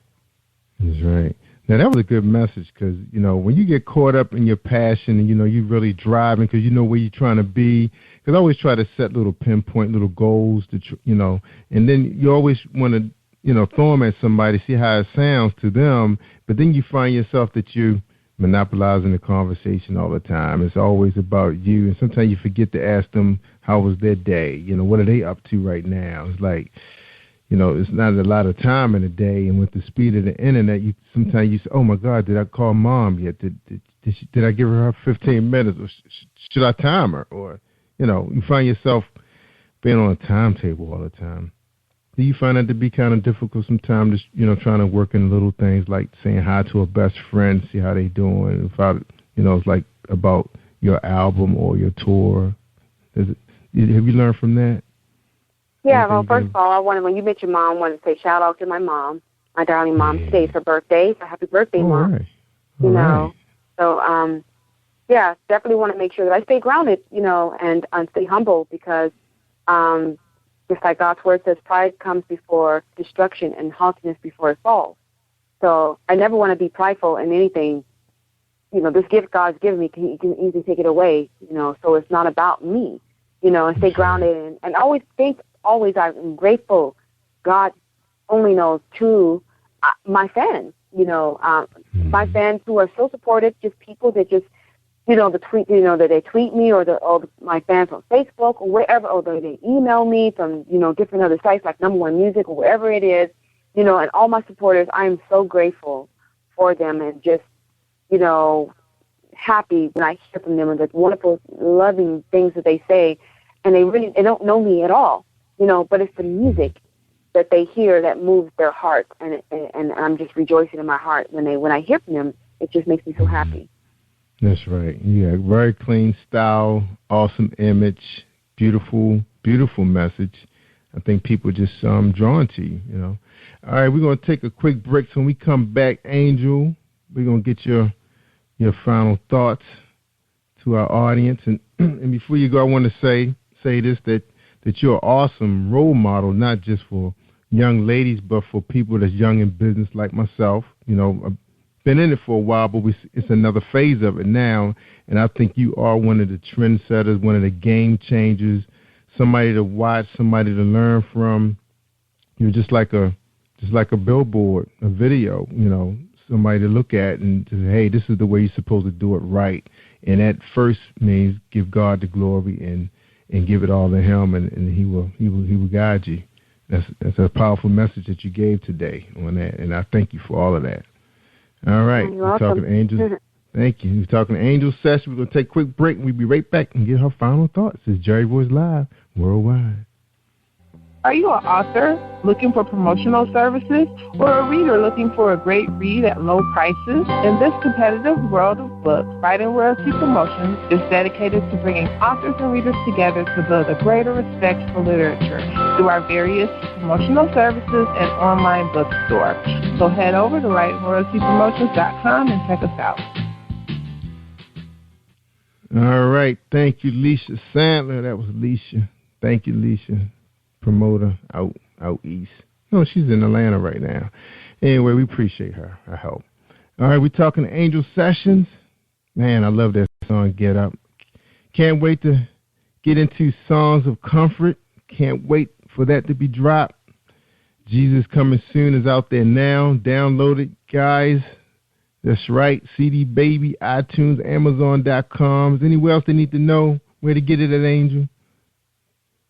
Just want to let everyone, again, you want more information, you can always visit my website at www.angelsessions.com. You can go there, and then out there you can click on that contact if you need to contact for any info. And just stay up to date, and I will keep you informed on all that I have coming up this year. And thank you for all those who are supported by my single, Jesus is Coming Soon, anyone who's bought any of my music. And look forward to Songs of Comfort, which will be released sometime in March, towards the end of March. And I'm just looking forward to that. And definitely, again, for Lord willing, touring soon, because I just feel in my heart that, Lord willing, that's going to happen, but I'm just working at it and with my team, and I'm just grateful for that. So I just want to say thank you and shout out to always my loving husband, Demetrius. Shout out to Kelly Lee of Artists United. Shout out to all the producers of Songs of Comfort, which I would like to name, which would be Franz 8, Freddie White, Patrick Joseph, a.k.a. Beat Abuza, Antonia Tizon Street. He's actually a platinum producer. He's worked with so many major great artists. And Andre Rivers, he is the one who actually mastered my album.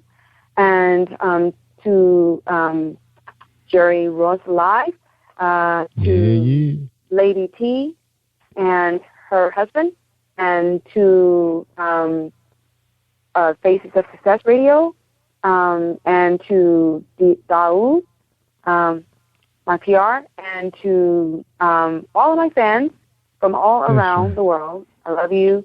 And anyone I left out, please forgive me. But I am grateful to everyone, and God is awesome. And most of all, forgive me, Lord, my Heavenly Father, because He should have been first. I should have said that. Without Him, I couldn't even be here doing this. So always glorify my Heavenly Father, my awesome, loving Lord and Savior, Jesus Christ, because He is an awesome God. That's right. Amen. Amen. And don't forget about the great state of Maryland that's been supporting Angel Sessions. They're here all the time. That's right. We supporting you. All right, Angel, one thing I want to know, can we still get some of your previous albums, like You Send Me Higher, your EP, Absolutely. If You Love Me? Okay. Yes, definitely. They're all on Amazon, iTunes, CD Baby, and Google Play, and all online stores where music is sold on All Music. And And of course, I have an Amazon store. When you type up Angel Sessions Amazon, you'll have all that on in my store on Amazon. So definitely you can still get all of my previous albums out there, including the very first Introducing Angel and Love Ride. Yeah, that's awesome. I'm glad I said something about that, because I was just wondering, because I know you release a whole bunch of albums, and I'm wondering, are they still available for download, which they are. They're in your store. Yeah. Yeah, you never told us you had a store. Angel Session has a store, y'all. She never told us that. All right, now we know. All right, so I'm not stuck with just waiting for Songs of Comfort. So if I want some new stuff, I go out there to her store. And don't forget about her website, angelsessions.com. All right, and she has videos, songs, photos, news and events, bookings, all those good things out there. Her bio, you can read her bio, magazine reviews, and that's something I always love doing, is reading magazine reviews and in the articles. So she is available. Look up Encore HD, Hair Magazine, Artists United Magazine, Say What News Online Magazine, and Top Cat Online. So those are some of the magazines you can catch up and really get a chance to get to know Angel, because I know I didn't ask her all the questions you probably want to hear, but you can check out those publications online and find out more and more about Angel Sessions. All right, our Angel. We appreciate you, Angel. Thank you so much for coming on my show. Well, thank you so much, Jerry, for having me. It's always a pleasure. Absolutely. And again, thank you so much for your patience today. You're simply awesome. And we wish Songs of Comfort the best, and we hope you come to the Maryland, D.C. area to perform. I hope we. Wow, that would be awesome. Yeah, that would be awesome. Yeah, they know you out here. So you know, see if your management team can make that happen. All right.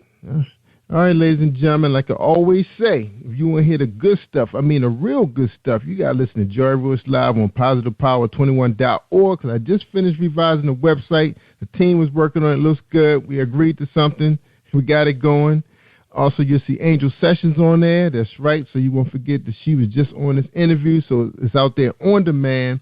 Also, on Spreaker.com/positivepower21, you can listen to her 24/7, anytime, anywhere, on your smartphone, PC, laptop, and tablets. All right, ladies and gentlemen, I'm Jerry Royce Live worldwide. Have an awesome week, all week long. Bye-bye.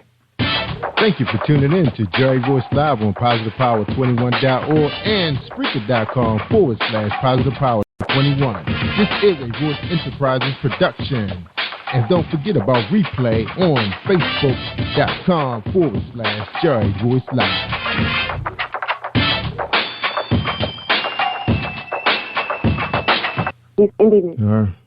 All right.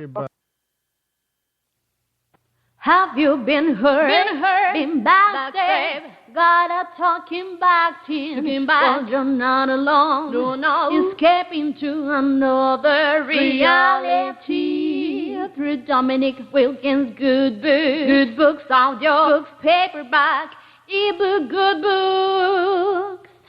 Available on authordwilkinsgoodbooks.com. Are you looking for a great book of poetry that is romantic, heartfelt, and full of male emotion? Then get Thoughts, Love, and Reflections by James K. Deshay. That's Deshay. Go to www.jamesdeshay.com. You will enjoy Thoughts, Love, and Reflections. Good evening. You're listening to Bianca Harrison, author of Love and War. I'm listening to Jerry Royce Live worldwide, Positive Power 21. PositivePower21.org, Internet radio. You are listening to PositivePower21.org with Jerry Royce. You are listening to PositivePower21.org with Jerry Royce.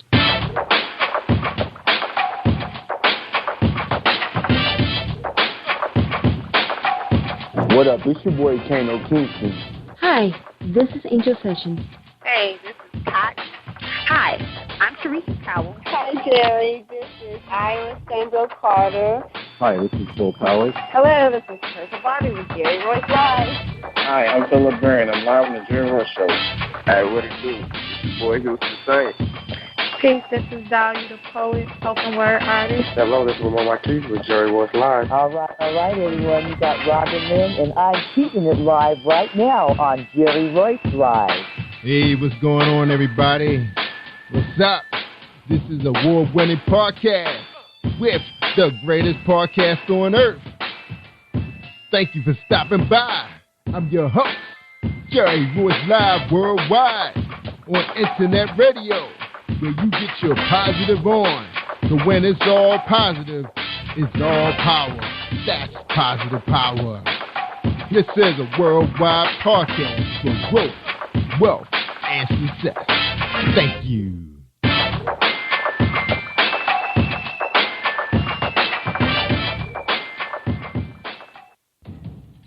Think you know how drugs get in those little brown bottles? Think again. Set in the green hills of western New Jersey, inside the gilded halls of power of a U.S. pharmaceutical company where decisions are worth billions of dollars and human lives worth less. Nicholas Hardy, a young executive at Marshall Pharmaceutical, finds his career, family, and life in jeopardy. The Farmhouse, a suspense thriller novel by Bill Powers, published by Donna Inc. Publications, available at Amazon.com or DonnaInc.org. Go to Bill's webpage at www.authorBillPowers.com. Are you looking for the next great read? A book filled with love, passion, betrayal, and intrigue. The award-winning novel, Season of Change, by Tamika Patrice Kane, is sure to satisfy your literary sweet tooth. Check out this must-read book reviewers are calling uplifting and emotional. and exceptionally great read. Deeply intense and thought-provoking. Order your copy today. Available in paperback and ebook on Amazon.com or at www.tamikapatrice.com.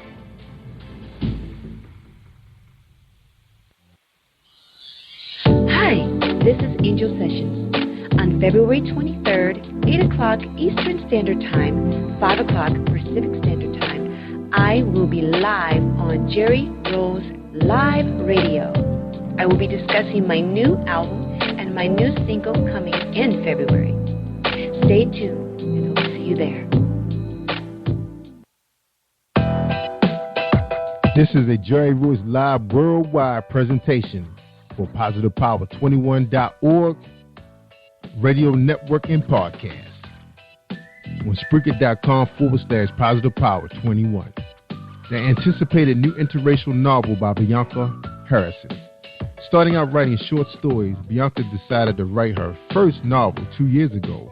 After writing on and off, Bianca knew it was time to complete what she had started.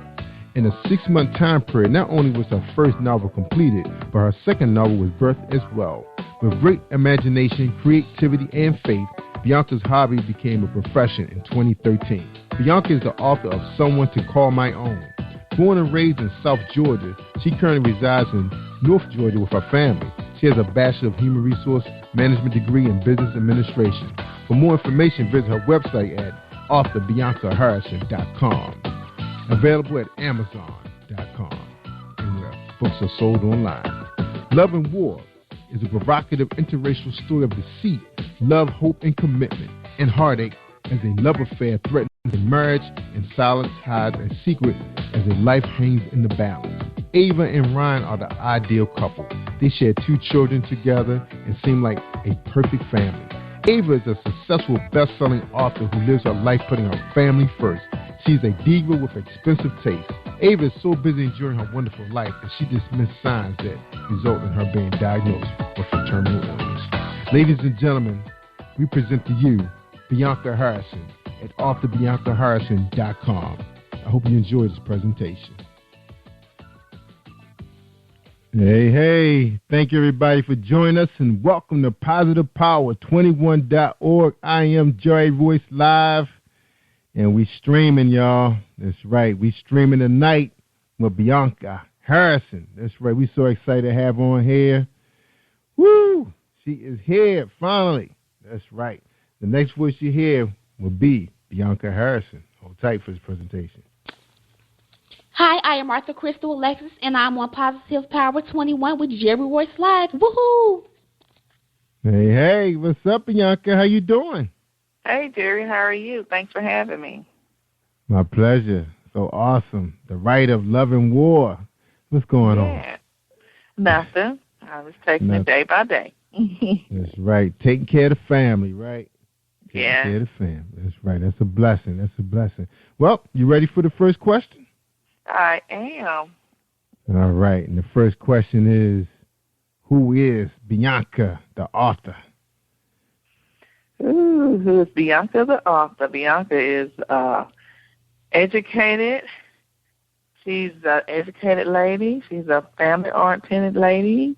I have 3 kids. I'm married, and I am also a writer and an author and an artist. An artist. So all that comes with the package. Wow. Besides, I still work my day-to-day job, so that comes with it too. But I managed to get everything done. Awesome.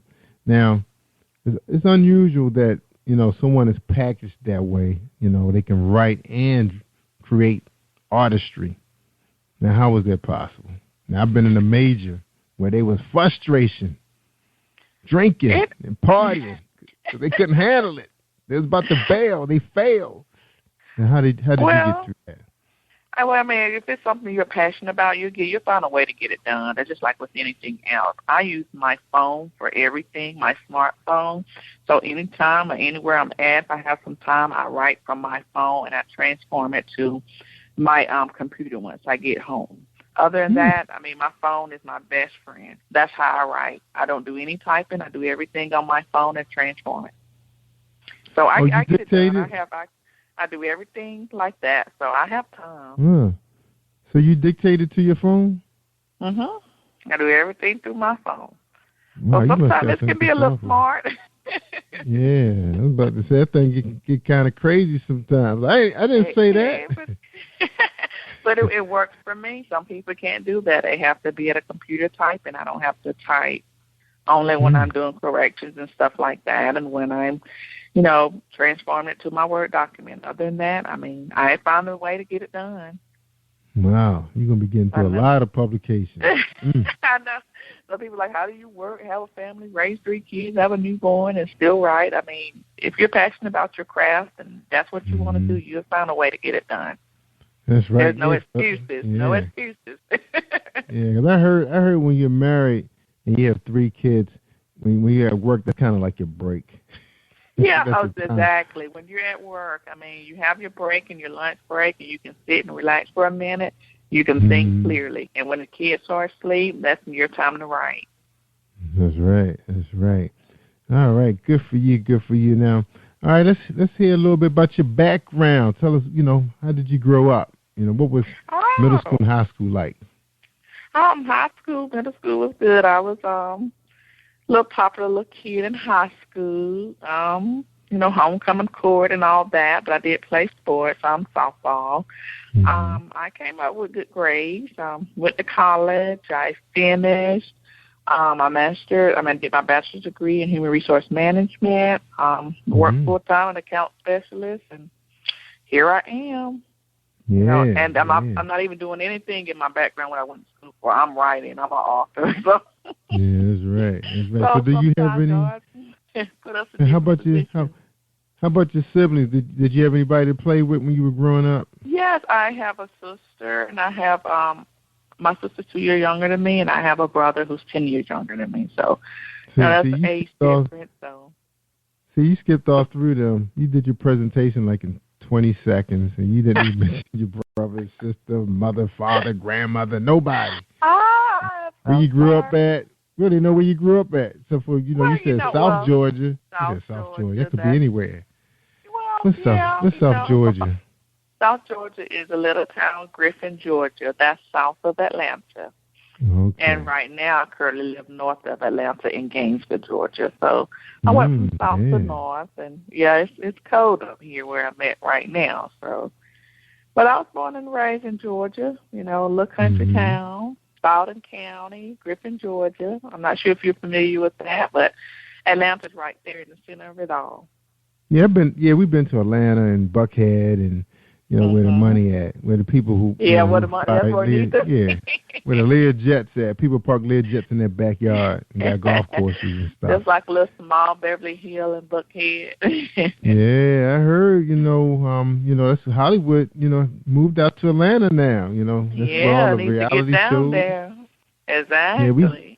We see your little reality shows. We see what's going on. Little Ritzy restaurant. Stuff, I guess that's dressed what up. Yeah, that's what we need to get to. But we're doing what we're supposed to do. So that's right. Get where we need to go. Yeah, that's right. Now, would you say North Georgia? It's kind of like moving on up, like the Jeffersons. I'm not gonna say moving on up, but for me, it's moving on up. I actually, when I was in school, I knew I didn't want to stay in Griffin, Georgia, so I want to. Move a little from there. So North Georgia to me is okay. I like where I'm at. So I actually met my husband in college. We went to the same college, so I met him, and he actually from here. So I moved here about 15 years ago. So this is home now. So that's right. So what was it like in the household? What did you guys do to entertain yourselves? Did you guys have like a farm, or was it just I don't know. Griffin. We didn't have a farm in Griffin, what we do for fun, just normal kid stuff, school projects and, little groups and stuff and clubs. Other than that, my mom worked full-time, my dad worked full-time, and, we just did normal stuff. Other than that, I did work while I was in school, so I worked when I was 15 and still kept my grades up. So other than that, I was trying to make money at an early age. I didn't have to, but that's what I wanted to do. Yeah, see, Griffin sounded like that was named after the mayor or somebody. Was that named after the mayor? No, Griffin just like a little. You're gonna have to look it up. You have to look up Griffin, Georgia. So, I'm gonna Google it, and I'm gonna Google it too. I'm gonna look for like exactly right where you grew up at. Yes, exactly. Right now the crime rate, if you look, is awful. They're having so many gangs down there, so it's just scary. Every week you hear about somebody getting shot. I don't know where that comes from. I guess kids doesn't appreciate life right now. You know, human life doesn't matter at this point. So it's all young kids and gangs. So that's all you hear about right now. I never in a million years you would have thought that. So. Cause see, I remember too. You know, growing up, like you know, the eastern part of Maryland is kind of like like the south, like Virginia and them places, Carolina, and the kids really didn't have a whole lot to do. You had to be real creative. Like I remember my uncles and them, they had like everybody had a band or they had a DJ group. So they spent most of their weekends practicing for gigs. So but during the week, they all had jobs like, farming, cleaning, janitorial work. Like, cause my grandfather had a janitorial business. I remember they used to go around cleaning different nurseries. That's what they call daycare centers down there. So they were busy, by the time they did their homework and had to do those things, then chores, take care of the farm animals, their day was done. But for the boys who didn't have all of that, they didn't have much. They thinking about, who house they going to break in when those people leave. They could be their neighbor. They didn't care. So you be hearing dumb crime. It'd be dumb crimes. Then drugs. It was a lot of drugs. You can just pull right up and you see the man sitting right there. The guy with the Mercedes is obvious. He's the guy. Everybody else driving, riding bikes. Yeah, that is sad. You have that, but luckily, I didn't grow up like that. I mean, like I said, there's crime and drugs everywhere, but the way it is now is so different. Yeah, it's prevalent in the low income areas. That's how they survive. Because nobody else can get no job. And then when you have kids of your own, it's just so scary. So you try not to bring them up like that, but you want to teach them about life as well, and you want to keep it 100 with your kids as well, too, about what's going on in the street. Yeah, I know. We can look at that movie that was called The Snow and the Drifts or something like The Snow and the Bluffs. Yeah. They can look at that. I thought that thing was real. I was like, is this real? I had to call my son up. I said, Brandon, is this real? God. I know, so it's life though. It's life. I know. That was scary. And I've worked in the hood, but I don't remember being like that. It's like me either. Yeah, I said you kill people you know.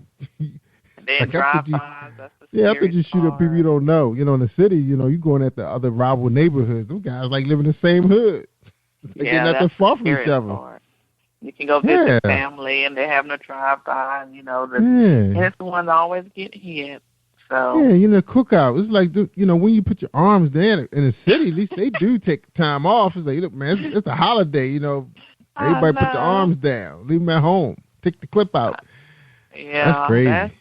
That's the way it is, though. Some people just put their energy into something else, you just never know what you get. People don't have time. They want to stay on a corner, shoot, and sell drugs. There's so much potential out here for everybody, I think. There's something for everybody. So. That's right. Now, what's the ages of your kids? What are their ages? My daughter is 15 years old. I have a son who's 2. Me and my husband started all over once we went back to school, finished, and did everything else. And I just had a newborn who's 2 years old, and I'm still working. Wow. Well, not working, but, trying to still promote my stuff. I'm okay, but I have a 2-week-old, a 2-year-old, and a 15-year-old. So you actually, so you working from home right now? You off from your other job? I'm actually, on maternity leave. As far as my book and stuff, I'm still doing stuff like that, setting up book tours, and just doing stuff like that, just to get everything out there. And right now I feel like I know. Get an agent to do all this stuff for you. That's what they for, public relations. Pretty good. Yeah, and he's actually pretty good with doing a lot of stuff like that too. He's actually doing a couple of things, but I set up a lot of stuff with him. You need to call this person. You need to call that. I just like to have my hand in everything just to make sure stuff get done. Because if it don't get done, you'll be pissed off, and you'll be like, if you want something done, you do it yourself. So you know how that goes. Yeah, but other than that, I'm still just, I'm pretty much getting there. So I'm almost 100%, and I'm pretty good. So I'm ready to get back out there and stuff, which I know I'm taking time and stuff because it's a big snowstorm up here, and the weather's awful too. So. Oh, you guys getting a snowstorm? Because we got some crazy. We had a flash. We had a flash storm, but we did get something over the weekend. Gave us a day off on Tuesday, so we actually had a 4-day weekend. So that was hot. See, the kids been out of school, and I think they're going back tomorrow, but more weather's coming in tomorrow too. So it's just like awful and stuff. So everybody's running out here trying to make sure they got everything and. Power's been out everywhere all week, and some people just now get their power back. So you guys have to make sure y'all have, so you guys got to have like wood burning fireplaces and stuff like that. Yes, and then when you run out of wood, you got to figure out what you're going to do, and then they got a newborn, so it's like, oh crap, but luckily we was, our power wasn't out like the other ones, just a couple of hours, so we was one of the lucky ones, so I'm grateful for that with a newborn and stuff. Because y'all lines don't run on the ground. So y'all don't y'all let the lines down on the ground? No. See, in the cities, the new development areas, that's like suburban, they run our power lines underground. So no, they just, everything just kind of worked out. But a lot of people, I guess there was ice everywhere, and the power lines and everything down. We haven't had no really bad ice storms in a couple of years now. Mostly the blizzards. Coming from the Midwest, that's what's really hit us hard. But I understand what you're going through. I mean, it's not over yet. Everybody's not out of the woods. When it's coming from the south, ready for some spring weather right about now. Then when it gets too hot, we'll be complaining about that. Yeah, because it get hot down there. I remember, y'all get them thunderstorms and heat index is crazy. Georgia weather is crazy. 1 minute is summertime, next is wintertime, spring. You get all the seasons in 1 week. It's kind of like Long Island because my grandmother, owned a home up in Long Island. I remember that it's really cool at night because of the water, but during the day it's like sizzling hot. Like you can see the steam coming off the street. It's so hot. But Long Island sounds like a nice place to visit. Oh, yeah, really nice, really nice. A lot of mixture, different cultures and everything. A lot of different people, because a lot of people come there from the foreign countries who specialize in, in medicine and nursing. So that's always the first stop, or those type of, because they have really big hospitals. Okay. Yeah, and that's where you go to get trained, because I think that's where my grandmother left Virginia, her and her sister, too, get trained in nursing, and that's where they retired at a hospital. That's where they retired. Okay. Get them good benefits. Cool. Yeah. I think they actually live across the street from a hospital. Wow, they don't have no excuse not to go to work. I know. I mean, but they retired now. They're in the 90s now, so I don't know why they want to cross the street from a hospital. Yeah, that's crazy. Well, I mean, shoot, I guess that's easy to get to work, too. So they don't come to work, somebody can go over there and check. That's right. All right, we talking to Bianca Harrison.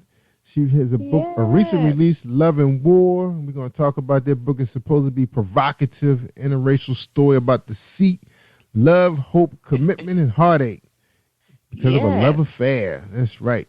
And people doing that stuff still, too, man. You encouraging it in this book? I'm not encouraging. It's all my books are so diverse and it's so different. Each one of my books are different, and this one's totally different, and it talks about illness and just things that happen in life. Yeah, life. Okay. All right, I'm not gonna beat you up about that. All right, let's take a break. With the territory. Yeah, I understand. People like reading that stuff, so they know how to do it right. All right, let's take a break. When we come back, we're going to talk about Love and War. So we're talking to Bianca Harrison. Hold tight, everybody, for a 60-second break. Hi, I am recording artist Marilyn Dunn from St. Louis, Missouri. If you are looking for some soul-stirring, anointed, spiritual, and heartfelt music.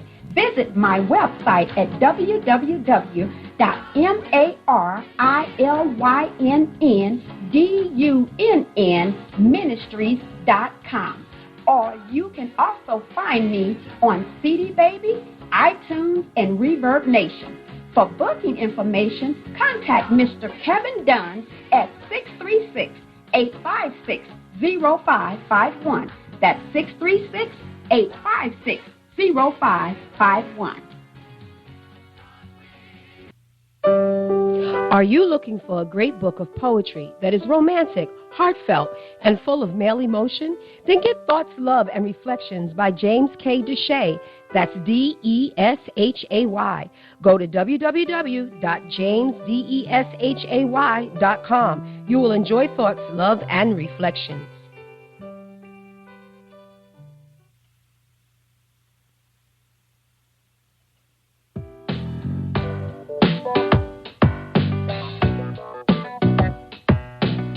Hey everyone, this is Tanika Gonzalez, spoken word poet. Whenever I'm online, I'm always listening to Jerry Royce Live. You can find Jerry on www.spreaker.com. Positive Power 21.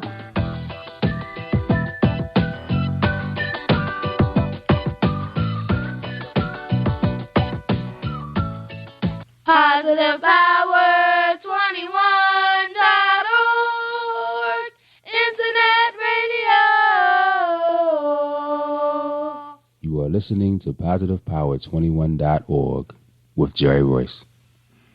All right. Thank you, family. We appreciate the intro. Love and War. Love and War. What's the deal with that? Love and War. What's the deal with that? Oh, Love and War. No, Love and War is totally an interracial book for me. It's an interracial romance novel, women fiction. So much diversity in this book as far as the other books that I've written. This one just goes with a woman whose heart's been broken, found out her husband's cheating on her just to see her. And, the only thing about it, she does not ask for a divorce. She doesn't believe in divorce, but he does. And the same day that he's asking her for a divorce is the same day she comes with him about her illness. But she has to make a choice. Should she tell him about her illness or should she keep it to herself? So, you have to play it, how it goes. Yes, that's Ava and Ryan, the couple that's having a problem. Yeah. All right. And Ryan, he has another woman. Yeah, another woman. Yeah, when you always think the grass is green on the other side, and you finally come to your senses and you find out it's not, but you got to figure out, is it too late, though? Yeah. You get all this dirt, and you got your idea, you're so perfect, you picture perfect family, and then you come here, and then you come with this side chick, and, it's not what it is, and your wife is sick, but you don't know that she's sick. So there's a lot of, with their characters and Ava's friends, there's a lot of, to me, it's showing you that you can laugh, you can cry, you can have heartache and pain. All this is in one book. You may laugh, you're going to cry, I've heard it all.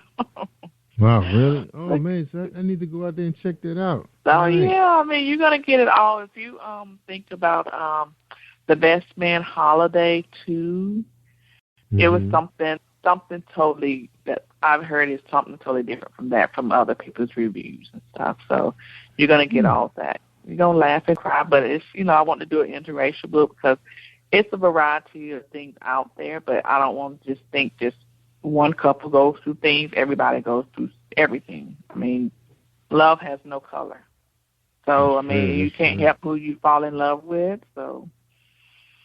So you have experience. So you have you had some experience to write this book, or just research? No, I didn't. I had an idea, and it just came with that, the characters, and and when I write, I just write. So whatever comes to mind, I try to do an outline, but sometimes I don't even go with the outline. When I write, I just write. and everything just comes together, you know. Yeah. You know, like, oh, why did I let her do that? Why did I let her do that? I can't believe she did that. You know, you just write, and as an author, you just write. Yeah, I was going to ask you, you know, what's your style? You know, how, you know, what happens? Do you develop your characters first, or you just let them just? Well, yeah, I do develop my characters, and I do try to do an outline. And sometimes I stick with it, and sometimes I go off course and just, like I say, just write. And that's just, I mean, this comes with the territory because you put everything else in there. And you're like, oh, gosh, I can't believe I let that character do that. But, you know, like I say, this book was totally, it was easy to write because everything just came together. It was so easy to write. I just finished my third book, so it was just like, oh, gosh. It took me, I feel like it took me the longest. I don't know if it's because I was pregnant, but my sister was reading and everything. She's like, oh, my God, I think this is my best book. So you just never know. Whatever takes you the longest versus what's easy. So you just write. Because normally I can write a book so quickly, but with me being pregnant the last couple of months, it took me the longest to write that. I guess I was tired too, but I did get it done. But Love and War is you know, it's just a story because she's caught in between her love for her husband and fighting a battle with trying to keep him too, and the battle with the illness that she's obtained. So she's dealing with a lot. She's a best-selling author, and her husband's, you know, flaunting his mistress, and you know, but she's not giving up on her marriage because she doesn't believe in that. So that's why, like, there's a lot of stuff to learn in this book. I even had males that read the book, and he's like, oh my gosh, you know, the way the characters was written, and you know, so you have to check it out when you get a moment. You have to check it out. I don't think you'd be disappointed. That's right. Yeah, you guys send me something so I can flash it up on my YouTube show. I will. I really will. Now, is that a hardback? I mean, what is that? I know you got the downloads, the Kindle download. Are these books available in paperback? Yes, they are. And I do a lot of book tours and do a lot of book events. And I do, you know, sell them there and stuff too. So they are in paperback as well. And I like to do that because I have a lot of people that read and they prefer the book than an ebook. That's right. I have a lot of people that still prefer the book. Yes. And for me, I prefer a book as well. It just seems like it takes me forever to read it on my Kindle. I don't know why. I get through them quicker. I get through them quicker. I be reading several. Yeah, it's just that I read a few of them at the same time, and then I'm like, oh God, it just feels like it takes me forever. I get through them quicker because I stay on the computer. Oh gosh, I guess I'm so used to a book that I prefer a book. Mm-hmm. But I read it on Kindle. Yeah, I love it on my tablet, my phone. I can read while I'm walking. Now, Bianca, how long you been writing? You know, been a fictional author? I've written a couple of years. I think I started writing in 2008, and for some reason I first wrote my first book, Someone to Call My Own. I think I picked it back up. I wrote it in 2008, put it down. You know how you get that, who's going to read this book? And, you know, not having faith in myself enough to finish it. So 2012, I think I finished the book in 2013. I'm like, no, not me and my husband talked, okay, you know, you never know who's going to read it or until you put it out there. You got to have faith in yourself. Right. So that's what I did. And then after that, you know, I just had so many good response from people. So it just keeps me, you know, motivated and keep pushing because I'm like, okay, I got my craft. I know what I like to do, you know, building characters. It was just up to me to get it out there. So I read a lot, too. So after being an avid reader, I came up with characters. Like, I can write my own book, and that's how I started writing. Yeah, that's how I get started. That's right. Hobby is like a hobby, and then you made it your own. Yeah, so like 2013, it just became my profession. Like, okay, I've written 2 books and a couple of months after that. So just writing, it just became my profession. So, you know, I'm still working, still trying to get myself out there. You know, just never know. So, you know, I'm sorry, go ahead. I was going to say, so how's your fan base, you know? How your fans love you? So far, so good. I'm actually still building that. I do have a lot of people actually promoting and advertising for me as well. So far, so good. I'm still building it as well, though. Yeah, because I'm looking at your reviews. Now your old school fans, they're gonna be there for you no matter what. It's like just like Prince. You know, Prince fans.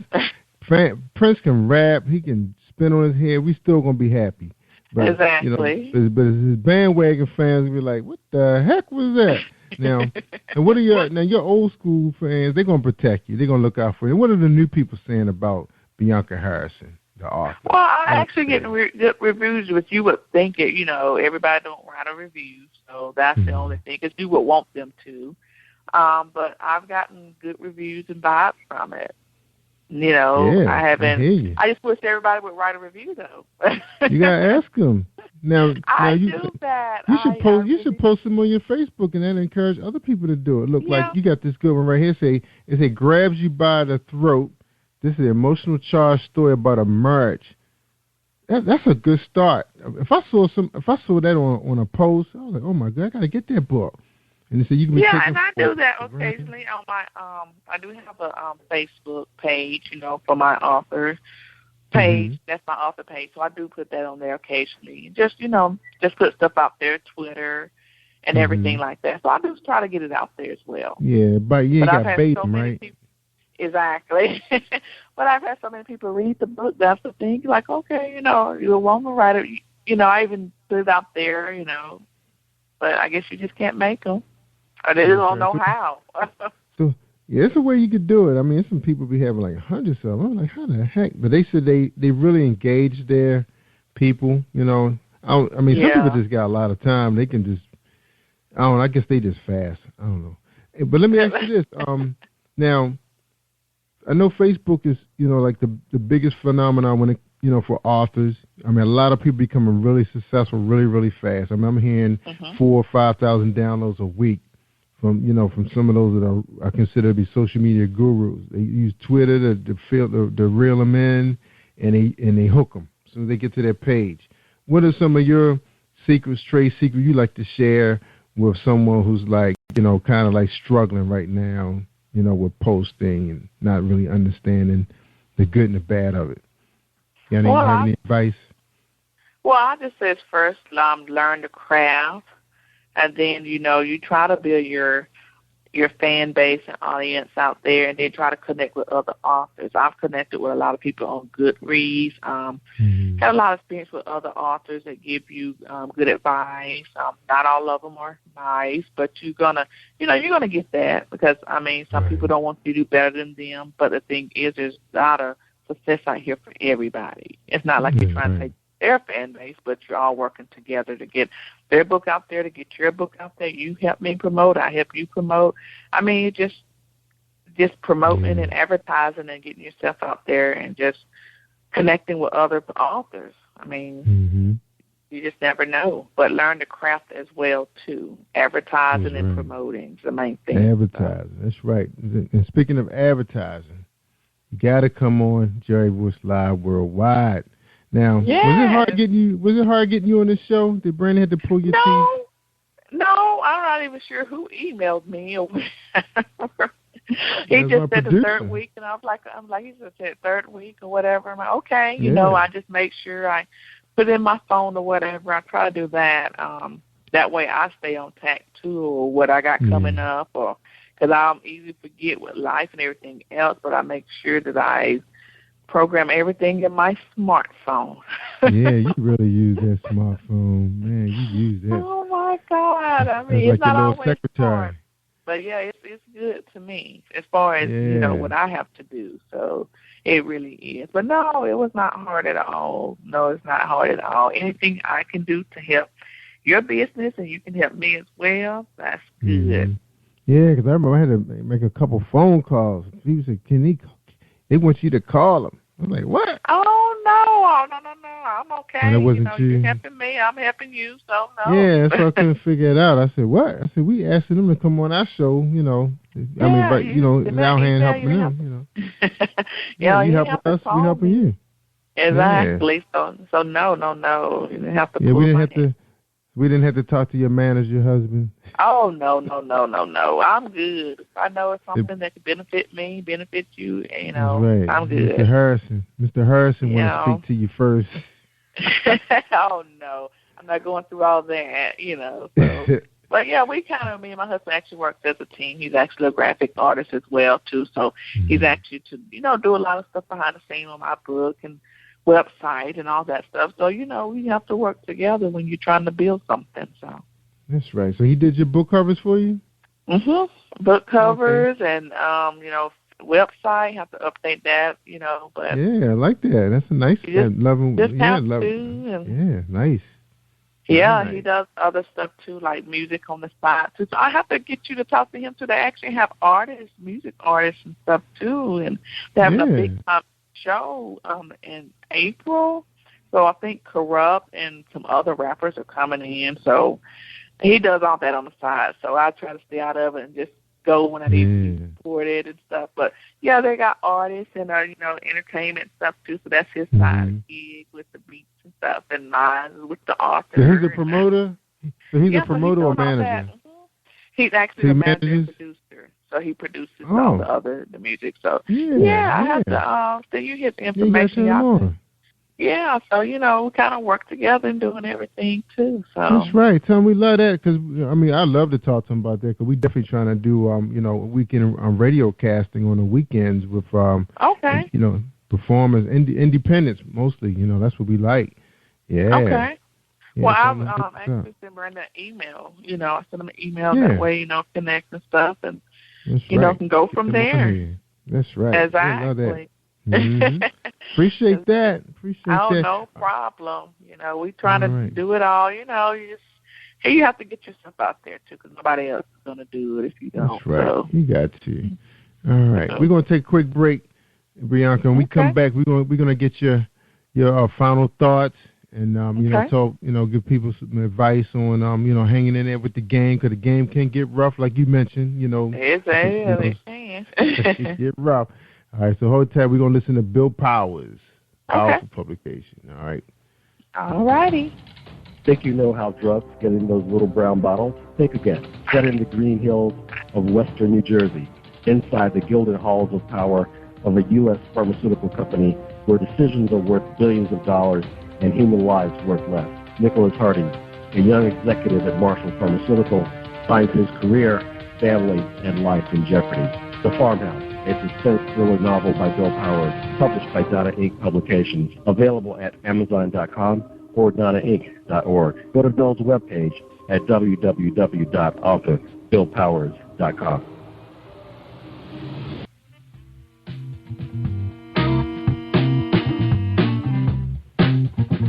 Are you an avid reader of urban fiction, looking for drama, suspense, and more? Readswell Publishing is dedicated to bringing the world's best literature to our readers. Urban fiction, erotica, sci-fi, mainstream fiction, and children's literature are just some of the genres produced by our diversified family of authors. You can reach us on Facebook, Twitter, Instagram, and at our website, www.readswellpublishing.com.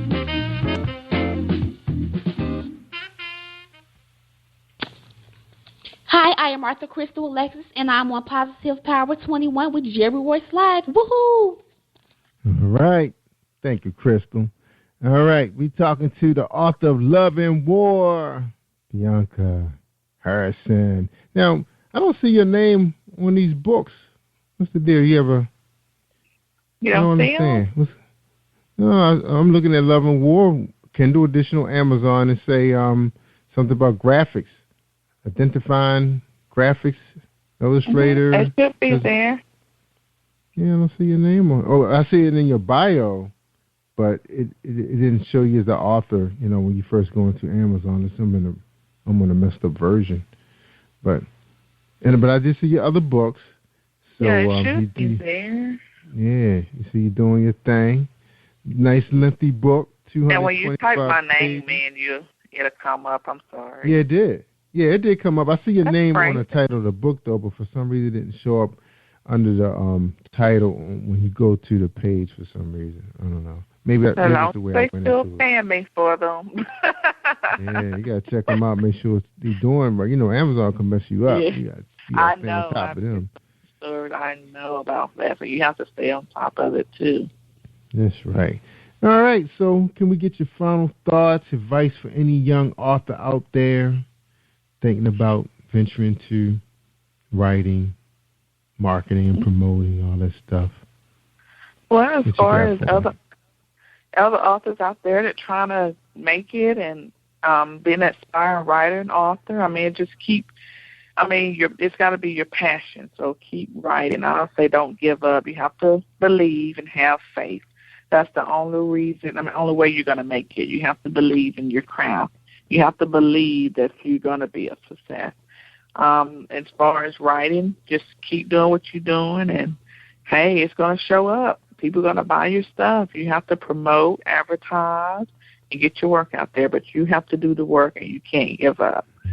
I mean, you just have to. You got to have faith. Nothing's going to be easy. That's just like, something major happening overnight. It's not going to be easy. Sometimes you may stumble, but you got to stand up and keep walking. So that's right. All right.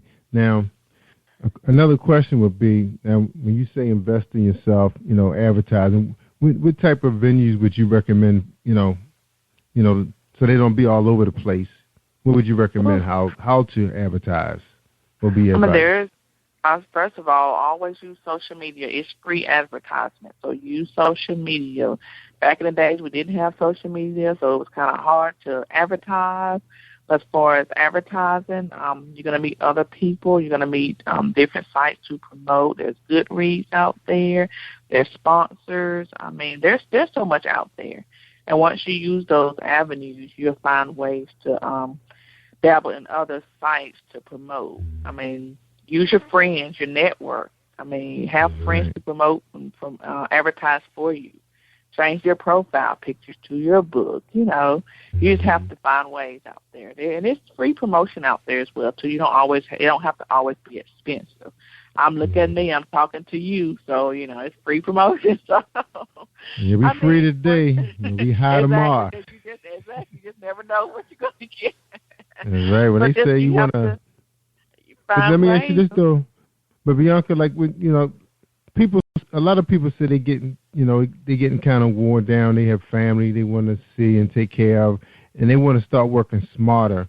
If they had to work smarter in promotion, because social media is tough work. I know people say they post 200 something a day. It is, unless you can pay somebody to do it for you. It's right, not a lot of them do. And then sometimes you may see a significant number of sales, and sometimes you may not. So you have to just find other streamers for just using Facebook and postings and stuff.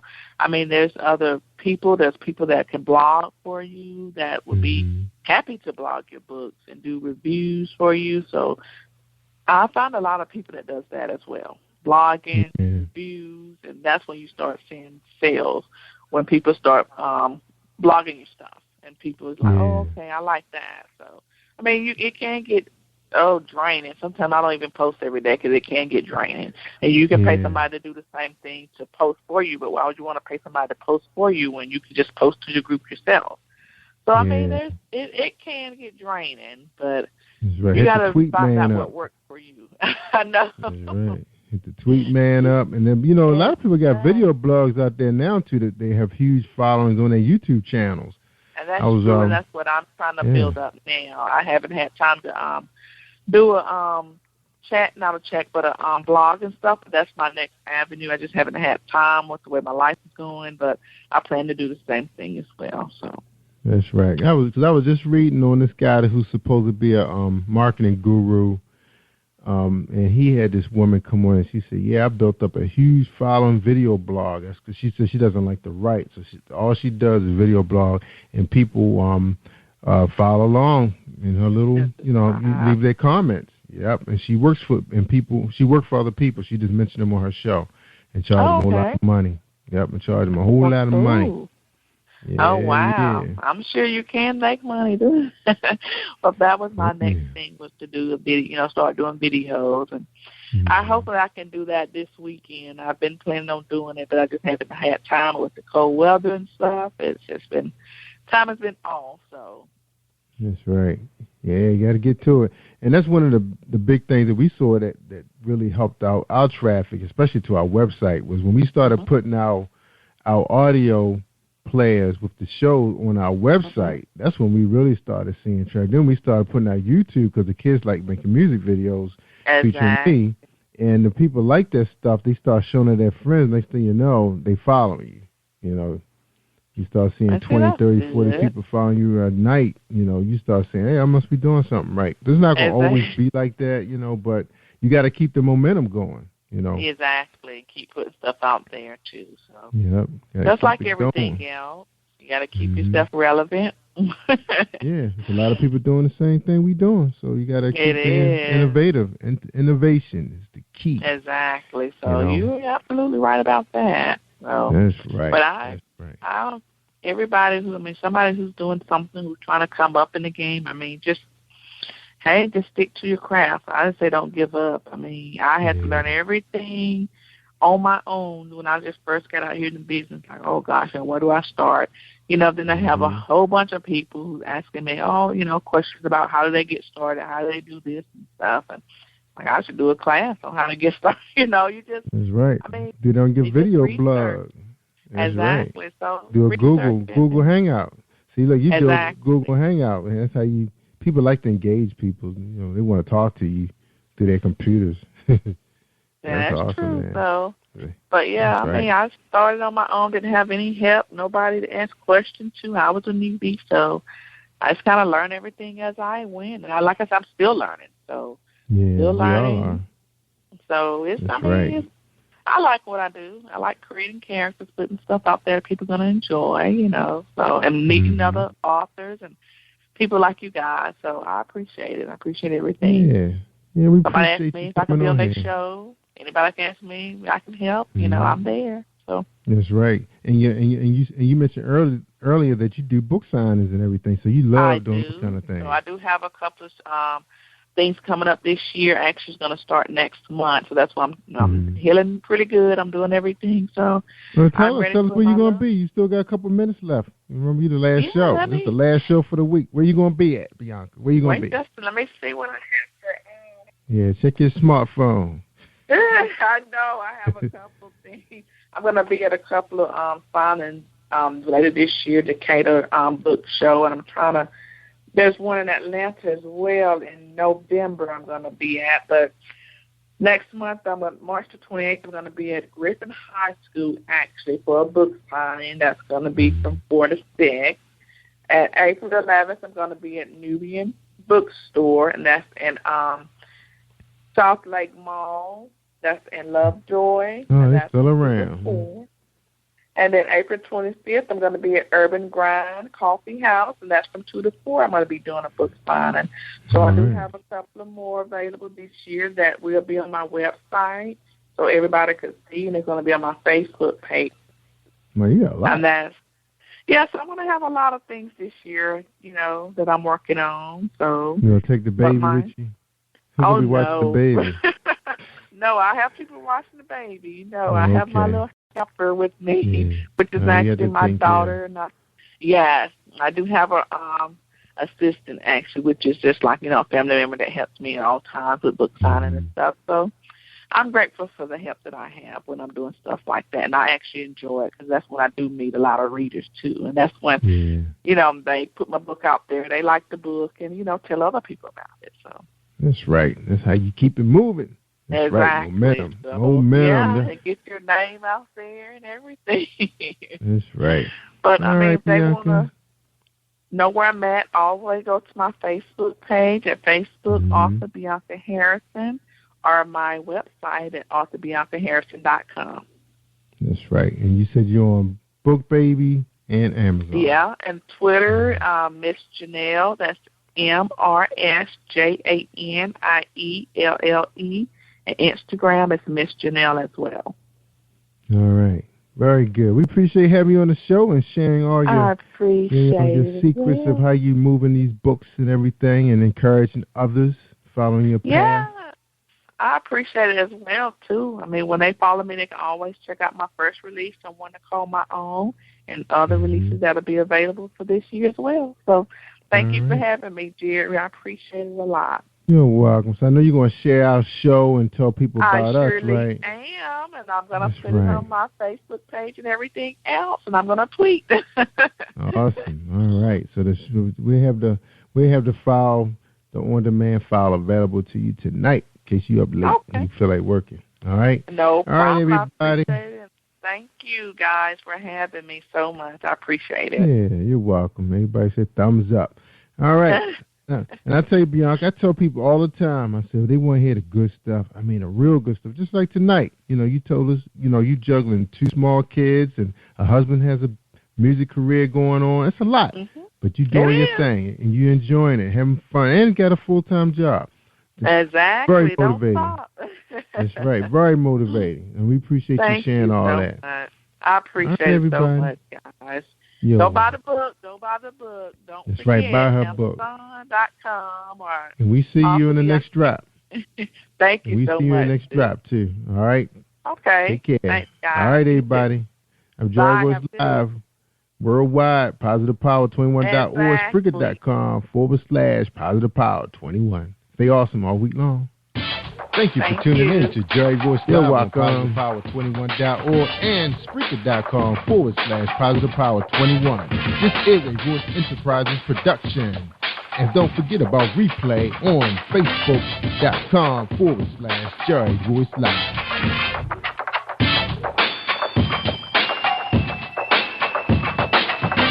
All right, everybody, don't forget to share. Good night. Hi, I am recording artist Marilyn Dunn from St. Louis, Missouri. If you are looking for some soul-stirring, anointed, spiritual, and heartfelt music, visit my website at www.marilyndunnministries.com. Or you can also find me on CD Baby, iTunes, and Reverb Nation. For booking information, contact Mr. Kevin Dunn at 636-856-0551. That's 636-856-0551. Hi, this is Angel Sessions. On February 23rd, 8 o'clock Eastern Standard Time, 5 o'clock Pacific Standard Time, I will be live on Jerry Rose Live Radio. I will be discussing my new album and my new single coming in February. Stay tuned, and I'll see you there. Hey, what's going on, family? This is Eric A. Terry Sr., author of Real Talk, The Making of a Man, and I'm on Jerry Royce Live worldwide. You are listening to PositivePower21.org with Jerry Royce.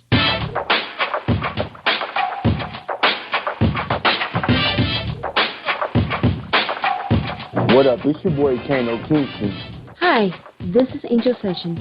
Hey, this is Pat. Hi, I'm Teresa Cowell. Hi, Jerry. This is Ira Sandra Carter. Hi, this is Phil Powers. Hello, this is Teresa Bobby with Jerry Royce Live.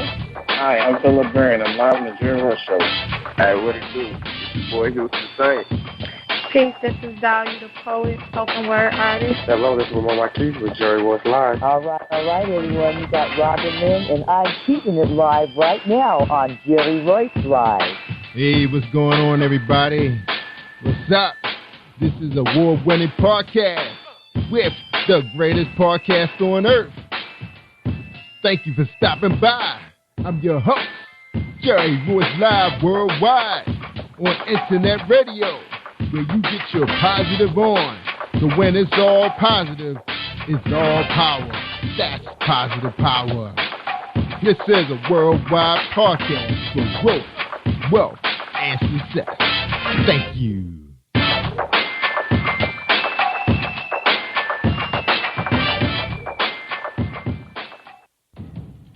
Think you know how drugs get in those little brown bottles? Think again. Set in the green hills of western New Jersey, inside the gilded halls of power of a U.S. pharmaceutical company where decisions are worth billions of dollars and human lives worth less. Nicholas Harding, a young executive at Marshall Pharmaceutical, finds his career, family, and life in jeopardy. The Farmhouse, a suspense thriller novel by Bill Powers, published by Donna Inc. Publications, available at Amazon.com or DonnaInc.org. Go to Bill's webpage at www.authorBillPowers.com. Are you looking for the next great read? a book filled with love, passion, betrayal, and intrigue. The award-winning novel, Season of Change, by Tamika Patrice Kane, is sure to satisfy your literary sweet tooth. Check out this must-read book reviewers are calling uplifting and emotional. And exceptionally great read, deeply intense and thought-provoking. Order your copy today, available in paperback and ebook on Amazon.com or at www.tamikapatrice.com. Are you an author looking for promotional services or a reader looking for a great read at low prices? In this competitive world of books, Writing Royalty Promotions is dedicated to bringing authors and readers together to build a greater respect for literature through our various promotional services and online bookstore. So head over to WritingRoyaltyPromotions.com and check us out.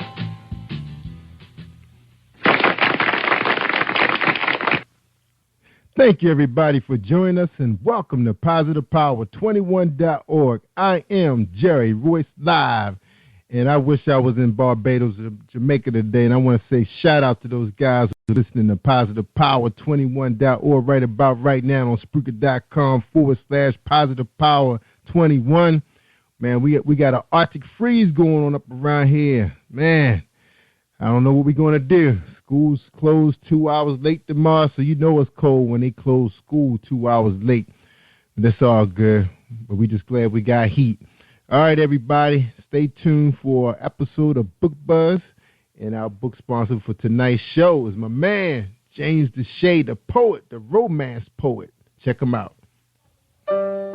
Are you looking for a great book of poetry that is romantic, heartfelt, and full of male emotion? Then get Thoughts, Love, and Reflections by James K. Deshay. That's Deshay. Go to www.jamesdeshay.com. You will enjoy Thoughts, Love, and Reflections. Yeah. Appreciate that, James Deshay. Anytime you guys want to sponsor, get some exposure. Remember, we are streaming live in Barbados, Jamaica, Canada, Spain, Germany, UK, you name it. 12 countries going strong. Every day we broadcasting 15 hours on the stream, on demand, 24/7. So you want to get exposure for your product, your book, or your MP3, come to us. That's right. We do it right here. All right, y'all. I want y'all to hold tight for this presentation. Today being featured on our show is Eric A. Terry, Sr., author of a book called Real Talk, Making of a Man. Stay tuned for his presentation. One moment. This is a presentation for Eric A. Terry, Sr. and Jerry Royce Live worldwide. A native of Chattanooga, Tennessee, Eric A. Terry, Sr. is an author, certified marriage coach, and relationship specialist. While he is also known throughout the Southeast as a dynamic singer and a worship leader, Eric is also an ordained minister of over 20 years. He was licensed in Nashville, Tennessee under Dr. H. Bruce Maxwell at the Lake Providence Baptist Church in 1995. Eric and his beautiful bride, Lady Deborah, are the owners of Real Talk Consulting, a multi-service firm that focuses on building and maintaining healthy relationships. Real Talk was developed in early 2012 when Eric began posting relationship advice on his personal Facebook page.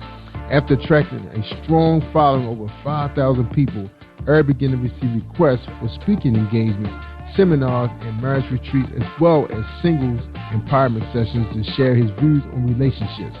In this time, they have impacted the lives of hundreds of couples and individuals seeking God's original design for their relationship. Eric and Deborah truly have a heart for marriage, and it's through the transparency of their own lives that they provide individuals, couples, and teens with the tools necessary to build and maintain a healthy relationship. Ladies and gentlemen, I hope you enjoy this presentation. I present to you Eric A. Terry Sr. on Jerry Royce Live worldwide on PositivePower21.org, the radio network. Thank you. All right. Mr. Terry, welcome to Positive Power. How you doing, sir? I'm doing well, sir. Thanks so much for having me. We appreciate it. Hey, man, my pleasure, man. Glad to have you. And the first question is, who is Eric A. Terry Sr., the author? Oh man, I'm a born and raised in Chattanooga, Tennessee. As the bio said, my father, Jerry Terry, is a pastor here, and I have been in ministry and involved in church most of my life. Over the last few years, God has really shifted some things for me and had me really focus on relationships and focus on mainly marriage, but for singles and also for couples as well. But my biggest takeaway, I guess, from life and as far as who I am, I'm a father, I'm a husband. I have 4 beautiful kids that range in age from 26 to 16. Wow. So my wife Deborah and I, basically we use our marriage as a ministry and a business to help others. So we really take this thing seriously, man. It's been a real blessing to be able to do it. Yeah, see, man, you got 5,000 followers. I guess they just want to check y'all out, see how long you're gonna last. You know how people are. Yeah, absolutely. That's a blessing, though, man. It's like a window to your life, man. That's all right, man. Now, I was telling you early before we got started, I said my Marylanders, man, they like to get to know you. You know, we got a little South in us, too, because a lot of us come from the Virginia area, and, that's considered really South for people living in Maryland, especially if you're in New York and you come from Virginia, but you're not trying to act like it. But, we like to get to know you before we spend some money on you. That's how we are. So, man, tell us, man, how, you told us you was in the church all your life, so pretty much, what was life like, growing up, man, in a Tarek household, man? Tell us about that. Yeah, man, a lot of people think that, I guess, because my father was a pastor, they thought, oh, man, y'all was in church all the time, didn't do anything, didn't have fun. And that was, far from the truth, man. My father was a very balanced man. So we knew about church, we knew about God, but we lived life. And we had fun, we went to parties, we did the same thing our friends did. My father just gave us a balance with it by helping us to understand the role of the Christianity, the role of the relationship as far as religion, and as well as, just living everyday life. So, man, I give people the illustration, man. My house was the lower class version of the Huxtables. We didn't have the money. We didn't have the money the Huxtables had, man, but we had the love. We had the family. So you guys used to, yeah. So that means you guys didn't have the pretty sweaters on. And, no, man. No, we couldn't afford the sweaters now. Now I know y'all gave mom and pops a good show now and then, though, during the holidays, though, because I knew you had a couple brothers and sisters. I did. I have 2 brothers, 2 older brothers, and we all. And it's funny. My family's a musical family, man. Everybody sings, plays an instrument. Everybody except my oldest brother. My oldest brother, kid, I love him dearly, but that brother, I know that he glued it to his back. So yeah, man. So we had a lot of fun growing up. We had a great childhood. My parents always talk about how they wish they could have done more for us, and I always look at them and we're like, man, we had a ball. Our childhood was amazing. So, and all of that, man, it was one of those things where I was growing up as the younger kid. I was the youngest of 3 boys, and my brothers, to just kind of give you some dynamic, my brothers were both very athletic. These two, my oldest brother ran cross country. He ran track. My middle brother played baseball, basketball, football, you name it. And they were good at all of them.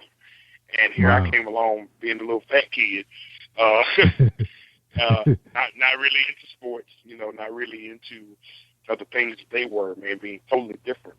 But but we found our way. And that's part of the things that I talk about in the book is how I got out from under their shadows.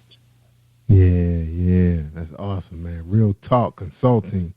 That's right. That's helping people out. Multi-service firm. I thought I threw that in there. Absolutely. Man, that is.